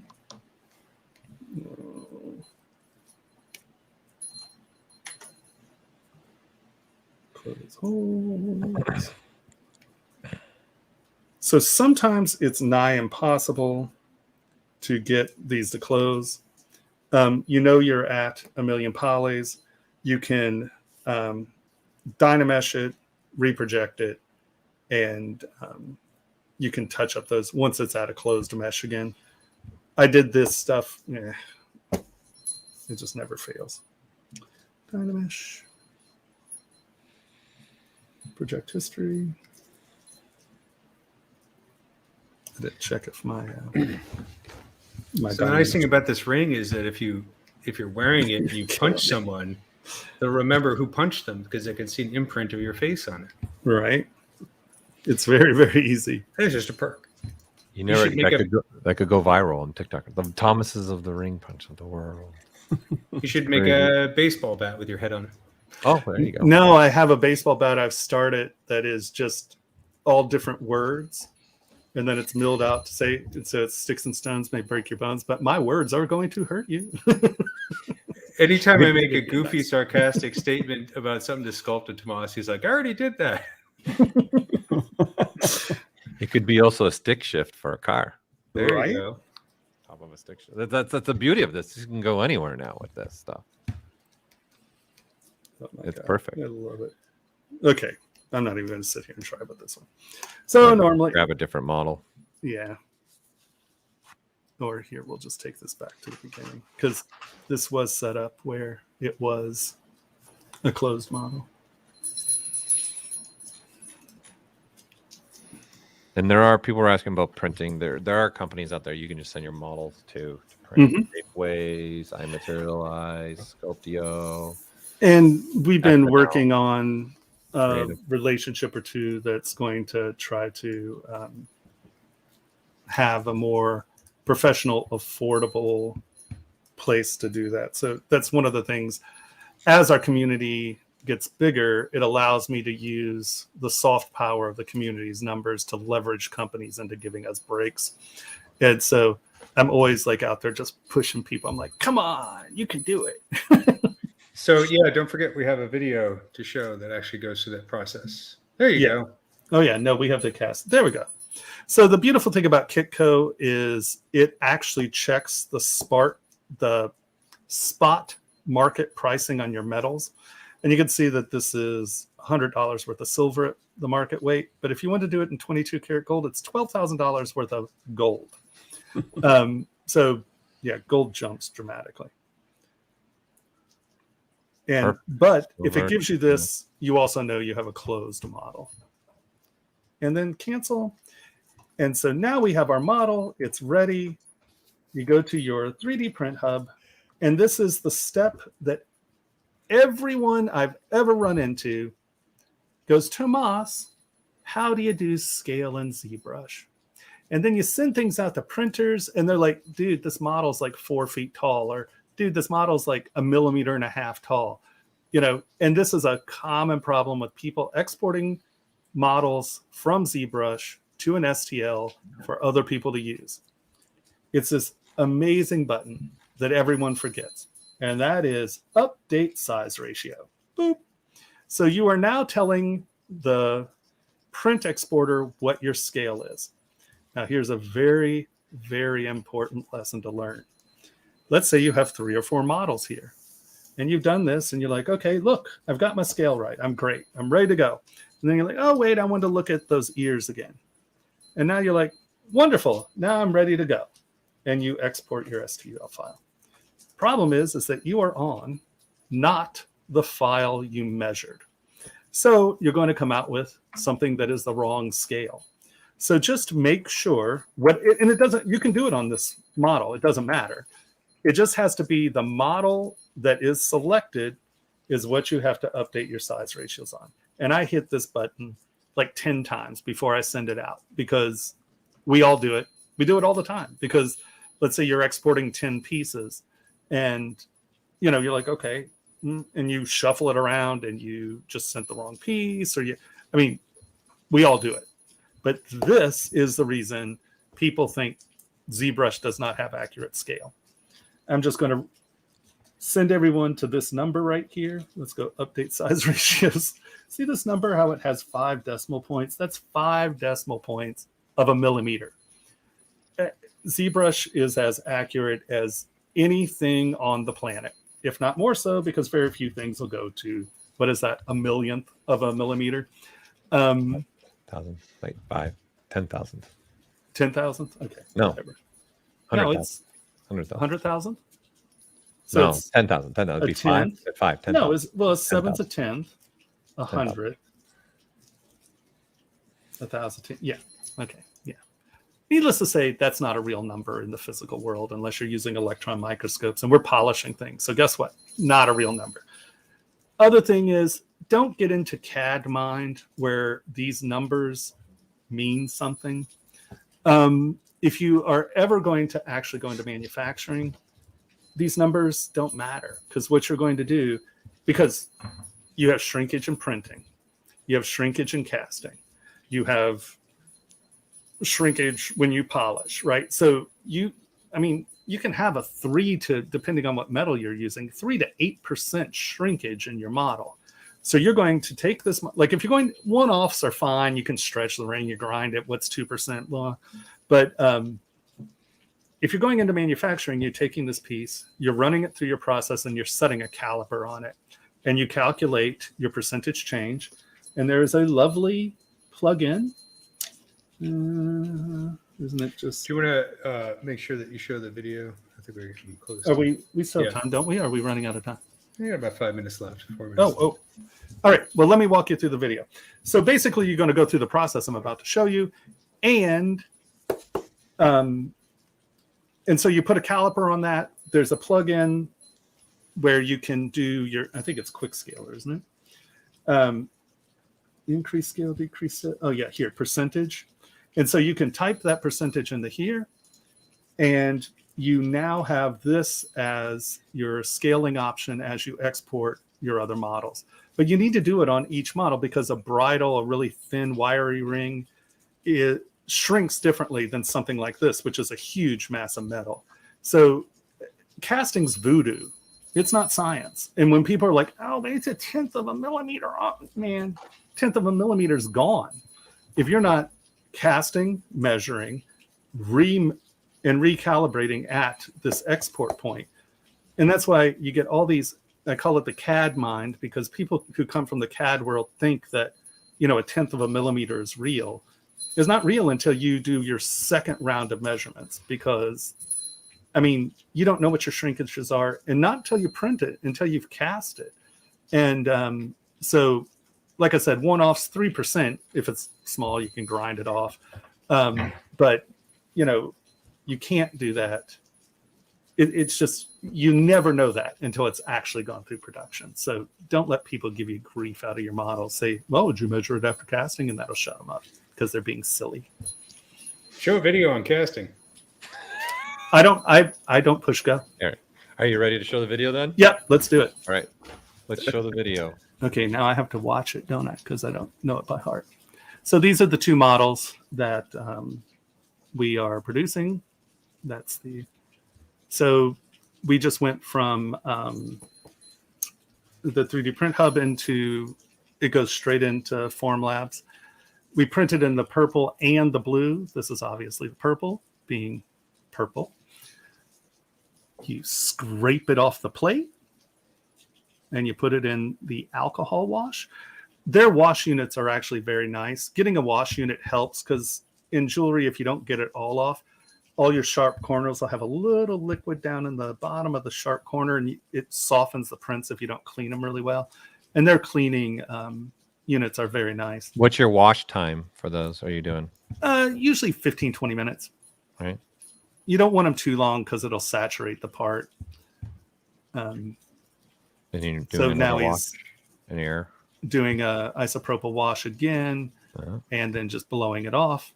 You don't want to brush it off, because that'll put really minute scratches on the surfaces. This is their new CW40, which works really well for things like the bigger ring. The purple still works better for the bridal stuff. The purple's a very robust material. It's tough. You can actually have people, you can send it to someone as a sample, and it'll hold up, and they can try it on without blowing the print to pieces. You can see it's a slightly crisper print, but the colors are a lot of that.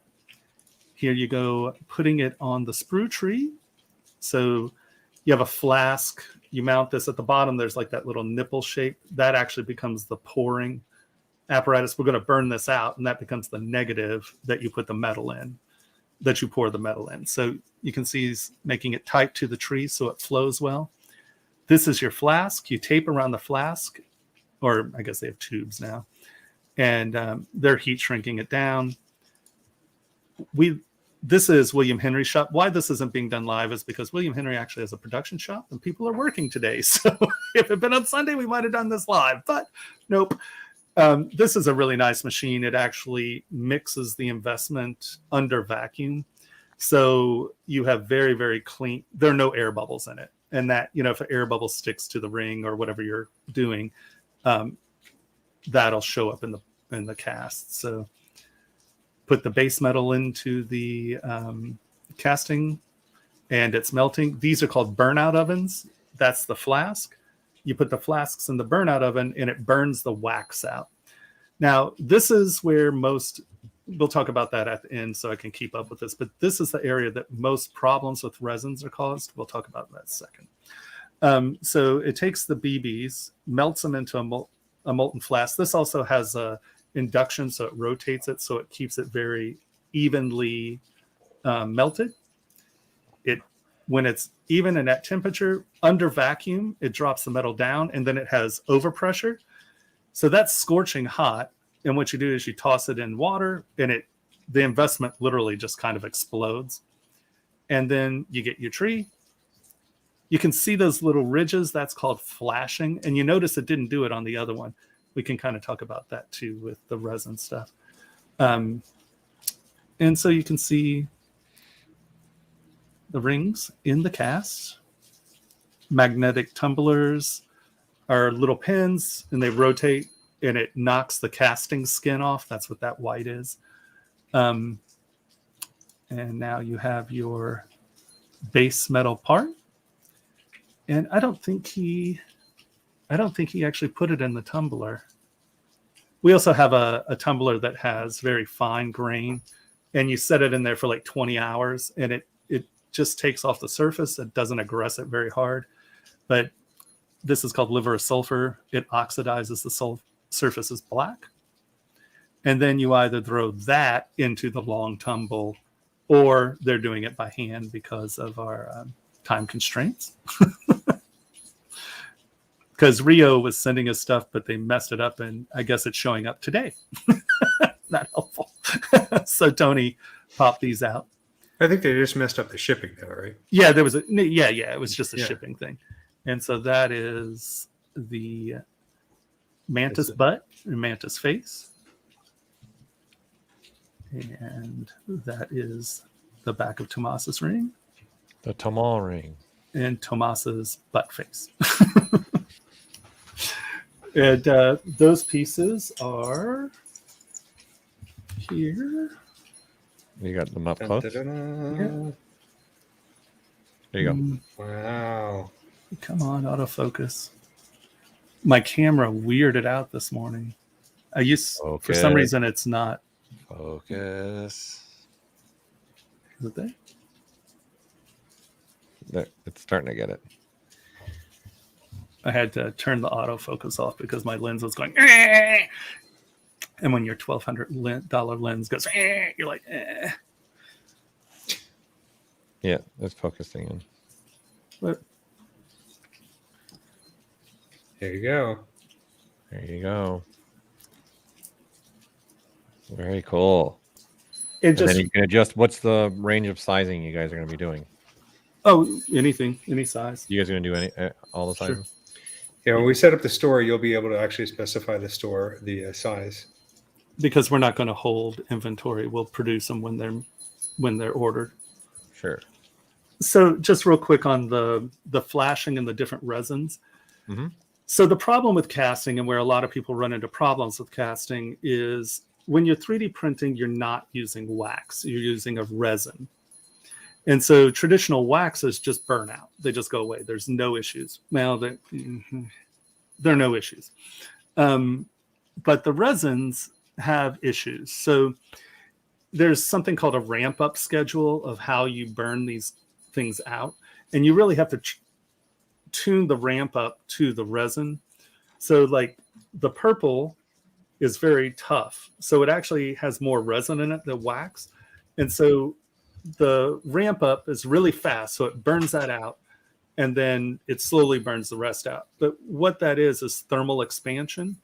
And then where you get like orange peel, that is uncured resin coming to the surface of the part, like gassing off, and then it aggresses the plaster, and that's why you get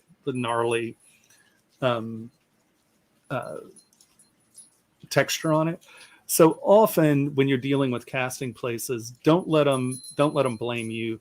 Make sure that they know what the thing is, and then you're like, and especially if you're sending them the form and they're using their printer and they come up with a weird surface, that's on them, because that's them not understanding the thermal expansion or the gassing off of uncured resins. So, don't allow casting places to cast it once and then send you a garbage piece. That's on their back. It has nothing to do with you. That's a big one, because a lot of times they'll screw the casting up. They're just like, oh, we don't want to print it again. They'll send it. And you're just like, you are crazy, man. Nice. Cool.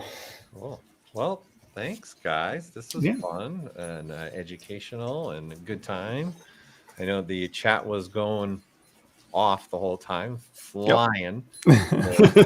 Enjoying the tips that you guys were sharing and the process that you guys are sharing for the jewelry world. And like you said, it's not just the jewelry world. Really. It's everything. Okay. I mean, everything that we teach and everything that we talk about here. If you want to do miniatures, everything we talk about is applicable, because it's really all we're teaching is how to retain high detail and how to manage your meshes for manufacturing. And so it's a revolution, man. It really is. It's exciting. And you now guys that you can get high resolution prints out of a offer. $500 printer, are you kidding me? It's ridiculous. Yeah, and you guys are doing a special summit offer right now, right? Yeah. Do you know what it is? Through, I think is it 20% off? Henry, what is it? $100 off. $100 off. Yep. Put it in the chat. And I believe Henry said it goes through to Henry wanted to go through, just so people are aware. I know some people had asked previously in chat. We usually let it go for like a month or a couple weeks. It's not like it has to be done at the end of chat. I know all right. He's saying there he goes again. See, what do I know? Okay, so guys, pay no attention to what Thomas is saying. Okay, I don't work for the company, and I'll give you the correct information. Okay, here we go. It's $100 off, and it ends Wednesday. Oh man. That is work here. Yes, that's not my department. I don't know. Henry's I like bugs. Right. Okay. So if you guys love what Eric and Thomas have been showing you, this is a great location to go to the ZBrush Jewelry Workshops, right? These are your two instructors that are going to be with you along the journey of helping you discover miniatures, jewelry, production for highly detailed small items, I would say, is how I probably would put it, right? And we go from like, you think a CD thing's a cup holder. I mean, we go from the basic. We show you how to do it from, how to load plugins in at the very beginning and how to load ZBrush to, more advanced stuff. Somebody wants your hat, Eric. They want to put an offer on your hat. This hat right here? You got to talk to the folks at Pixologic. Although, do you guys still make this anymore? One? They're gone. Oh, yeah. It's old Those school. are not available anymore.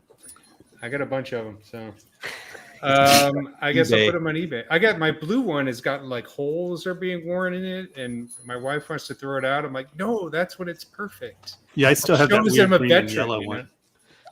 Yeah. It's like, oh god, that's pleasant. They want to see the other one. There was a whole range of colors. Yes, the Brazil is my favorite. Actually, there's a picture on Google Maps of me walking my dogs wearing the Brazilian one. Really? I don't know if it still exists anymore. It was a few years ago. Oh yeah, because they keep reshooting, right? That's hysterical. That's I think I wore that one on the Great Wall. I think there are pictures of me with the green and yellow on the Great Wall. Yeah, there's hats still, people, but they're black now. They're just all black with just the white logo. And there's two different ones. There's one called a dad hat, where it kind of fits your head, and there's one more like the baseball cap. So those are the only two. But we don't make the ones that we just don't make them anymore. That Eric's wearing anymore. They're gone.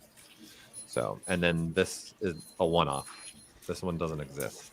I'm the only one. Paul Gabriel special. Yeah, it was a test hat to see how it would look, and then. So we're going to start making knockoff ZBrush hats in odd colors. Just go to the black market button on. Oh Lord! All right, well, guys, it's been an awesome. We're going to do some giveaways, and then the rest of the summit is myself and Michael. We're going to do tips and tricks next, and then we're ending the day with more behind the curtain of Pixologic, what we have been up to in ZBrush since the last version, which was so long ago, 3 months ago. So I can't wait for day 2 juice. Woo! Yeah, as Ashley called it, juice. Give them the juice, right? Day 2 juice. Well, this for Ashley. All right, so guys, thank you so much. We're going to do some giveaways. Thanks for being a part of the summit. Always a joy. Thank you. Thanks, guys. Bye. Have a great one.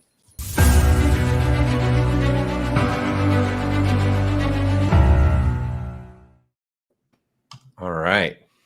All right. The giveaways. And again, I saw questions coming through. I know Michael was answering some of them about the giveaways. Yes, you're going to have to register every single time. It's not a single registration for the day and then that's it. That's not how we're doing it this year. You got to be there at the stream. When we open up the registration again, you have to be there. So then way you can register, and it's just your name and email address. And again, please put your name in the name section. Don't put like your username for Instagram or ZBrush Central or something. Like, actually use your name, because that's what I'm using to put in the chat for who actually won the item. And again, we've got a lot of stuff to give away, right? So the team will constantly be giving you the registration, which they're giving to you right now, okay? And then also in the chat. So I'm going to give this you guys 5 seconds. If you haven't registered, to go do it right now, because it literally should take 5 seconds to put your name and email address in before I start pulling the names in the hat, okay? So we got a lot of stuff to give away. That was a fun one, Michael. What did you think about that one? Yeah, I mean, it's always interesting because I know a bunch of the techniques, but seeing the different people string those techniques together for that elegant solution for all the stuff they create versus the stuff that I create on a day-to-day basis, I don't know, it's really, really interesting, and there's always something to take away. Yeah. And I think anything that you see also, you can probably find different ways that they're using the features and find them in your workflow. No Absolutely. Industry you're in. So I enjoy it. This is also the point of the summit, right? Yeah. All right, let's do it. XMD, lifetime membership. Again, the toolbox. We got a lot of these to give away. So let's give another one away. Okay. Let's do this. A great plugin. Here we go. Draw the winner. Okay. Let me copy it. Let me confirm it. And let me put it in the chat. Here it comes. I'll keep that up. And it's going through. There we go. Osmar. Nice. You are the winner of the XMD lifetime membership. Congratulations. Okay, more coming. Don't worry. We got plenty more things to give away. All right, we're going to now do one of the keyboards from 3D Connection.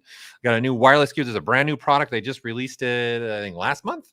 So this is a wireless with a wireless numpad and also programmable buttons for programs. In essence, not every program can do what ZBrush does, where you guys can put any key to it, right? So this is also allowing you to do that. You'll be able to use it maybe with other programs that you have that you're using. So this is the Keyboard Pro with a number pad. So I'm going to draw the winner for that. Okay, and I'm going to also put this person's part of their email address, because Dylan, you are the winner, but you put Dylan M. So I'm going to put your also part of your email address in there as well. Okay, so that we can see that, so you know it's you, because again, there could be several Dylans, and you never know, there could be several Dylan M's for all we know. Okay, so all right, let's keep rocking and rolling on this. Let's keep giving away some stuff here. Yeah, let's do this. Let's do this. Okay, good luck, Ashley. Good luck, Ashley. I know she wants one of these 1/6 horse anatomy, right? So this is part of the new company with Anatomy Tools. This is also actually a new company. You have to forgive me. I'm still trying to pronounce this correctly. Evolution. So still probably not pronouncing it correctly. I apologize. So let's draw the winner for this. I would laugh if it's actually Ashley. It would crack me up, because she really wants one of those. I want to hold that who it could be right now, because she's probably in here. Are you in here, Ashley? Okay, so here is the winner. Ready? Sorry, Ash. Dominique has won the horse. There you go, Dominique. You are the winner, okay, of the 1/6 horse anatomy version 3 model. Okay, let's keep going. Let's keep adding some stuff in here. Let's keep giving some stuff away. Let's give another one of these away. Let's give another big boy away. Let's give a KeyShot Pro with the bridge. Again, this is the full version of KeyShot Pro. So it's the $2,000 version of KeyShot Pro with also the bridge. So you guys can make it easy to send from ZBrush to Keyshot, so you can do some rendering here in Keyshot. So let me draw the winner for that. Oh, are you my main man? Are you in here? I didn't even notice if you were in here. Cameron Farn, you have won the Keyshot Pro version, full version with the bridge.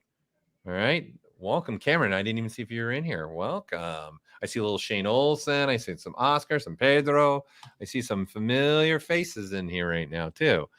Okay. Let's see. Let's do a couple more. Let's do a couple more. Let's see. Let's do.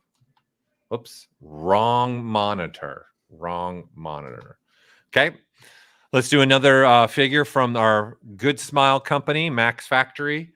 So let's give this away. Let me draw the winner. Okay, winner drawn. Okay, copying that. All right, Andre, you are the winner. So let me put that up in the chat. You have just won the figure for here from Good Smile Company, Max Factory. So again, the team will put your name also up in the stream itself, so you can see. Congratulations, Andre. You want to keep going? Let's keep going. Let's keep going. Let's just keep going on this. Let's keep giving some stuff away. I'm having fun. Okay. Maybe everyone else isn't then, I guess. All right. Okay. Let's give away another class. Let's do one of the ZBrush Creature Workshops from the 3D concept artist. This is Pablo Munez's company, and he's going to be your instructor.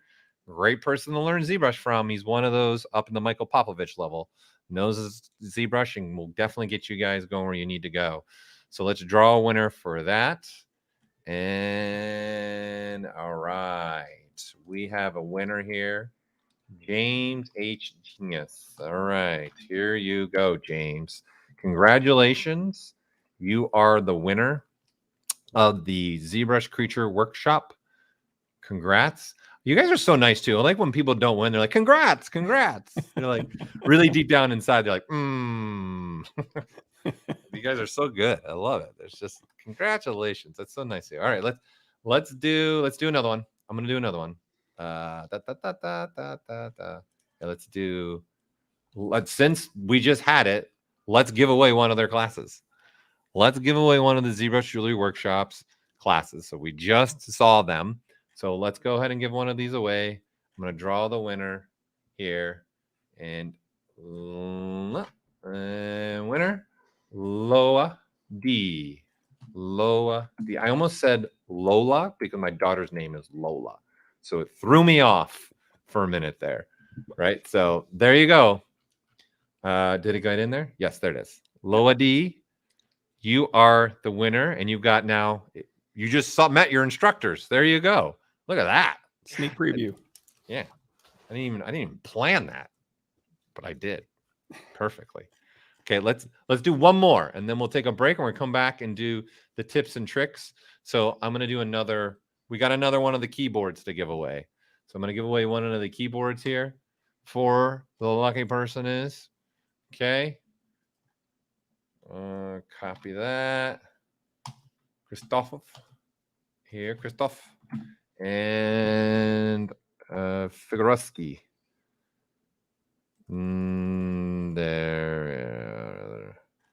There you go.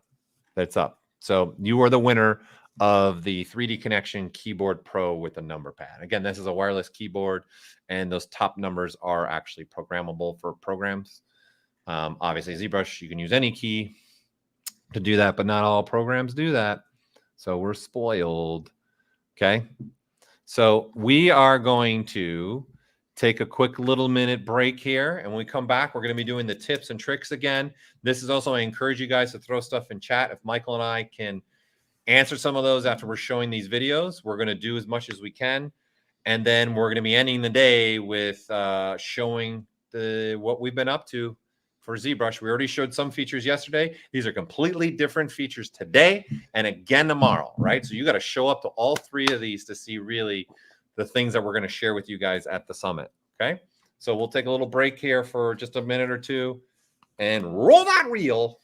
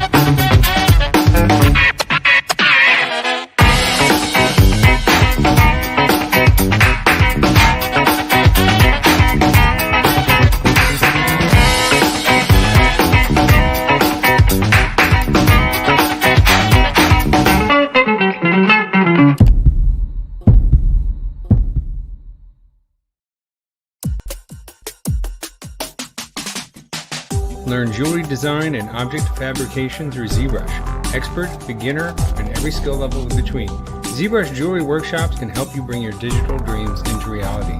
Taught by leading industry professionals. Use the offer code SUMMIT to get a $100 discount on membership.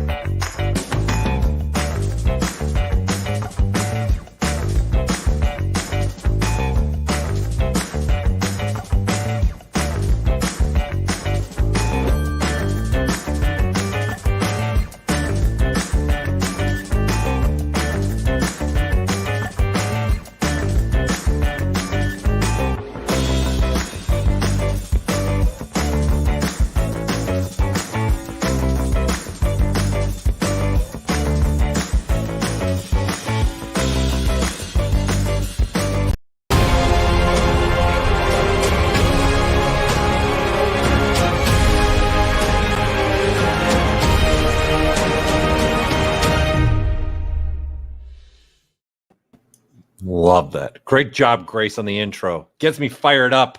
That intro. Oh, they swapped this back, Mike. You should put it back the other way. Just change things up. Change things. Keep me on my toes. Yeah. Make it a little different. Make it a little different, right?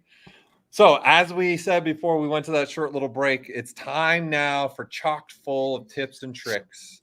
Okay, from a collective group of our streamers that wanted to make some videos for you guys. This is a very popular segment. From my understanding, last year people loved this segment, so we wanted to bring it back again. And like I said, where we can, Michael and I are going to sprinkle in anything we can share with you guys to add to the elements. And it's like, I'm sure you guys are noticing, there are multiple ways to do things inside of ZBrush.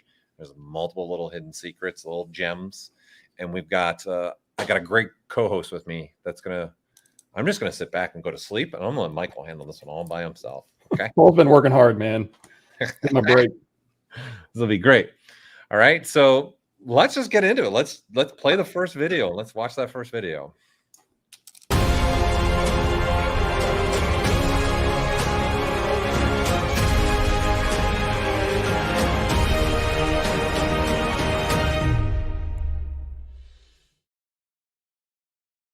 All right, what's up, you guys? It's Ashley, and I'm a character and creature concept sculptor and also a streamer for ZBrush Live on Wednesdays.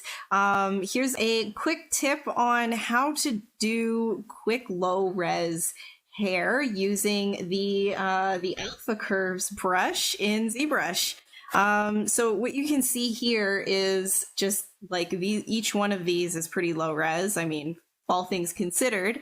This one's only 10,000 points. And these are a couple of them put together for 30,000 points. And I used in combination some deformers as well, which I'm going to get into, just, you know, lightly sprinkle some of that on top of this so that you guys can get a quick way to do some hair and make some like really elegant little swirlies and things of that nature, which you can also use for more abstract cases as well. If you're doing some more freaky stuff, I like to just like really break geometry, so deformers are a great way to do that, but also keep things contained depending on what you want. So you know, if it's not hair, you know, you can also do this, right, with deformers, which I walked through how to make these wings in a separate video, but to bend them this clean, right, that was deformers. So I will show you how to use some of my favorite deformers to create this kind of stuff. So first things first is let's make the actual hair strand, right? Turn those off, grab a sphere, and in our brush palette, there is over at, you hit C, there is a curve alpha brush. Now there's also curve alphas. That's if you're wanting to work with multiples at the same time. I usually just do it manually by clicking curve alpha and then spreading that around and translating them myself.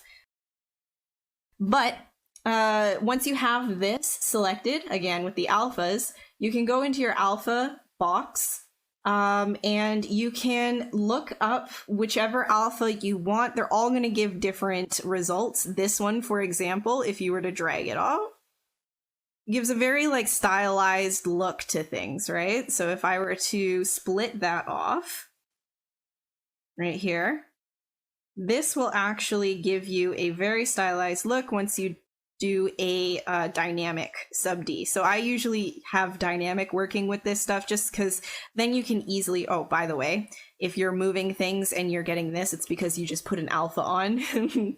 So turn your alpha off. And now you can just start moving this around with a big brush, right? And you can get some pretty nice stylized things. So this is just like literally a square tube.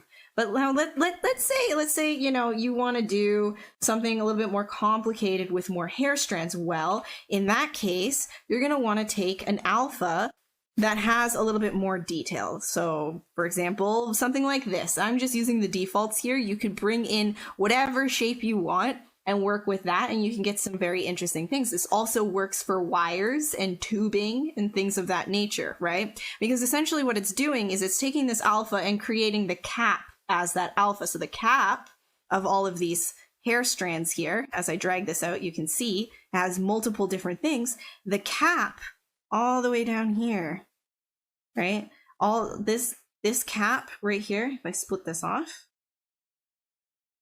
this cap is that alpha, right? And so it's just generating these tubes from whatever that alpha is. And that's the high res part of it. Everything else is kind of like, it is what it is, right?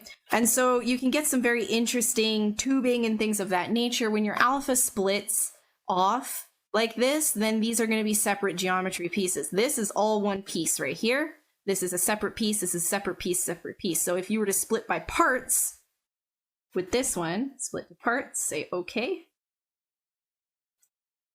It is not, oh, that's because you have the cap down here. So if you wanted to split it to parts to get even more control, you could hold that and remove it at a lower resolution. You could say delete hidden and then split to parts, right like that. And now you can see exactly what I'm talking about, how the alpha dictates each strand, right?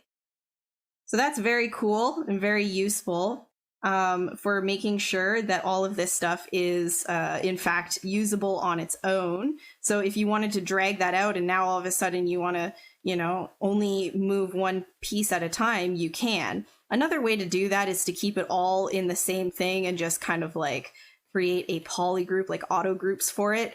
But that way you have a lot of control over this kind of stuff. And again, dynamic sub D will actually allow you to work at a fairly high resolution, like appearing like so. It's very clean, smooth, while you do this at a lower resolution. So, okay, that's out of the way. Let's just go ahead and grab this strand right here that I dragged out. So this strand right here is the same alpha that I showed you that gives us different uses sort of like different strands. It's very, very simple. It looks like hair-like. And what we can do then to get the deformers going is press W so that you grab your gizmo, center it by clicking this little doohickey right here. Like, you know, it's the Google Maps thing. You just click it and then you click the gear icon. So when you click the gear icon, you're going to have all of these things pop up. And all of these are different deformers that you can use. So some of my favorite ones to use are bend arc, bend curve. I like using inflate, taper. I love using even deformer soft, and twist. Twist is a great one. And you know what? We're going to start with twist just to show you some stuff. And we're not going to get into every single one of these because they could all be their own videos. But twist, if you click on twist, then each one of these, as you can see, there's a little info box that pops up when you hover over them just to help you out because these can be a little bit confusing. So now that we're in this deformer box, it goes around. You can see the bounding box right here. Now twist, if you pull on, let's say the bottom area right here, you can see it's going to apply the deformer based on this tapering off that way. So most strength at the bottom. So this, again, if you were to do it at the top and the other way, it'll just straighten out. But if you were to pull it down, it twists in the opposite direction. Likewise, if you were to start getting a little bit more freaky and go from the side, you can start getting twists like that. You know, you can get twists in this way, in that way. You can twist it whichever way, depending on these cones, right? And they all go inside and outside. So you can have a whole bunch of freedom with all of this as well. So let's just leave it like that because that's kind of cool. And so now if you're happy with your deformer, you just click that little gear icon right here, right? And then go over to accept. Boom. Now it's there. And you know what? I kind of want to have a little bit more fun with this because I'm not done. I'm not done with it. Let's put, I don't know, let's put a taper on it. Why not? So here with taper, we've got a little bit more things. So we've got the Z opacity, we've got the X opacity, and the Y opacity. This is all just going to affect how these other cones are reacting. But again, this exponent is how much of a taper you're going to be getting. Right? So if you pull that one out all the way, you're only getting like this little tiny taper. It's barely affecting. But if you were to pull it really close, all of a sudden the taper is, well, it's affecting a lot more of it, right? And so when you're playing with these cones, you can get a lot of, there's a lot of freedom essentially with what you're doing. All right, so let's taper it out a little bit like this. Apologies for the random lawnmower in the background. And we can, I guess, like make it nice and thin like that. And you can do some tapers like this as well to kind of give it a more waterfall effect if that's what you're looking for, etc. And you can just get some elegant looks this way. Anyways, you say accept to accept your deformer. Again, you can just keep doing this. Let's put a bend arc on this. And here's like, you know, you can twist it. So twisting will literally just like rotate it around. This is the radius of, you know, it's the same sort of idea as the exponent, that cone that I showed you. You drag it out more and it'll be a larger circle radius that it applies it to. Less will be less, right? And then negative will make it a very tight, tiny circle. This one, very large circle. So you can play around with that cone to get different, you know, bends and things of that nature. And then it's the same thing all the way down here. So you can bend these however you like, make them as dramatic and beautiful and crazy looking as you want. There's that. We can accept that and create, like, you could probably like stretch that out a little bit more. And suddenly this could be kind of like something that you would put as a sideburn. Go down into dynamic and voila. You have this little piece of hair, which again, you don't have to apply all of the deformers that I did. You have this little piece of hair that now, you know, it's only 10,000 polys. You can grab your gizmo, hold control and drag to duplicate. Let go of control, and now you can start positioning these a little bit more, make them longer, layer them up, right? And then make a couple of them and, you know, work them together. And suddenly you have all of this control over these beautiful twisting hair strands. Pretty simple, pretty straightforward. Have fun, enjoy deformers. Happy Summit. Thanks guys for watching, and I hope that was helpful. I love her ending. I don't know what I'm gonna say now. You could see she wanted to say something, and she's like, I don't know. When in doubt, just say "ta-da." That's what I do. Ta-da. I know, Ashley. I know, Ashley, you're in here. I feel the pain. I've done it myself. So, Michael, I have a couple quick little things that we want to add to even this. Michael, you want to share your screen so that we can throw it up on there. We'll start with you, and then we'll come back to me. But why Michael's doing that? The Greg, with the you're talking about the surface and connect. That's where dynamics that come into play. So you can use dynamics, and there's the dynamic brushes that will snap to that. All right. So go ahead, Michael. Take it away. Well, here's to that point. You know, you can use project history and all the projection stuff, but here's also using collision from when we did the dynamics. So here's a low res body, and I'm just going to take this and project it using dynamic and project history to kind of project a low res to a high res. So I got videos on that up on YouTube. But back to this one here, and this is just for completeness. You can do this method or Ashley's method. It just kind of depends on, again, there's a million different ways to do things in ZBrush. So one of them is BE, Extrude Profile Brush. And this is slightly different in that you get to choose, you can hit M, as in Michael Pavlovich, on your keyboard, and you get to select one of these, or you can go up here and you can select like this. So if you just grab a shape and pull out, and then I'm just going to tap and then do a split mask points here. You can see that it's not an alpha driving the shape, it's actually geometry. So if you need very precise control over your geometry, like if you have a cylinder here, make Polymesh 3D, let's go ahead and make it so you can see it a little bit better. Control Shift, select rectangle, and then geometry modified topology, delete hidden. Another thing that came up during the, you watch the id guys use ZModeler.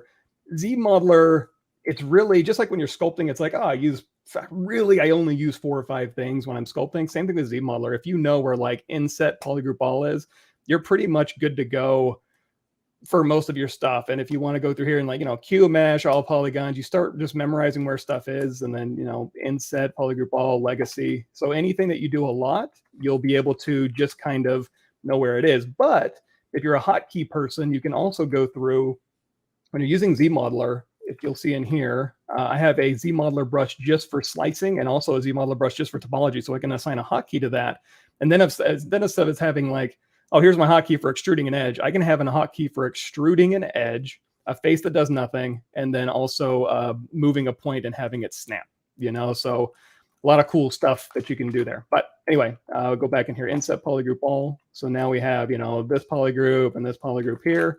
Geometry modified topology, delete hidden, and then I can just go back to my extruder brush. So BE, extrude profile. If you want to name it so that it doesn't show up with a weirdo name, you can say ever, and then brush from mesh. So now you have this. So now when you use this brush, you have, again, we're going to tap off to get rid of that curve. Go ahead and say split mask points. And now we have two, it's being controlled by that geometry. Something that also did come up in chat was the ability to move these things separately. Well, here's another thing too. Polygroups, auto groups. W, control tap this polygroup here. You can move it out, control drag this around so you can have a bunch.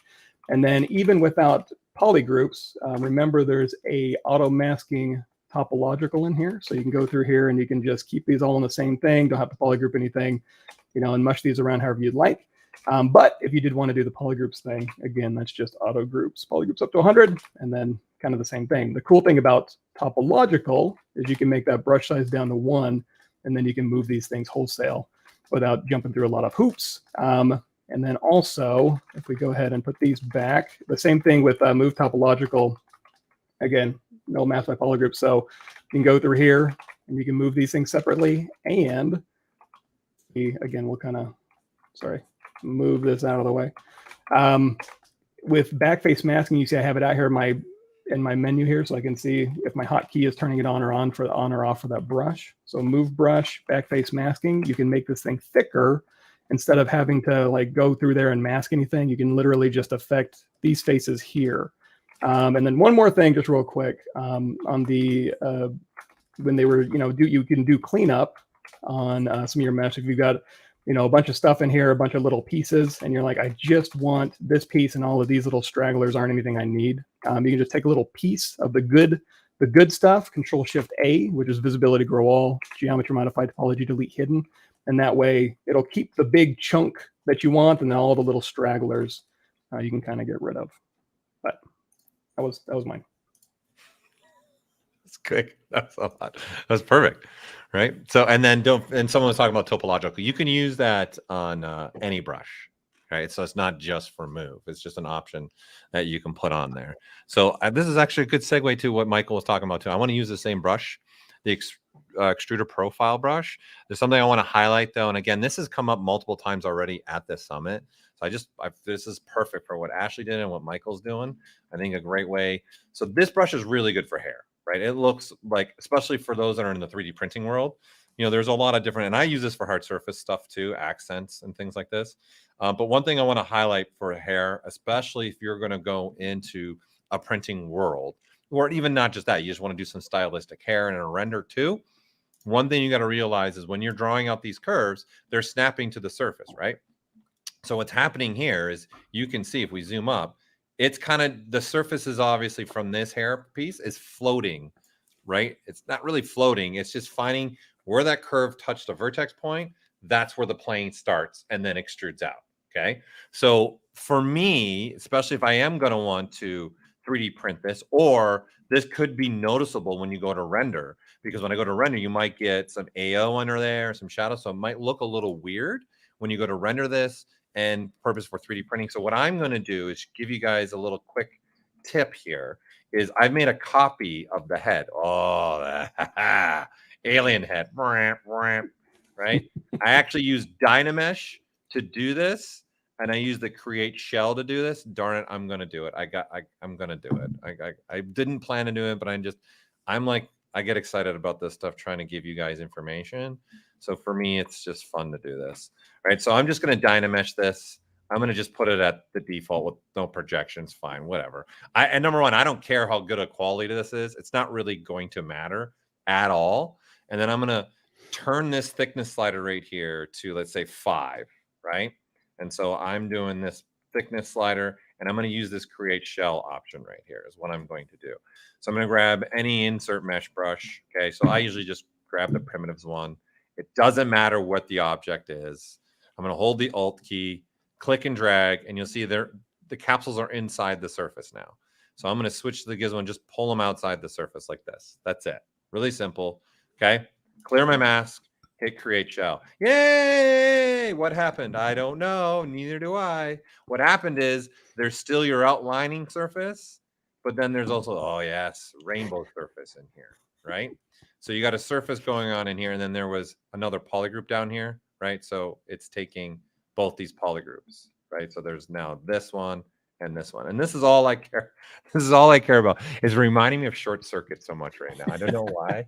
Or what is that? Or one of those other movies where there's the robotic, right? It's just the teeth in the eyes. What is that? I can't pinpoint it right now. So then I just delete the hidden, right? And then I can just re-polygroup this if I want to.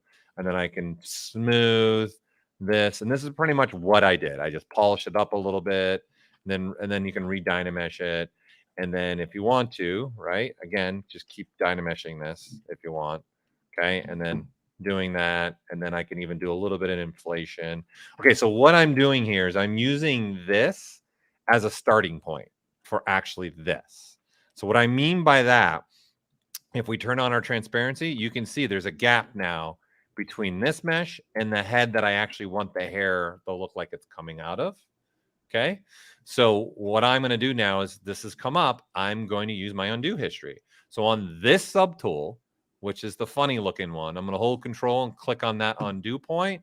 I'm going to go back to this dude, right? And you can see, remember the red marker now? You guys should all know that now, right? And then now if I switch back to that extruder brush that Michael is also using, when you guys now go to extrude something, you'll see, look, it's sitting perfectly inside what I would really want, what a hair would look like, right? It should be coming out of the skull, or not the skull, but the head, right? So you see that? Because really what's happening, right, is this is going all the way down to meet the other part. So if I hide this portion, right, we turn on transparency, it's coming down to meet this.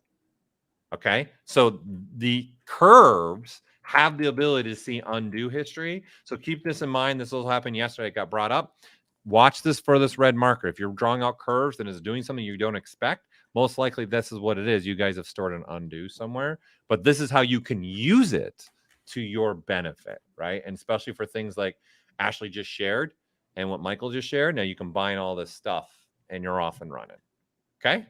There, this looks funny right now. Okay, let's get to the next video.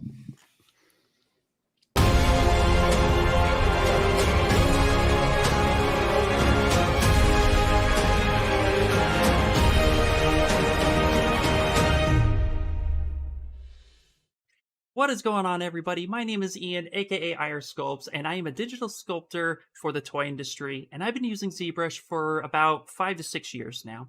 And what I want to do today is show you one of the new features, Stager, in conjunction with Dynamesh when posing a model or parts of your model. So let's go ahead and get into that process. So today what we got here is a hand that I'm trying to pose to the sword of this sculpt that's a work in progress. And what you can notice first things first is that I broke up my hand into different poly groups. And the reason why I did that is because I actually want to pose using Dynamesh. And I find that a lot of times when you are posing, you're going to have to break your model anyway. So you might as well kind of break it with a controlled method. So that's where this part comes in. You might be familiar with this process. And if you are, this might help you out. So with that, I have everything broken into the poly groups. And if we were to go to geometry and Dynamesh, because Dynamesh is viewport dependent, a lot of times if I want to keep a low resolution, let's say 64 or 48, and I were to hit Dynamesh, you could see here that based on the size of my model within the viewport, it is just not a good resolution. So I'd actually have to crank the slider like really far up to Dynamesh it to get a decent resolution, again, based on that viewport. So we have 2,906, I can't even speak, 2,936 resolution, and that's only resulted me at like 98 polys for this hand. That's just not good enough. So let's go ahead and use Stager with this method.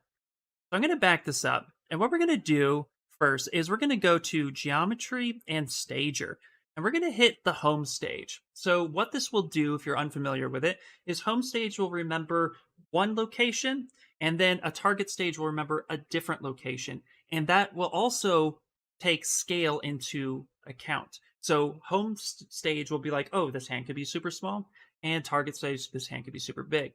You might know where I'm going with this. So I'm actually going to zoom all the way out because I've set the home stage. I'm going to turn on my gizmo by hitting W on the keyboard and recentering that. And then I'm going to go ahead and scale this up. A ridiculous amount too, by the way, but you know, let's just go with it. So now that we have our hand scaled up pretty far, I'm going to go ahead and say that's my target. So now I can switch back and forth between the hands that's on the sword, and I can switch between this massive hand here that's there. What this will allow me to do is now Dynamesh at a lower resolution, but yet keep the density that I need for this model to be workable. So I'm going to go ahead now, and we're going to go to Dynamesh. I'm going to turn on groups because I broke up my hand into different groups because those are the sections that I'm going to want to manipulate. And then I'm going to go ahead and turn the resolution down to 64. And when I hit Dynamesh, now we're looking at a model with a 64 resolution that's actually 623,000 polys for this hand size. So now what I can do is go back to Stager, switch to Stage, and zoom all the way in by hitting F on the keyboard. And now if you take a look at this, I can start posing my model.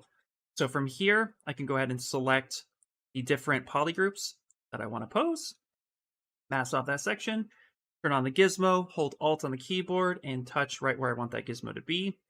I'm going to place that gizmo somewhere in the middle, and now I'm going to go ahead and start masking those sections off. I'm going to grab this piece here, bring this in, and you can see I can start manipulating this the way I want it to. And we can get something like that.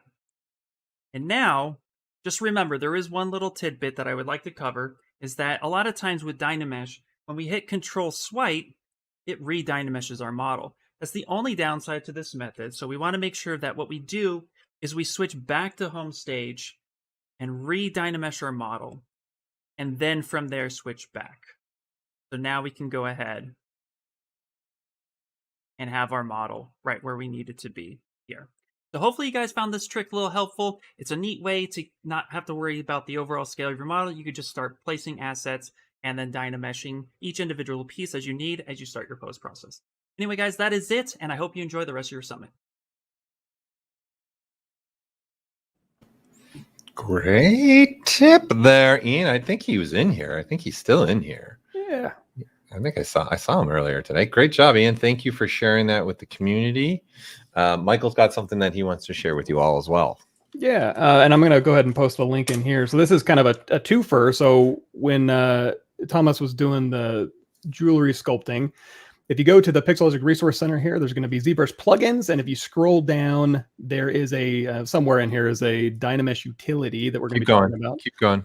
It's actually past the first part is all stuff that should be installed. And then way down here is the newer stuff. And there's the Kitco metal quotes that they were using. There's some ring utilities. So a ton, the nanotile textures, when we were talking to CG Project Red, and what else? Did a ton of cool stuff in here. But for the matte caps, just go over here to matte caps, and there's some cool matte caps you can download. But anyway, if you go into, and you'll see I have in my computer folder, I have very quick access to the ZBrush data where the quick saves and the startup stuff is, and then also ZBrush 2021, Z startup. Let me go to hide this. Zplug 64. You're going to copy. You're going to extract whatever you download from there. You'll not the materials, but the we're talking about the Z plugins now. You're going to have a data folder and then a Z script, and then when you start up ZBrush, you'll have a Z plugin, extra little Z plugin in here, and in here is going to be your Dynamesh utility. And the cool thing about this is, if I want to split this, I can control tap this, and again, you can move it around, and you can also just do like a split mask points. And with this Dynamesh utility, so here's my points up here. If you want it to be, 1.5 million, you click it. You may have to go in here to additional options and use the auto scaler, but you can kind of dial in, 500,000 polygons and Dynamesh it, and it'll populate for you, as opposed to, having to do a little bit of that guesswork. But that's also where your matte caps are, kind of in the same place. So matte caps and ZBrush plugins there.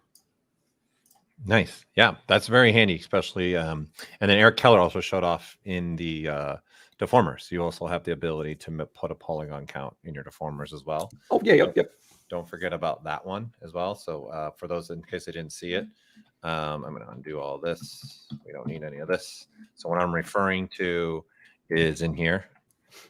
Okay, you have an actual remesh by Dynamesh in here. You got a remesh by Union and a remesh by ZRemesher. So this one and this one actually has polygon count cones. So if you click on this white cone over here, I'm going to make the model darker. Okay, so that you can see in the middle, see it says 5,054. So you can actually pull on this to put a polygon count. So it's 21,000-ish. And then see it's sitting around 21,000. Okay, so this is another way that you guys can Dynamesh. But I'm going to add something in the next segment to Dynamesh. A little hint, bing, there you go. A little pre-hint for you guys there, okay? Something coming down in the next presentation. All right, so Ian, thanks, man. That was a great video. I know he's in here. I saw him in here. Thank you for doing that and putting that together for the community. That was awesome. Let's move on to the next tip.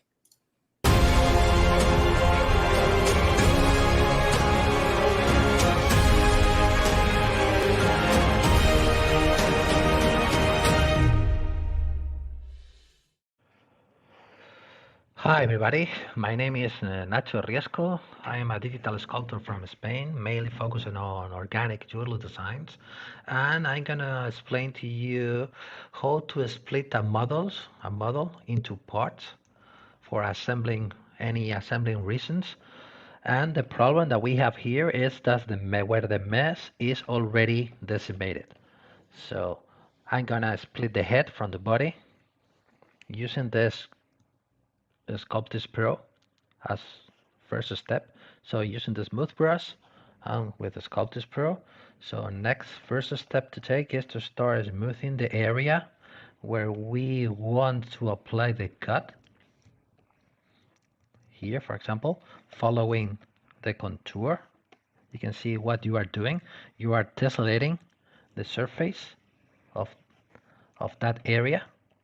So once we are done, so we will get something like this, a more dense mesh on some areas. So next step now is to and start painting a mask. So with the mask pen, I like to set this up to -100 and using the lazy mouse to start painting a mask, creating the border of the two parts, of the two pieces. So following, using the surface that we were tessellating before. So till getting something like this. So following the path where we want to apply the cut. Once we are here, what we can do is Control W to create a new polygroup, and now Control Shift and tapping the here. We can go to polygroups and auto groups, and now we have 3 different polygroups. Polygroup number 1, number 2, and number 3. We are going to merge the polygroup number 1 and the polygroup number 2. So I gotta tap here, invert the visibility, and Control W now. So now we have 2 different polygroups. So what we're gonna do now is to, before start splitting the 2 polygroups using the split and group split option, I'm gonna use this. Control Shift and tap here. I'm gonna shrink the mesh a bit. You can find this button here, visibility, shrink 1, 2 times maybe, and now I'm gonna split hidden, and now close holes. You can find the close holes button here, geometry, modify topology, and close holes. And now you will get this non-regular border between on the edge. What we can do to avoid this is go into masking using the mask by groups feature. Now we have a mask applied on the border. Let's grow the mask a bit, invert the mask, and now we can go to deformation and start polishing by features like this, and polishing, and there you go. So here we have one element, and this is going to be the another one. Let's go close holes and repeat the same operation as before. Masking. Let's go to masking, mask by groups, grow the mask, invert the mask, and deformation, polish by feature. And now we have, this is going to be one part, and this is going to be another part. So now we have the model split into 2 parts which both fits together. So hope you find this useful, and thanks for watching. Bye. All right, another good one to help you guys out with cutting up pieces, also for printing. So thank you, Nacho, for that. He's also one of our streamers on the channel. All these people are, and he's also another jewelry guy that's done a lot of stuff in jewelry. So he's a great person to go and learn from as well. I know, Michael, you've got something that you want to share with everybody. So. I did notice in the chat they were talking about, you know, when you're working in ZBrush and using Z spheres, things can tend to get a little bit big, and you want to get back to that ZBrush scale. There is, for an individual subtool, you can go down here and do the deformation unify, but that's only per subtool. There's also under Z plugin Scale Master, you can do, so for instance, let's go back to our head here and do the hamburger. So we can scale up all our subtools here, and we want to get everything back to that ZBrush scale, that ZBrush unit scale. You can go in here to Z plugin Scale Master, ZBrush Scale Unify, and that'll take all of your subtools and get that back in there. As far as, and there's a ton of, this isn't going to necessarily work for what Nacho was doing, but something just to keep in mind for, usability for slicing or getting different poly groups with a little bit more control is holding down Control Shift, going in here and using a little bit of the slice to kind of go through. And when you do that, you're getting that perfect line through here. And you can do this kind of the same thing with masking. So depending on your resolution, let me go ahead and get rid of his little there. So if you hit Control W, that's going to give you that really aliased line. But I just did this recently when I was making a Pizza Hut sign.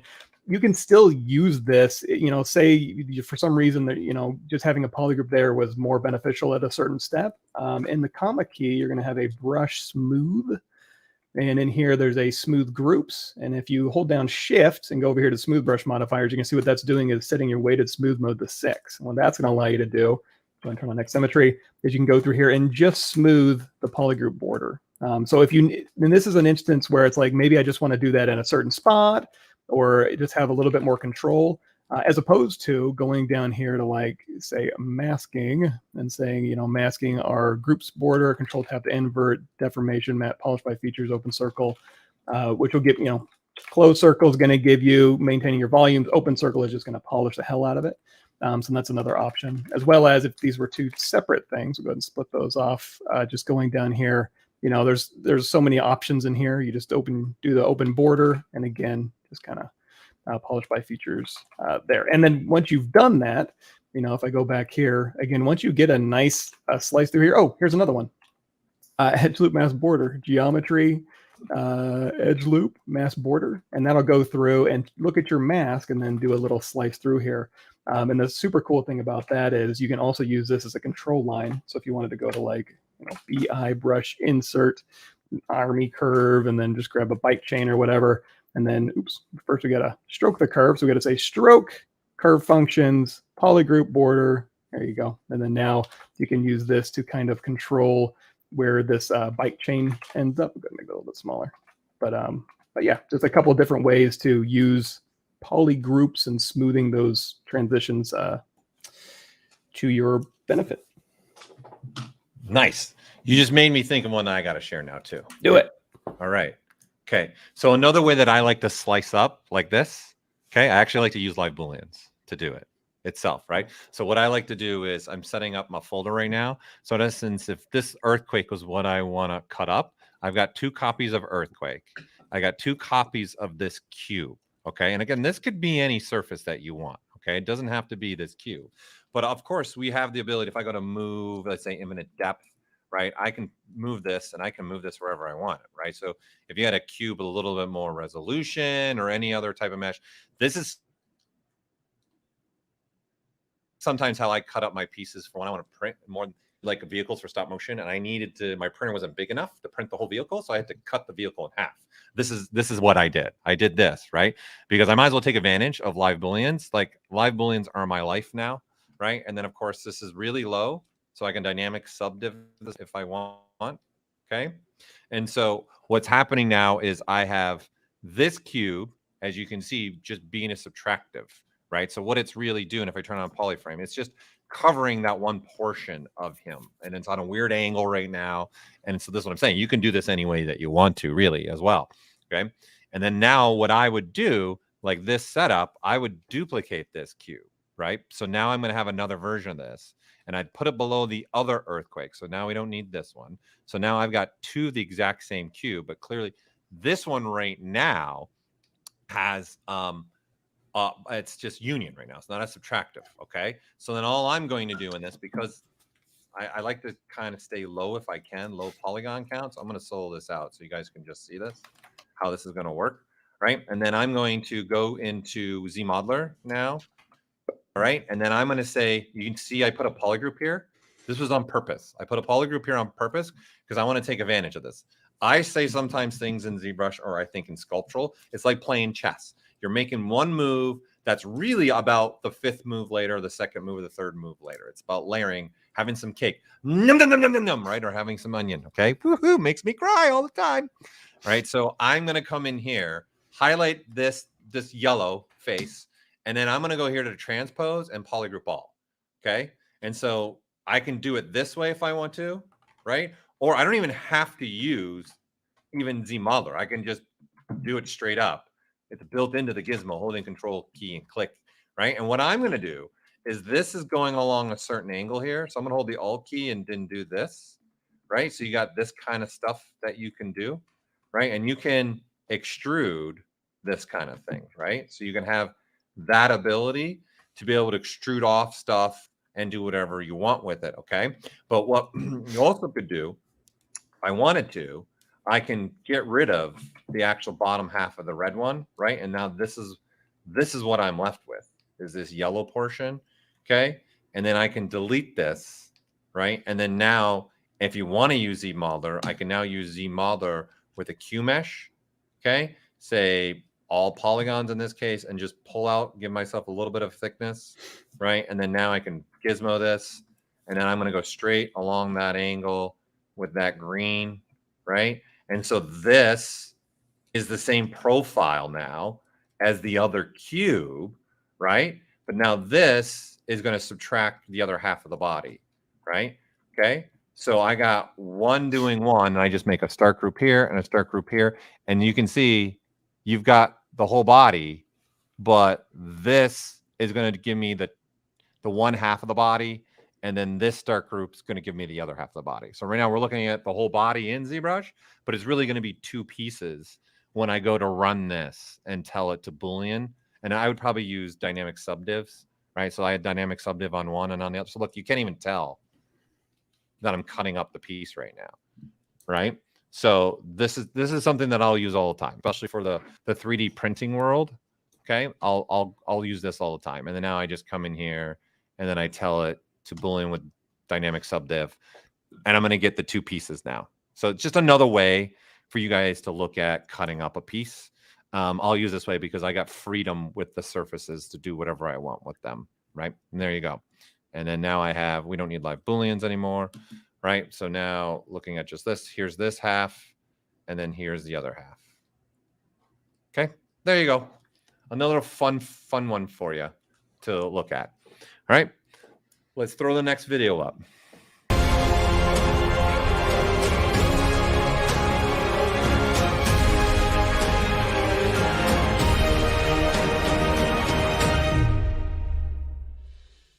Hi everyone, my name is Paulo Munoz Gomez. I'm a 3D concept and character artist, and I love using ZBrush.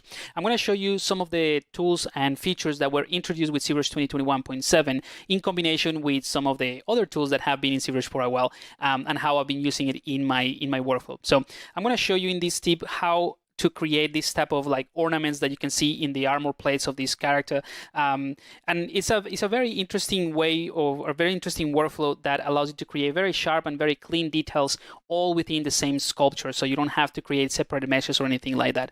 So I have a mesh already for the shield of this creature, this knight character, and this is the mesh that I'm going to use as an example. So the tools that I'm going to be using are some of the brushes that already come with ZBrush by default, as well as the new features like the adjust last, the repeat last that has been in ZBrush for a while, and just to show you something else, in the masking palette, I'm going to be using the mask change points as well.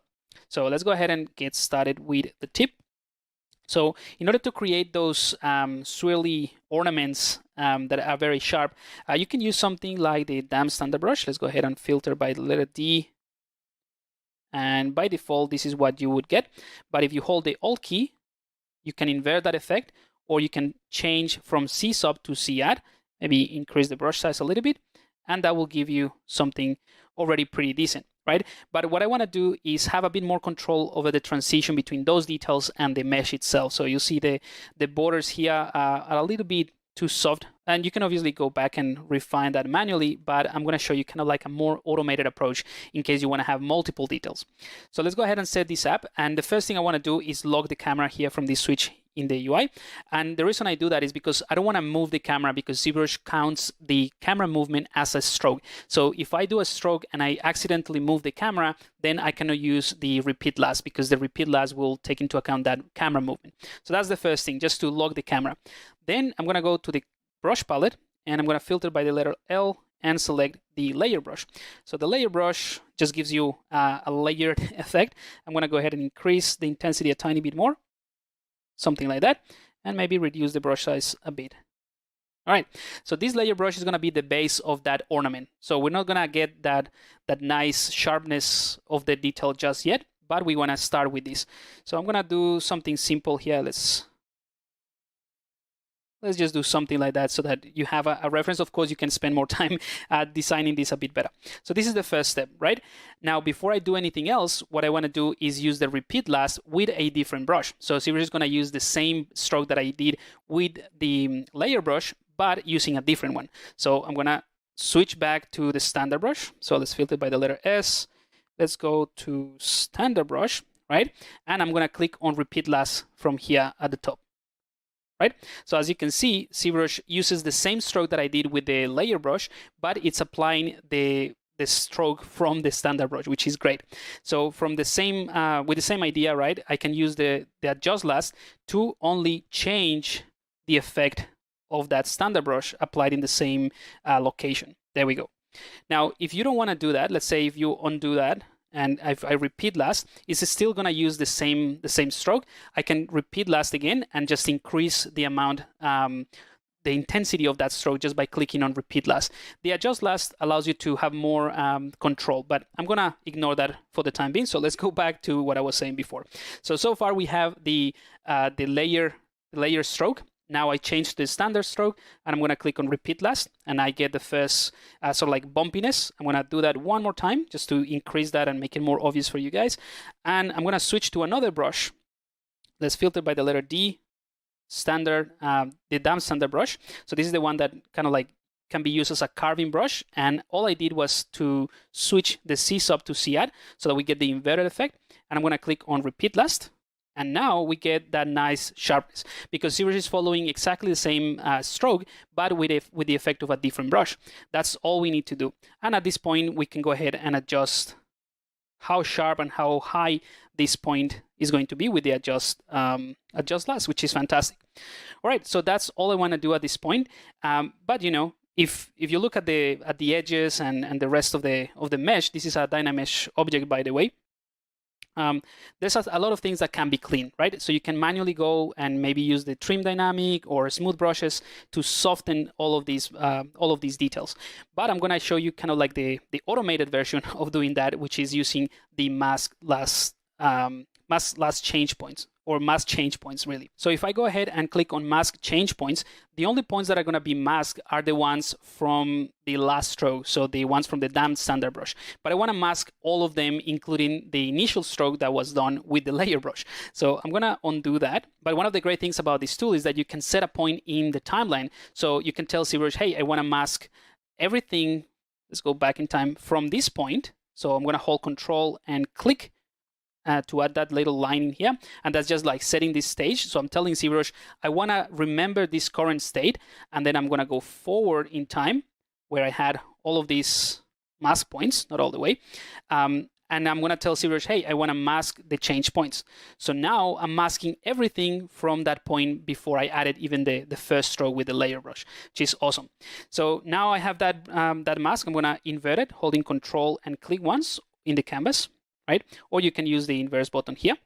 And because I want to make sure that I only affect the points that were changed, I can use the boost mask that is going to increase the reach of that change point mask, or I can dilute the mask, right? So you can play around with boost mask and dilute mask, which are also new tools in ZBrush. And the difference between these two and the blur mask and sharpen is that these ones are looking at just the change points, which is awesome. But now that I have masked everything but this stroke, I can go to the deformation palette and I can use something like the polish features slider, and you'll see it's going to polish everything except everything that is masked. So I can keep doing that, polish by crisp edge. So if I keep doing polish crisp edge, ZBrush is going to try to maintain the crispness of that edge that we created. I'm going to do that a few more times. There we go. I'm going to clear my mask, and if I wanted to even sharpen this a little bit more, what I can do to finalize this tip is go with the pinch brush, filter by the letter P, select pinch. So I can go ahead and use this pinch brush to sharpen manually those details if I wanted to. And you can use the adjust last to sharpen or pinch that a little bit. If I use it right now, because I have set a pointed timeline, ZBrush is going to actually adjust everything from that point onward. So including, everything that we did with that last stroke, which is something that you can also do. I'm going to undo that. To remove this point in the timeline, you can hold Control and click it once. And now ZBrush is going to remember the last stroke, not what we said in the timeline. So we can do that again. So pinch. And we can use the adjust last to sharpen that manually. There we go. All right, so that's pretty much it. You can follow the same process and the same steps to create more ornaments and more details that are going to be pretty sharp and neat. So hopefully you have found this useful, and I'll see you next time. Cheers. All right. Another good one. We're coming at them. Bringing it today. Bringing it hot. Bringing it hot. Okay. So, Michael, you got something. Let's throw it to you. Let's see what you want to add to in there for us. Yeah, this is just a fun one. It's tangentially related, so it's not it's just another option. So like a deco curve drag is always a fun one. It's basically going to drag a curve onto your mesh, and then when you pull on the curve, it'll go through, and whatever alpha you have in here, it's going to pull along that curve. And you can adjust on the fly. You can adjust the intensity. You can go from Z add to Z sub, and you can push in and you can pull out. Actually, let me go in here to stroke and do bend start, bend end. So again, you can just kind of pull out a curve and then, you know, switch it to Z sub, change the Z intensity if you want to, turn it back to Z add. And like I said before, you can change the alpha. So you can grab like alpha 61 and kind of pull this through. And another cool thing is you can actually load up a texture and you can poly paint through here. If you just turn on RGB, you can go through here and you can actually paint as well. And even if you want to extend this curve out, you can keep dragging out, and you can even do some like liquid. So you can kind of pull out from this curve and kind of go through or go back. So just kind of a semi-related fun one there. Yeah, that's a good one. That's a really important one. Yeah, it's any alpha. If you have drag dot on, stretching across that curve, throwing that paint in also can be another great advantage, especially designing wise and figuring that stuff out too. It's perfect. I use that a lot too, also for cloth. I'll use that kind of stuff for cloth, so you can add some pinching in there as well. It's a great way to make a little fun little cloth brushes. And you showed another thing too on a curve. I need to go back and take my notes, but yesterday you showed some cool stuff with curves and some new options there. So yeah, the new stuff from yesterday. Yes, check out day one. Yeah, the new, we now have stepping between the alphas now as well. So you have a new slider there. It's going to allow you to step the alpha more often between each other. Yep, it's a good one. All right, well, let's send it to the next video.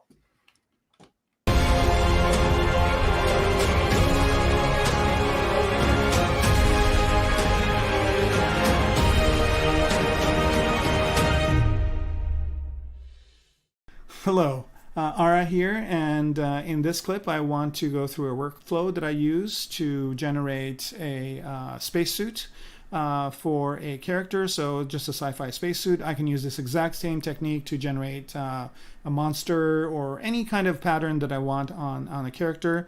So here I just basically have a male character, and I've polygrouped him in a certain way where I can basically section off the different parts of clothing if I want to. And in this second piece here, I've basically just taken out the head and the fingers, and this is what I want to work on is this outfit part. Now, a couple of things that you need to do with your model is make sure you've got UVs on it. So you can either purchase one with UVs or make your own.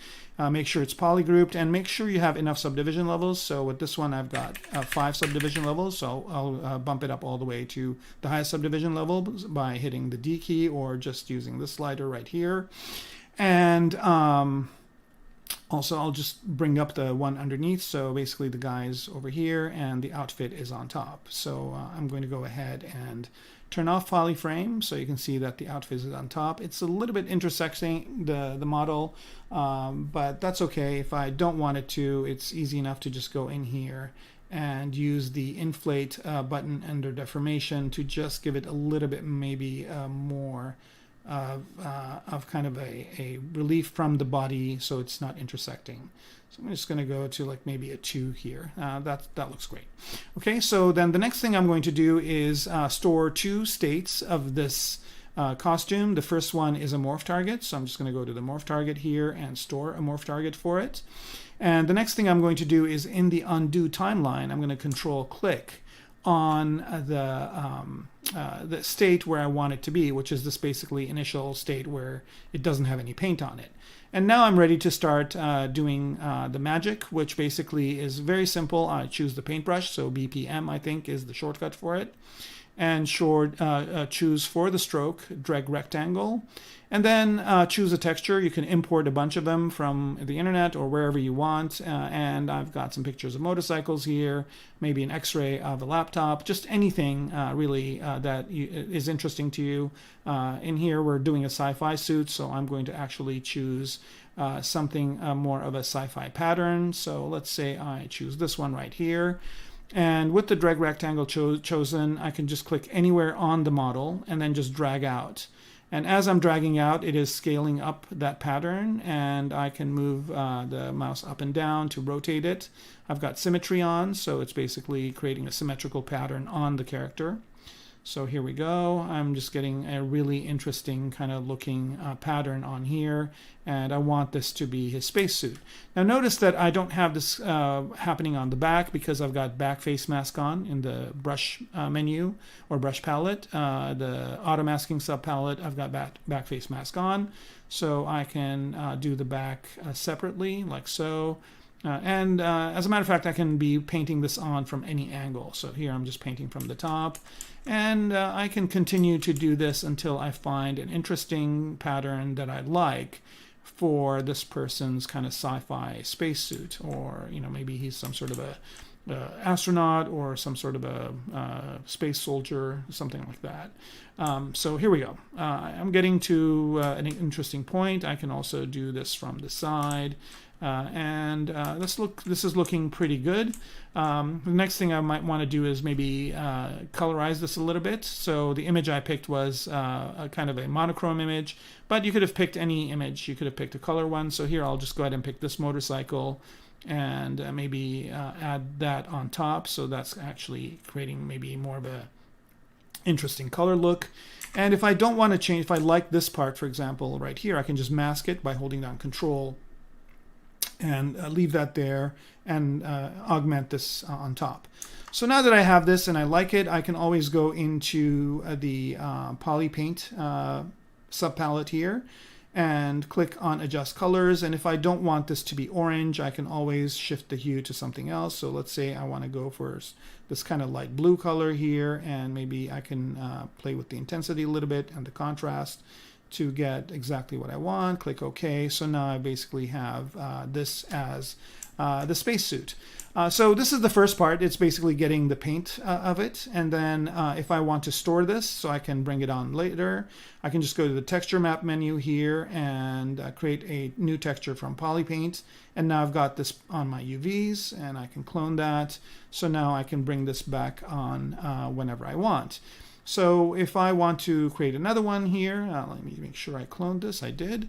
And if I want another texture, I can always turn this off and then start with a new image. This time I'm going to go ahead and maybe use this car right here.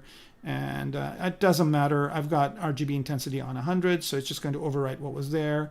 So here I'm coming up with some other type of design. Again, similarly, within minutes, I can get something really compelling looking. And again, depending on the images that you have, you can get all sorts of really interesting patterns and interesting suits. You can get hundreds of these in a very short period of time. And so you can either save them all as different textures, or you can also save them as layers, and with layers you can also erase certain parts if you want to show what's underneath. So here we go. I'm basically getting a different look here, and again I can always do the same thing. If I don't like this yellow color that this suit has, I can get a different one. So now I'm just going to go ahead and say new from Polypaint, and I've basically created a new texture. Now the next thing I want to do is I don't want to do these with just color, because color is really good, but maybe I want some relief. I want to actually generate geometry from this. So to do that, what I will do here is just go ahead and use this new feature that is in ZBrush 2021.7, and that is to mask what's changed from where we stored that undo point. So here I'm just going to go into the masking menu and click on Mask Changed Points. So what that's going to do is just mask the points that were changed. If I want to see this better, I can always go to Subtool, turn off that Polypaint, and I guess I need to make sure that the texture map is off.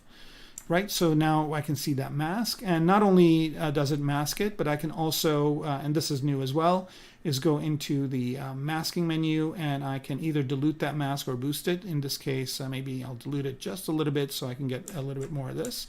And now that I've got this mask on, all I need to do is just go into the deformation menu and just use the inflate here. And the inflate really kind of jumps up. It's pretty harsh. So I'm going to just kind of go up to maybe about 17, and I don't really care about what it does. And I can maybe hit it a little bit, excuse me, with a little bit of a polish as well. So I'm just going to say polish by features, and that basically will smooth out some of these jagged edges. I can continue to do that until I get to a point where I like it. Of course, I can always also hit it with the smooth brush. And as you can see here, not only do I have this as a poly paint, not only do I have the paint on it, but I also can have the relief. So I can turn them both on, and now I've got a painted suit as well as the poly paint. Now the next thing I want to do here is this is maybe a little bit too harsh. So since I stored a morph target, I can always go to that morph target, and I can adjust that in either direction to get something a little bit more subtle, let's say like this, or something even harsher by moving it. And so this has a little bit of a finer tuning ability than just the inflate deformation, so you can get something more compelling and exactly the way you like it. And of course, you can use all your sculpting tools to go ahead and modify this.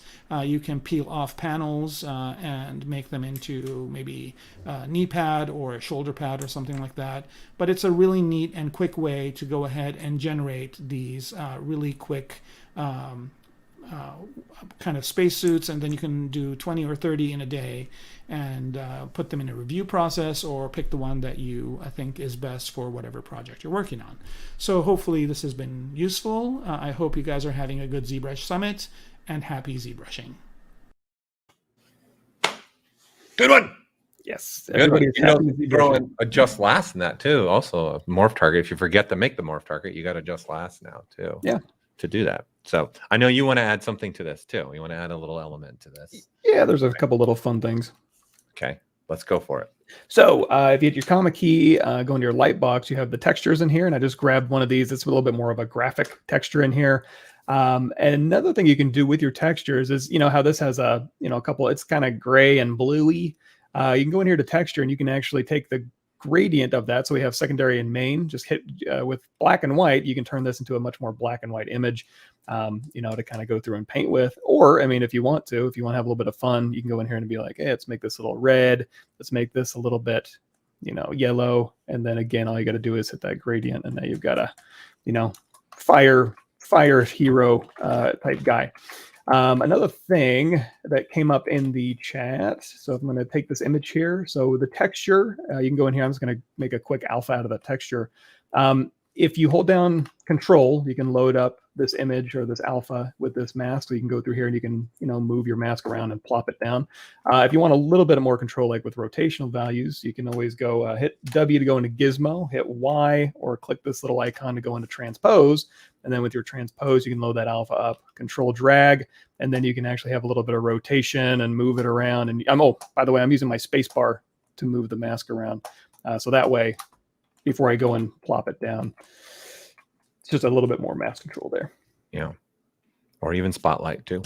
Yeah, exactly. Yeah. Like you said, there's a million ways to do things in ZBrush, all of them good depending on your workflow. But yeah, that was it on mine. Wait, so they're saying wait what? Are you saying wait what to the transpose one? Is that what you're saying? Wait what to where he added the alpha? I think, hold on. They might need you to repeat something. Sure. I think that's what it was. I think showing the transpose one, I think again. Yeah, so by default, you're going to have your gizmo here, but if you want to ever switch to transpose, it's the Y key, or if I hover over this button, you'll see hotkey for Gizmo 3D to transpose is Y. And then if you have any, and it could be any alpha, let's put a star on them. So now I have the star alpha loaded and transpose. Just hold down Control, drag out the star, and then I can hold down Spacebar to move it around, rotate it around, go and plop it down. And then remember again, too, you can always hold down Control and Alt. Control, start dragging. Let's see, Control, and then can I do an Alt? I forget if you can do an Alt or not, but no. maybe not. No. Well, in that case, there's a couple ways you could maybe, you could actually colorize this and do. So this is also in the thing down here underneath masking. You can also, if you have poly paint color, you can mask by intensity real quick. So if you have black and white, that's another way to do it too. Or even mask by any color now, right? Because you have the mask by actual color interface that pulls up. And you guys can mask by any single color that you have on your model. Yep. So there's also that as well. Yeah, what Michael just popped up right there. Good stuff. Good stuff. All right, well, that was the final video for our tips and tricks, and Michael finished off the video. We're a little bit behind on schedule. We do apologize, but we figured you guys would want to see that information more than being 10 minutes behind schedule. It's not like we're an hour behind schedule here. We're 10 minutes behind schedule, and Michael and I are closing the day off anyway. So it's just him and I along for the ride, right? And you guys are just here. You're just here with us, coming together, right? So obviously, up next is what else have we been up to in the Pixologic hallways, okay? I'm going to be now showing some more features that we've been working on, some things that we've been doing. Again, last week, oh my God, the summer's already getting me. Yesterday, I already showed a bunch of features that we've been working on. Again, these are completely different ones. I'm not showing the same stuff tonight. And again, tomorrow we're doing again. So the cat's out of the bag. Again, I'm going to show some other stuff tomorrow. These are some really fun things that we've been working on. And again, for those of you that don't own ZBrush right now, what are you doing? There's a 20% discount right now on ZBrush. Right now, that's right, the Summit Special. Get on that. You've got 20% off ZBrush if you want to get into the world of ZBrush. That's the perpetual license, right? Which I bought mine 16 years ago, I think. When did you buy yours? It was before college, so yeah, it must have been way too long ago. It was a long time ago. Yeah, we're dating ourselves now. Yep. And we're getting free upgrades for going on, I don't know, let's see, 1998, 23 years of free upgrades for perpetual license. But we do have subscription options. We do have a 6-month subscription and a monthly subscription. We're also giving you guys 20% off the first payment. Okay, so the first payment of a 6-month subscription, you're going to get 20% off that. And you're also going to get a 20% off the first month subscription. All right, so you got first payment. And then, because we have these other things like Eric Keller is showing, like ZBrush Core, we're also giving you guys today the Summit Special of 20% off ZBrush Core. Okay, so there is no promotion for the subscription of Core. It's already under $10. So again, Core, ZBrush, and for those of you watching right now that are ZBrush Core users and you want to get into this, what we're doing right now with ZBrush, this is the time to also do it. We're giving an additional $100 off the upgrade fee to go from ZBrush Core to ZBrush. Okay, so you're getting it for $695. Like that was pricing like 6 years ago of ZBrush, right? So this is the time to do this. Okay, don't miss out on this. These promotion, this pricing, Summit pricing ends on Wednesday. We are going to give one extra because some of you guys are in different time zones and everything. Like myself and Michael, we're not even in the same time zone right now. So this pricing will go through Wednesday, but that's it. Okay, so can't come back on Friday and go, hey, I didn't get the show price, and be like, unfortunately, it's done, right? It's just like anything that has specials. They have their time, so make sure you take advantage of that. All right, we are going to take a little minute break, and we come back. We're going to show you guys what we've been up to in the halls of Pixologic. All right, we'll see you in a little bit.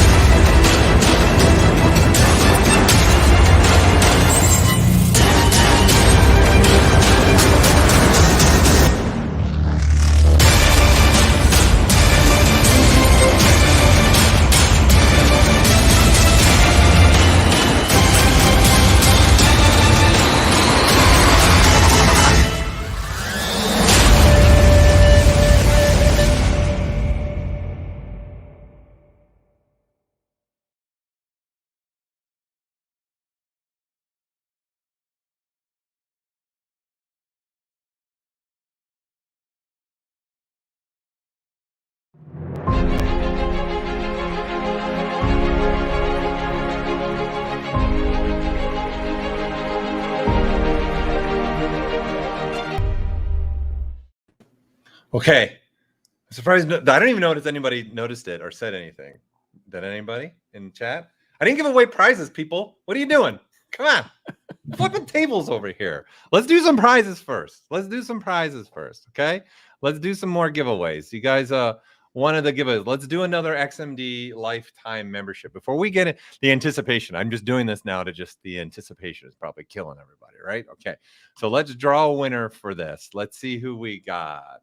All right. Here we go. Let's start giving away some more stuff. I got a bunch of stuff still to give. Evita, you are the winner of a XMD lifetime membership. Again, this is a plugin for ZBrush. It's going to allow you to search for brushes, textures, models. It also comes packed full with a bunch of brushes. So let me put that in the actual comments again, so you guys have that. So you are the lucky winner of the XMD lifetime membership. Congratulations. All right, I got some more stuff. Hold on, I got some more stuff. Don't you worry. Let's do this one. Yeah, there we go. Let's give away a Gnomon free online class to Gnomon. Okay, so this is an online digital class for you all. So let's go ahead and draw that winner. Okay, and we'll draw that winner. Let me get the name and confirm that. Okay, and Alex Diaz, you are the lucky winner of a Gnomon online class. So it's a free digital online class. Congratulations. You have just won a class there, which there's a lot they teach there. So there's probably definitely something that you probably definitely be interested in for sure. Okay, let's keep this prize ship going. Let's keep it rolling. Let's go. I know someone saw that they wanted this. Someone in the chat was like, I need myself one of these space mice from 3D Connection. So here you go. Here is your opportunity to win. Let's see if that person, I don't remember who it was. I don't think it was this person, but we're going with it. Okay. So here we go. Let me confirm it. And Tomas, you are the lucky winner of the 3D mouse. Your full name has just been put in the chat, and the team's putting you up on the screen right now. Okay, congratulations, Thomas. You have won a Space Mouse Enterprise kit, right, from 3D Connections. And again, remember, people, give us time to get all this. This isn't going to be something instantaneous that we're going to be able to get to you. Again, give us like some prizes might take maybe up to 6 to 8 weeks to get in your hands due to shipping, where you are in the world, all those factors. So please keep that in mind. Okay, if you're getting something physical like this as well. All right, I've got some more to give away. Hold on. Let's see. Let's do this one. Let's do this one. All right, let's do another Pablo class, right, from the 3D Concept Artists. So this is the Ultimate ZBrush Guide course. Let's go ahead and give this one away now. So I'm going to say let's draw the winner for that. And we're going to draw. Let me get the name for this person. All right, there we go. All right, and let me put that in the chat. Alfonso Romero, you have just won the Ultimate ZBrush Guide course from 3D Concept Artists. Great, great, great course. Great person to learn from. Pablo knows his ZBrush, right? So definitely want to get advantage of that. Let's see. All right, let's give away one more thing, and I'm going to keep a couple for after that I'm done my demo, because I'm sure you guys are just waiting, foaming at the mouth to see what I'm about to show today. Okay, so let's do another XMD. For that, let's end this round of prizes with the XMD. So let me copy this name in here. And Dermot. I'm probably not pronouncing that correct, and I do apologize. Or Dermot. Is probably the correct person. I don't know. Okay, there you go. You are the winner of the XMD lifetime membership. So congratulations to all those winners. Again, don't worry if we're not going to be wiping the board, because I'm going to be giving some stuff away after my presentation. Okay, so now we're going to be getting to the stuff that, i.e. that Ashley was calling yesterday, the juice, which seems to be catching on right now. And Ashley, I got to do your little, I told you, I keep it going for you. Yeah, Michael's helping out with that too. Mike's helping out with that. All right. So let's get into it. We're going to get into this. Let's go. Let's buckle up.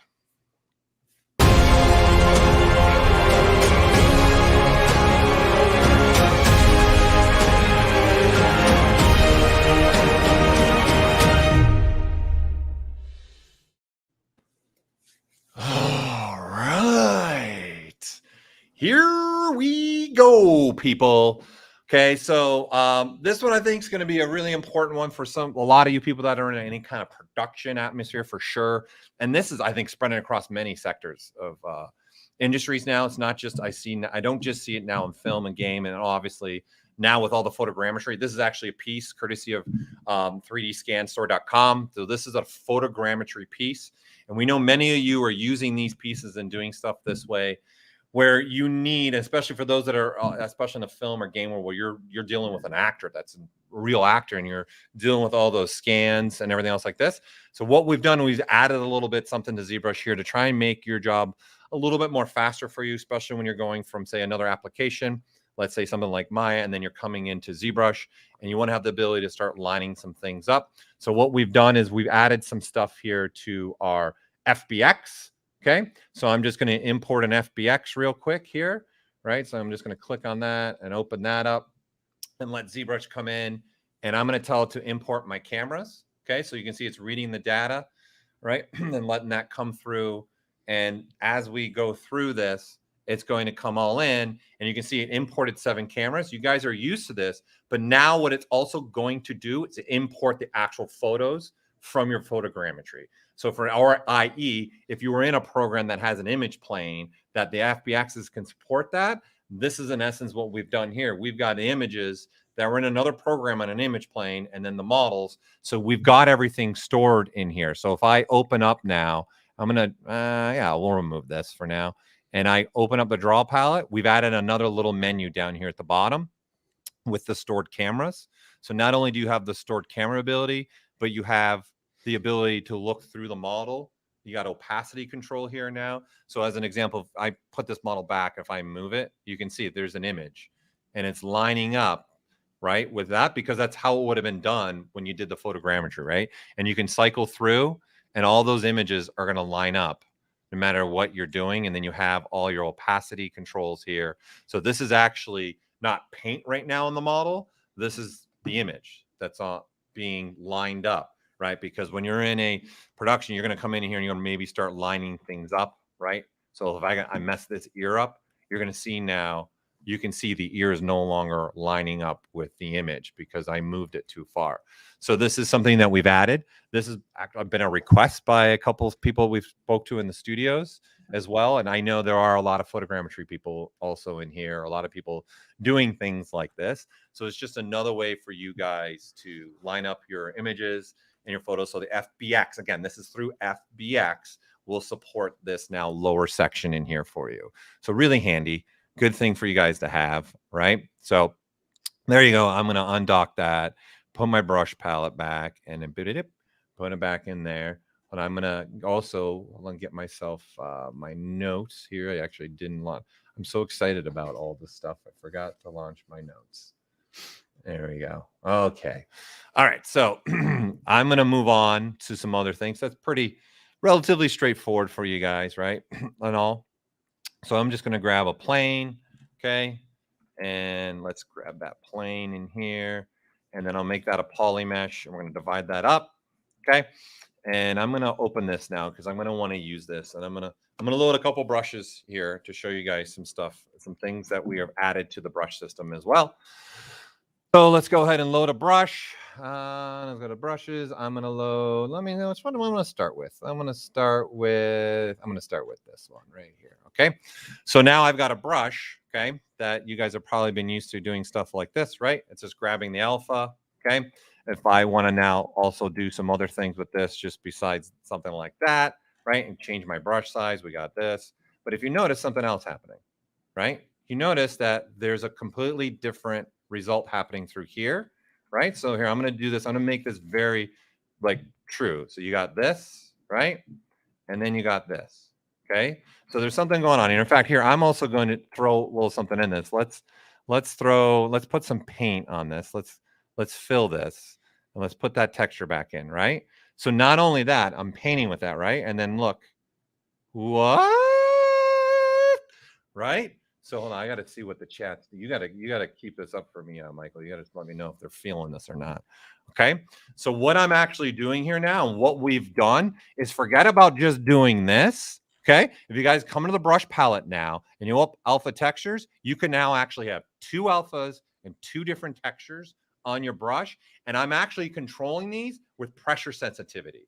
Okay. So I'm saying to ZBrush, when do I want this green texture, which is just the grass texture in ZBrush, right? And then this alpha, and then I'm using different pressure to control when do I want this with this texture, right? So I'm doing 4 things really at once. I'm swapping through this at once, right? I'm doing, this is a light, just a nice light stroke. And then if I go harsh, I got this, then back to a light. So you can see this can really start to be like a quick way to make some environment. And I know you guys all have some crazy, awesome alphas that you're going to have just a blast with this and some coloring in here, right? Just like that. I can just quickly switch between things. And there, I am art. There. I'm doing it, people.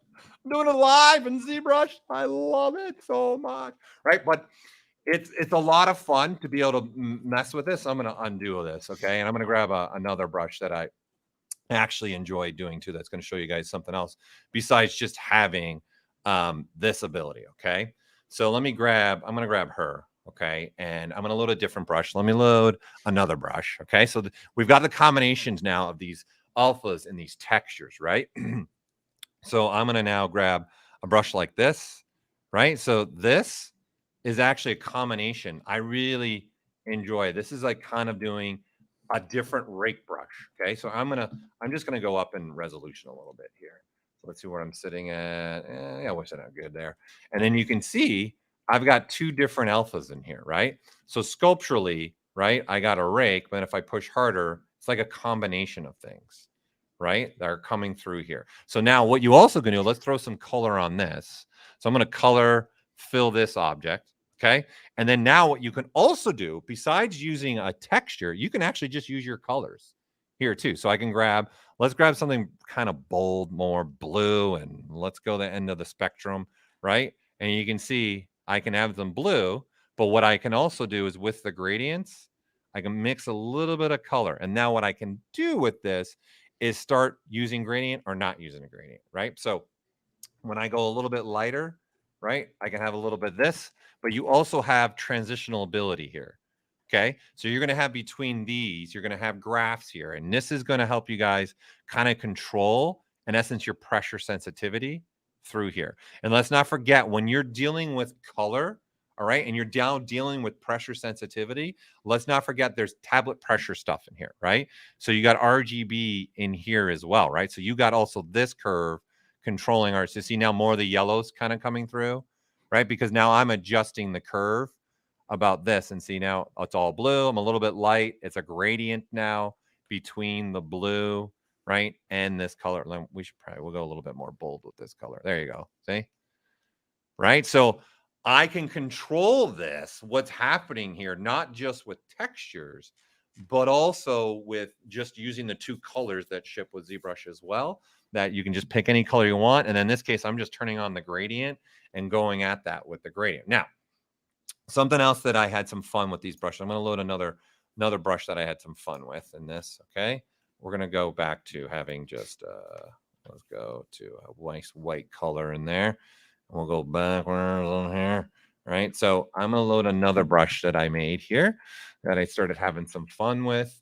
Let me see, where are you at? Clay ring. There you go. Open that up. Okay. So here's another one that I made. It's kind of just another rake, but then also with a flattening, right? So this is what I'm saying. Like, it's also just not about painting too with this. It's also about coming up with some brushes. And now, don't forget, you can do Z add and then start flattening that, then add it in a rake wise. And again, I'm changing pressure sensitivity to go through this, right? That's all I'm doing, right? And then this particular one has these two alphas. Now, what's really cool about this, and the things that you guys want to think about, you guys are seeing a theme in the summit, right? How all these artists are also using multiple features together, right? And when we start developing things like this, my mind actually starts going that way. So I'm just going to go back, right? And my mind immediately goes, what about thick skin? Right? Throwing a little thick skin on this. Now throwing some thick skin on with this brush just starts creating, see, I'll reach a plateau, right? And then now I can build and then push harder and get right into that plateau and then push a little bit softer and start knocking out. Think about this, like some of the stuff that even Id was showing, right? Some people were asking how to transition from hard surface to organic. This brush is kind of even giving me some of that feeling where I can go straight now, get rid of a lot of it more, start chiseling into the surface more, like a chisel, like a hammer, and then switching immediately to a rake, right? So for those that have done clay sculpting, that's kind of what I was going for with this brush. I was trying to combine elements of, I've got like a little flat piece of mantle, or some people use like a piece of wood, bam, knock on that clay, right? And throw it with some rake, right? And now I'm just throwing in the mix here, I'm throwing in some thick skin here, right? So I know a lot of you are going to be having some fun with this. Some of you I know are Ashley. I'm looking at you right now, Ashley. I know you're going to be having some. Michael, I know your gears are going right now, Mike, right? I know Got my notes out. now. I know there's many of you. I know I saw some Shane. I saw Rodolfo, a bunch of you in there. Okay. So you guys are now going to have this ability to have 2 alphas per brush, 2 textures to a brush, or you can even just use coloring with some gradient to a brush. And you can have a lot of fun. I've made some brushes that even look like oil painting a little bit, right? Which is like a building up on the surface. Let's see if I think I can load. Here we go. This is, I think I called this one like an oil paint brush, right? So I've actually got colors in here, right? And then you see kind of looks like paint strokes a little bit. I really had some fun with this. So let me just quickly turn this off and we'll fill this with some color. So it's white and then start building up. And start building up with this. And I'm getting a mixture of the 2 textures, right? So I got these 2 textures. And again, the lighter I go, see, it's the lighter blue, right? See that? And then it's more of like I'm using different elements. And then the stronger I go, I'm doing this. And I'm using actually a circular alpha. And by the way, I'm adding another, again, it's like a cake, people. Yum, yum, yum, yum, yum, yum, yum. Okay? You're adding things. Now you're awake. Now you're awake. Okay, so I went in here and started using this streaks length to actually make this alpha look like kind of like a bristle strokes. That's what I took advantage of this feature, right? See, if I turn it off, this is all it is. But then I went into this and trying to make it look like actual nice brush strokes, but maybe a thicker brush, right? And then this is my a lighter brush, right? That has a wider bristles, or maybe this bristles have been used a lot. You know, I've been hanging out with Bob Ross's son, maybe even. Okay, there you go, right? So I called this one oil paint because I really felt like that's what it was doing for me. It looked like painting some oil for those that have been painters in a past life or in a current life right now, right? The ZBrush is also a painting application at the same time. Okay, so there you go. There is something else now that you guys are going to be able to do with your brush system, which is pretty cool for what you guys are going to be able to do. Okay, cool. A lot of fun. I'm not done. I am not done. Okay, so we don't need this anymore. Let's close this. And I'm going to just go back to a basic brush. Let's grab, oh, yes, let's grab these cubes. Beautiful. Just gorgeous. Love them. Yeah, they're nothing, but I'm going to do this because it's going to be a visual cue for you guys. It's all going to make this really easy. I know this is the most difficult sculpt I've shown you guys yet. I understand. I'm with you right now, okay? What we've done now is in subtools, we've actually added an alignment. Like this has been a big one for me. You guys are now going to have the ability to align your subtools. And not only that, this is a single subtool, okay? So I'm going to be able to come in here and say, this is just like what you guys are used to. If I want to align it, boom, they're aligned along the top, right? And it's that simple. You just click on your alignment. You guys are probably used to this, aligning them all in the center right there. Now you're awake. The claps are happening, right? So you can align these however you want. Now, what's great about this and what's very interesting about this, because we're in the world of 3D, so we also want to take advantage of that. We're just not in the world of 2D here, okay?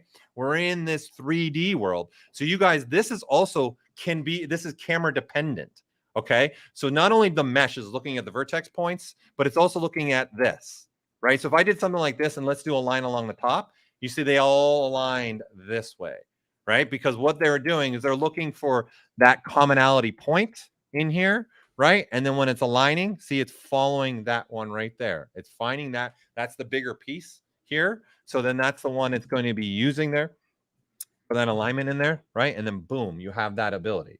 Okay, so it's not just about looking at and just saying align the meshes themselves, right? We're going to also be able to take advantage of having different camera positioning and then aligning those right along that way. Okay, I know you're going to find many ways to use this, but it doesn't end there, right? This is just using a single mesh. Okay, I could even come to say something like, let's switch to this guy, my samurai guy that I was working on for this.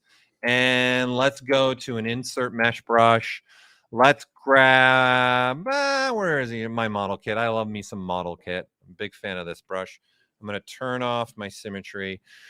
And let's say we're going to use this, right? So now you guys, with this ability, okay, and this is something maybe where I've always wanted to do this. So I want to place certain things in a certain area, right? So I want, and well, we'll throw on symmetry actually. And I want to place one there. And then I want to place one there. And then maybe I want another one there, right? So now they're different sizes. Okay. So I want to overcome that. This is not new, but this is something that you guys should all know. My draw size is controlling this, right? So if I go with, let's go with the size of 6. Okay. So when I draw it out, I can hold the control key, right? And then I can draw it out, hold the control key. And I can draw it out and hold the control key, right? This is great. So there's been times where I'm like doing something. I want this actually up here. And then I want another one there, and then I want another one there, right? And then this is on one subtool. So what I'm going to do is actually solo this out, okay? And then I'm only going to look at these, right? And then now you can also even align these. So I close my subtool pal, and I can say align those, and see now they're aligned, right? Because this is not something a curve's going to be able to do, because these are all sitting in different spots along here. I chose this as the artist, but there's no way I was going to be able to sit there and get them exactly in the same location with an insert mesh brush. Obviously, I know where everyone's mind's going. Some of you, I'm looking, Michael, I know where your mind's going. Nano mesh would work for something like this, but it wouldn't, because my geometry is also doing this, right? Because it's following the curvature. So it wouldn't work. This is just a prime example of now I can take advantage, draw something out, then show the whole model again, and then there you go. They're across the chest, because that's where I want them. I want to cross the chest on this guy, and then that's what I'm looking for, right? And again, this is just using it by using one mesh at a time. Now, there's a reason why I soloed this out, because now I'm going to go to something else. Let's switch to this. Drust, if you're watching, probably not. We're going to do the old Drust toys that he made, making for his daughter. So here's a prime example. This is multiple subtools now. Okay, so I've got multiple subtools, and you can see the stuff is not aligned, right? It's not working right. It's not for me, right? And if we even turn on our floor, you can see the things aren't aligned, right? And in fact, the original one of this had some alignment off. So you guys are going to be able to align by subtools, okay? And this is going to be beneficial, and this will work for you really well. So what you're going to do now is select the subtool that in essence that you want to make the bounding box subtool to be looked at, right? And so in this case, I'm using these blocks. Drust made these when there was 4R8, which was forever ago now, it seems. I don't even know what year that came out anymore. I think 2016, maybe I want to say 2016 that came out. I'm throwing it out there. Go ahead. Someone go find that. Someone in my chat room, see if I'm right on that year. Just throw it out there, okay? So what I'm going to do now is I'm going to align all the other subtools to fit to the bottom of these cubes. So here, I'm going to zoom in closer to just this area so you guys can visually make sure you really are seeing what's happening here. This is something that I've always wanted here, some nice alignment happening, okay, in here. So now that's my selected subtool. Scroll down and say I want to align to the floor, in essence, to the bottom. Let it go through the motion. Boom, done. Right? So now all my subtools, and in this case, for this example, that's exactly what I would want, right? Especially if you're going to start setting up a scene like this, and then you want to go render. when you go render, you don't want to have like floating trucks and cubes and Legos here, right? So that's really important. Or for that matter, you're going to send this out to any other application that you want to send it out to. You know, those are all aligned along the bottom for you, right? So it comes in really handy for you guys to be able to do things like this, okay? So you can use this alignment based upon subtools or based upon an individual mesh, okay? So if you guys are gonna wanna use this with an individual mesh and you have multiple subtools, just make sure you either switch to solo mode or you turn off all your subtools and just look at that one, because this is going to look at all the subtools, okay? And then, of course, I just gave you an advantage of using it this way, okay? So there you go. That's a nice thing that's been added to it. Now, besides that, okay, we also have something else here. I'm going to duplicate this, okay? I'm just going to duplicate this. And for this one, let's just look at just that one. And I'm going to delete this now, okay? Boom, delete hidden, okay? And then now let's say you've done something where you've done something like this. Okay, I like that one. And then you've done this. Then you've done something like this, right? And then you've done something like this, let's just say, okay? Now you guys are also going to have the ability, besides alignments, okay? You also have redistribute, okay? So some of you are probably used to this as well in other applications, and maybe especially like obviously this is in Photoshop as well. The alignments are in Photoshop, but we're dealing with 3D. So you guys can click on any of your redistributes, and now it's redistributing and giving you the exact same distance between each one. And I know you guys have all done this at some point. You've done something out, you've drawn out multiple meshes, and you realize, oh man, I want those to be redistributed and make sure the gap's the same, right? So there you go. You're going to have this like alignment. You can redistribute across all the avenues again as well, have all 6 options for your redistributing. I think that probably sums it up, right? You guys get it. It's just rearranging these meshes, right? So, and if the meshes are bigger, what ZBrush is going to do, it's looking at the center of the mesh, right? So some of these are bigger, it's still going to look at that center of that mesh. So if I make here, let's redo some of these, and I'll make this one maybe taller and a little bit wider. And then let's take this one and make this one maybe a little bit skinnier, and we'll move it here, right? Okay, so when I redistribute it, they are redistributing, right? Okay, but it's looking at the center of this, the center of this, the center of this, the center of this, and center of this. And that's where it's trying to figure out and redistribute for you too. Okay, so they can have different size. That's totally fine to be able to do something like this.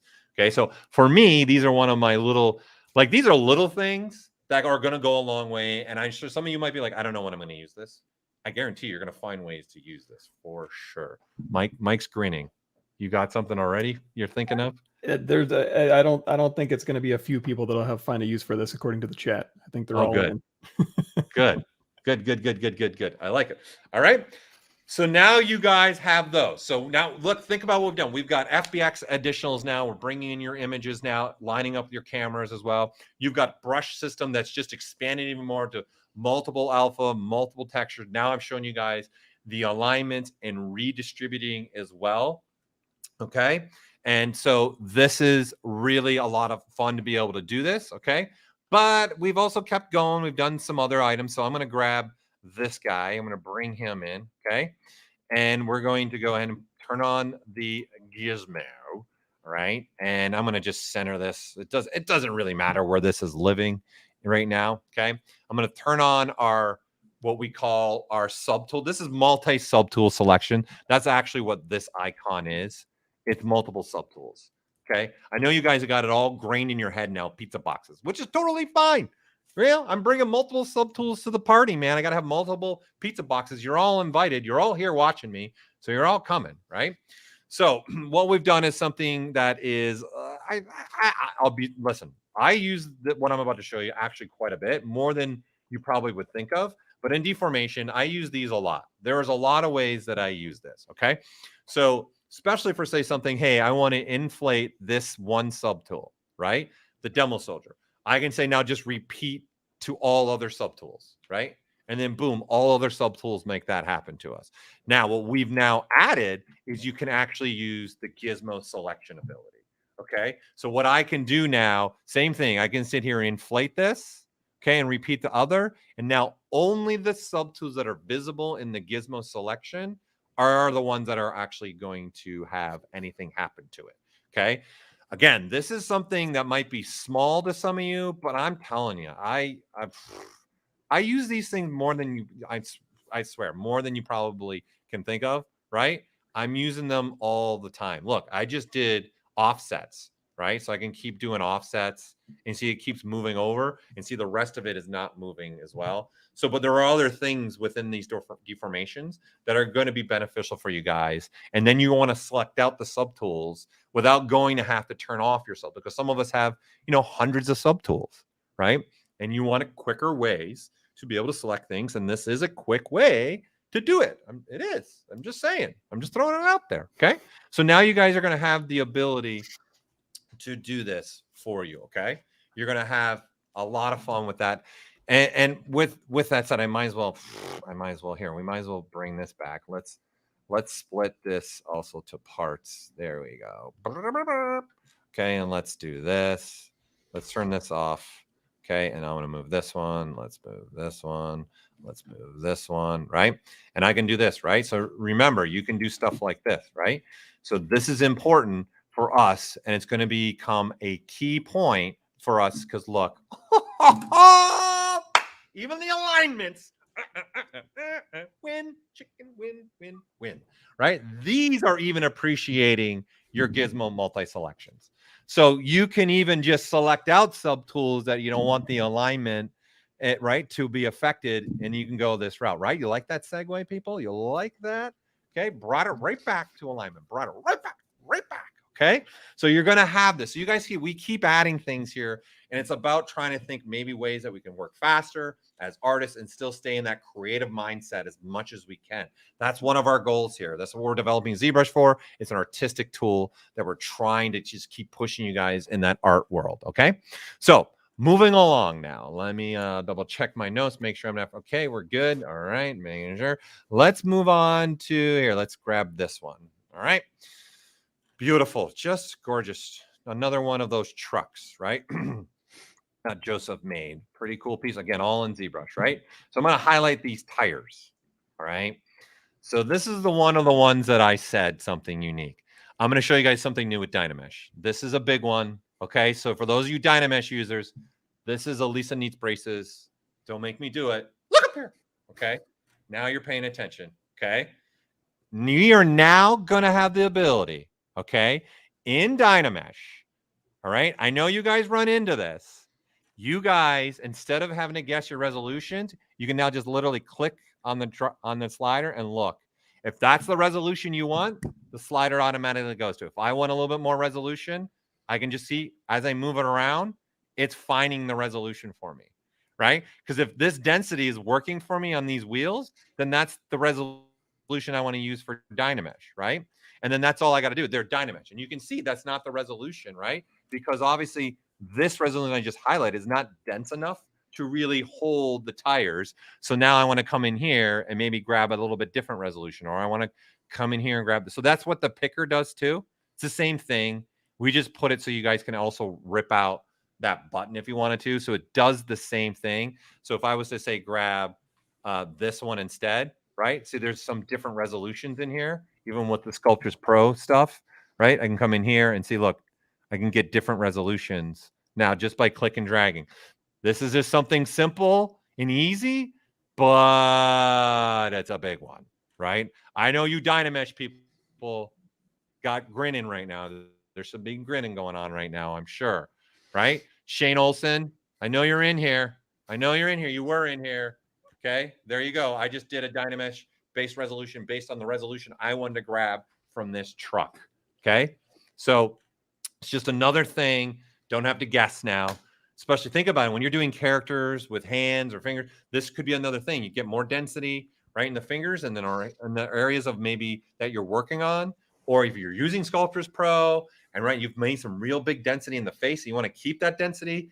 And now you want to turn it into a Dynamesh. There you go. We're just giving you a workflow for that, right? Super, super handy, right? I can't get any easier. It's a simple, simple thing to do now for you all, right? So there you go. There was the addition to Dynamesh that I was hinting at when we were talking about Dynamesh today, okay? So really, really simple thing to do. Just click and drag over, get the resolution that you want, right? Okay, so moving along. Okay, let's grab this cube. All right, and let's start going. All right, let's go ahead and again, let's pull this up. And I'm going to close these just so we have this, okay? And I'm going to go ahead. I'll just switch brushes, I guess. I'll go to a standard brush, all right? And what I want to do now is this is also very handy. And I think there's been some stuff today and yesterday, people using things. Again, and we're going to give you another additional enhancement to the brush system here, okay? This has been here, but I don't think people have really taken full advantage of it. And that's having surface, okay? So you guys can actually, instead of applying, so you know what Marcin was doing today, right? He was making surface and throwing in surface noise. You guys have always been able to apply that actually to a brush, okay? So for, as an example, if I grab this, all right, and I'm even going to throw in an alpha on this, okay?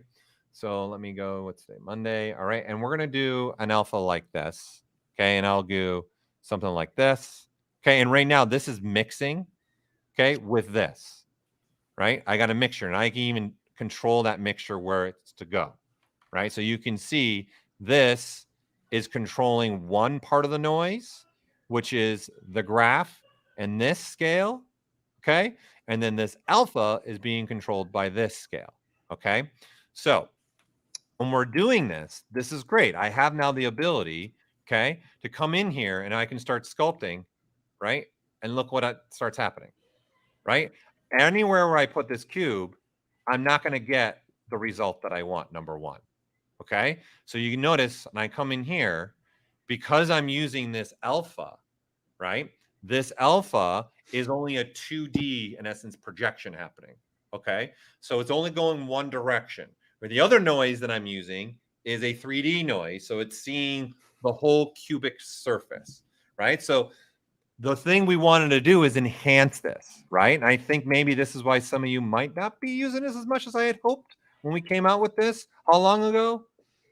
I don't know, 9 years ago, 10 years ago. This has been here for a long time. Now you guys have, and maybe now you're all going to use it more. Here we go, even more than I've seen, local projection mode, okay? So now you guys can do this, right? And then I can actually now turn and get the exact same noise, turn, and I can go now anywhere on this cube and get that noise to be wherever you want, right? And then now it's repositioning that noise for us, right? So it'll start working together for me. And not only that, what I really like about this as well is this, because now this is locally on, we've got a dynamic scale and we've got a slider here. So this is also going to work with brush size. So now, right, I don't have to go in here and edit in here. I'm sure you guys have all used this where you're going and edit these scales. Like you want to go smaller or bigger, right? This kind of a thing. You guys with this now, you don't even have to do that. If you go with a smaller brush size, the noise gets smaller. If you go with a bigger brush size, the noise gets bigger, right? So you don't actually even have to go adjust the noise anymore. Your brush size now can control how small you want that noise to be, right? So I can come anywhere and get that same noise. And then this is very different, okay, than just applying an alpha to the brush and turning on roll. Because you can see I can go anywhere and it's just seeing the whole noise as a unit. It's infinitely going, and I can keep sculpting through on this, right? And if I want that noise to be a little bit bigger, then I can go with the bigger brush size, and now I'll get a bigger noise, right? So, and then I can do a combination of this now, right? I can do one noise, one size here, and then go smaller and maybe get a little bit smaller version of that noise creeping into here. Think about what Marcin just showed us today, right? How you can really start to play with this and get some transitional different things in here. And then we have a multiplier. That's what this slider is, okay? It's multiplying this noise size on this brush, right? So it's 5 times. So if I drop this down to 2, okay, and you can see now it's not multiplying as much, right? So that's what this is. This is saying whatever the scale is that I've set in here, okay, go 5 times bigger based upon, and then your brush size, okay? So you either you have all the options here. You can make a smaller brush size and get something that small, or you can say a large brush size and then just say, I want to go a little bit smaller, and then see I can go a little bit smaller, right? So this is just another enhancement for you all to start pushing your brushes and going a different way, right? So you got to think about, let's recap again what we've got here that I've already shown right here today, not even counting last night's presentation of what's new in ZBrush, is you guys got now FBX improvements, importing, having images alignment. You have the ability of this surface noise now, and locally. You now have multiple alphas, multiple textures you can apply.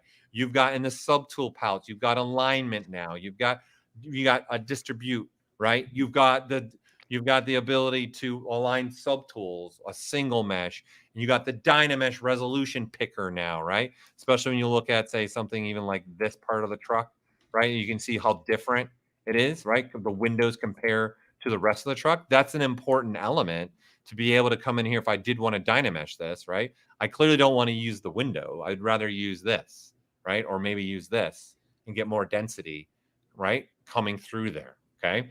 So this has been really a bunch of additions to try and push further along in the sculpting phase for us all. And then we've added more things to our gizmo. All right. So that's it for tonight. Those are all the new additions for tonight, but there's tomorrow night too, right? Let's not forget that. But before we do giveaways, I do want to also, everyone, let's do it. Michael, thanks for joining us and being a part of today. Oh, of course, man. Thanks for having me. It's always a blast. And I love seeing the new stuff, but now I'm like, God, I wish I could have used it on this project. I just had a Ninja Turtle I made that would have been perfect. But oh, yes. I saw you doing the rendering and the painting and all that for that. Yes. I saw it. Yeah, that looked sweet. Right. That was part of one of your sculpts that you do with like Mike Thompson and Danny Williams. Yeah. Right? Who's the fourth person? It was the Stylus League guys. Yeah, the Stylus League guys. Yes. Right. You made that during that stream, right? Yeah. So thank you so much for joining us, man, today, and taking the Monday out of your day to join us. Now, this is a way better Monday to start out with than my usual Mondays. So thanks for having me. I like this Monday. Good. Hopefully everybody's enjoying seeing the new stuff too. And you guys your minds are starting to roll with ideas of what you're going to be able to do, right? And don't forget, there's still tomorrow. Okay. So we still have tomorrow to go through some things in here, right? And not just that, but we've got more presentations tomorrow, right? We got more giveaways, and I got to finish off the giveaways tonight as well before we call it an evening. So let's not forget about that. All right. So just really quickly, for those of you, the start time tomorrow is different. It's even earlier. Okay. So we're starting at 8 in the morning tomorrow. That's when we're going to go live on camera. Okay. But we'll be starting the stream at least earlier so we can get all the blood going, the juices flowing through here. Okay. And again, we're going to be starting off with the ZBrush Live Streamers Challenge, which we've done every day from Sunday and today. So we got 6 different artists. Some of you guys are in here right now. I saw Oscar was in here. Steven, you've been in here. Shane. Right. So they're all going to be going with us in the morning, doing another kickoff. And then tomorrow, I'm going to have actually Jessica Drew rejoining me tomorrow. But we also are in the beginning of the day tomorrow, we're announcing the Sculpt Off winners. That's the first thing we're going to be doing, is saying who is our winners in the Sculpt Off. Okay. So we're going to be starting tomorrow with that. So for those of you that competed, you're going to definitely want to tune in the morning as well. Right. And then we've got Pitch Dev. It's going to be another great demo. And in fact, they're going to demo Bevel Pro again in their workflow. Right. So I showed that yesterday. So you're going to want to check that out. It's a great way to see how they work with film companies, game companies, multiple sectors, different companies doing design work, right? Doing development work, right? And they're going to show some really great hard surface stuff. And they've got some freebies to give away too during their presentation. So you're going to want to come and check them out as well.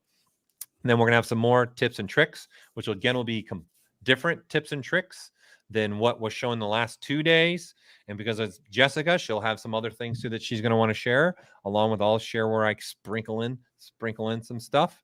And then we've got Neville Page joining us tomorrow, which another great presentation from a prolific film creator, great designer, works in the film industry with all the major directors, but he's done a lot of stuff in his career. So it's going to be a fun demo from him, presentation from him as well. Okay. And then we're finishing off the summit with another presentation from me showing you guys what's new that we've also been working on here in the hallways of Pixologic. Okay. So don't miss tomorrow. And again, you can click on these get reminders and they will take you to a calendar where you guys can get some email reminders. Now it's probably too late to get so you're only getting an hour notice because it usually does 24-hour, but this is the same calendar we use on ZBrush Live. It's right here. So all of our streamers that are on a regular basis, this is where you can also find out and get a remind me right here. So Michael's always streaming on here too every week, right? You're every week, right? Oh, I'm aggressively lazy. I'm once a month. Okay, once a month now. Once a month. Okay. But it's once a month, right? That's better than 0 a month. It's yeah. Well, 1 month, it's a lot more than you when you're prepping for streams and stuff. It's quite a bit of work, right? And I talk fast, so it's a lot of content packed into that once a month. Yeah, I'm the same way. I talk fast. Blah blah blah blah blah blah. Right? Listen, they like it. All right, let's do some giveaways. Okay, let's finish off some giveaways here. All right, let's start with this one. Okay, let's do another figure from our friends at Good Smile Company and Max Factory. Okay, so here is the figure that you're going to get. Let me draw the winner. All right, and here is our winner. Maria Fernandez, you have just won this Max Factory Good Smile Company figure. Okay, and then they'll be shipping this on. Again, when it comes to the physical items, please give time for us to be able to get you with contact with the sponsor, figure out the shipping, because wherever you are in the world, they got to figure out how to get that to you. So it might take some time, maybe give it like 6 to 8 weeks, the usual thing. It'll probably be faster than that. But again, you got to give it time, especially with the world we're living in today, with all the shipping and stuff because of the pandemic. So give it some time, please, for those that are getting physical items. Okay. All right, let's go. Let's finishing off some more prizes here. Let's do this one next. Let's do another keyboard from 3D Connection. Let's do another keyboard from 3D Connection. Let's draw that winner. Okay. And confirm winner. All right. And Christian Morales. You have just won the 3D Connection keyboard. That's a wireless keyboard. The numpad's also wireless. And again, you can program these buttons up here for other programs. Obviously, ZBrush, you got the whole keyboard at your disposal for ZBrush, right? But not every program does that. Okay, so they've made some custom keying up here that you're going to be able to do some with other programs. I don't know what programs off the top of my head that it works with, but you got that. It's a new product. They just released it like last month. So you're getting something brand new here that just came out. Okay, so I'm going to, let's do another one here. Let's do this one. Okay, another XMD lifetime membership. So the toolbox. So again, this is giving you guys a plugin to ZBrush. It only works with ZBrush, but it allows you to search brushes, search textures, search alphas. You can tag things, you can like things, you can load UI elements from it. There's a lot you can do with this. And then it's a floating menu all over for you guys. So this is a great one for all of you. And now all the contestants that competed, okay, in the actual ZBrush Sculpt Off and submitted their image and didn't break the rules is getting one of these as well. Okay, so let me give the winner to this. And the winner for this is Jessica Swift. Jessica Swift, you have just won an XMD lifetime membership. Congratulations, Jessica. And I'm assuming you're all still here because you guys were all buckled up for what I just did, I'm sure. Everyone's still lingering around. All right. Congratulations, Jessica. So I got one more thing to give away. I got another thing to give away. Let me show the image. Another KeyShot Pro. Again, this is the full version of KeyShot Pro with the bridge. So this is a $2,150 $50 value. Okay. This is the full version KeyShot Pro with the bridge. So let's see who we have as the winner for this. And again, we're giving stuff away all next week. Next week, tomorrow. Man, my brain fried right now. All right, and our winner is for this Carter Lee. You are the winner of the KeyShot Pro, full version KeyShot Pro with ZBrush to KeyShot Bridge. Congratulations, right? I'm being a part of, and we got more of these that we're giving away tomorrow. So don't worry if you didn't get something today, come back tomorrow and we got more stuff that we're giving away. So that's it. I don't have anything else. Michael, thank you again for joining us in this adventure of, what is today? Monday? Yep. And day 3 of the summit, day 2 for presentations. So tomorrow's the last day of the ZBrush Summit 2021. And again, Jessica Drew will be joining me. For those that compete in the Sculpt Off, you're going to want to be there in the morning. We're going to be announcing those winners tomorrow morning, and again, right into the challenge stream with our streamers. Michael, anything last minute that you'd like to say? Parting words? I mean, I got to go back through all the videos and start taking some notes. And then I'm looking forward to tomorrow so I can add some more notes to my notes and get ready for the new version of ZBrush. Notes upon notes upon notes. Oh man, my notes are getting ridiculous, but it's all good. It sticks in my brain better. Yeah, and this is being, to Michael's point, this is being recorded. So yesterday's is already up on our YouTube, and this is going to be up on our YouTube today too. So you guys can go back and rewatch any of this right now. And then eventually we'll look at slicing each one of these presentations up into their individual videos as well. So you guys can just search and find that one video and rewatch that one video. Okay. Because this has been, actually I started a little bit late. So this one's been about 7 hours as well. So each day has been about 7 hours of straight streaming. Okay. So thank you everybody again for coming and being a part of the summit on this Monday. Really appreciate it. Good night for all you somewhere else in the world. Good afternoon for other people. Good morning for some people in the world. And I'm Paul Gabriel with Pixologic. This is Michael Popovich. This way. This way. Of Michael Popovich. Wait. Thank you for joining. We'll see you later. See you tomorrow. I'm out. Bye, everybody.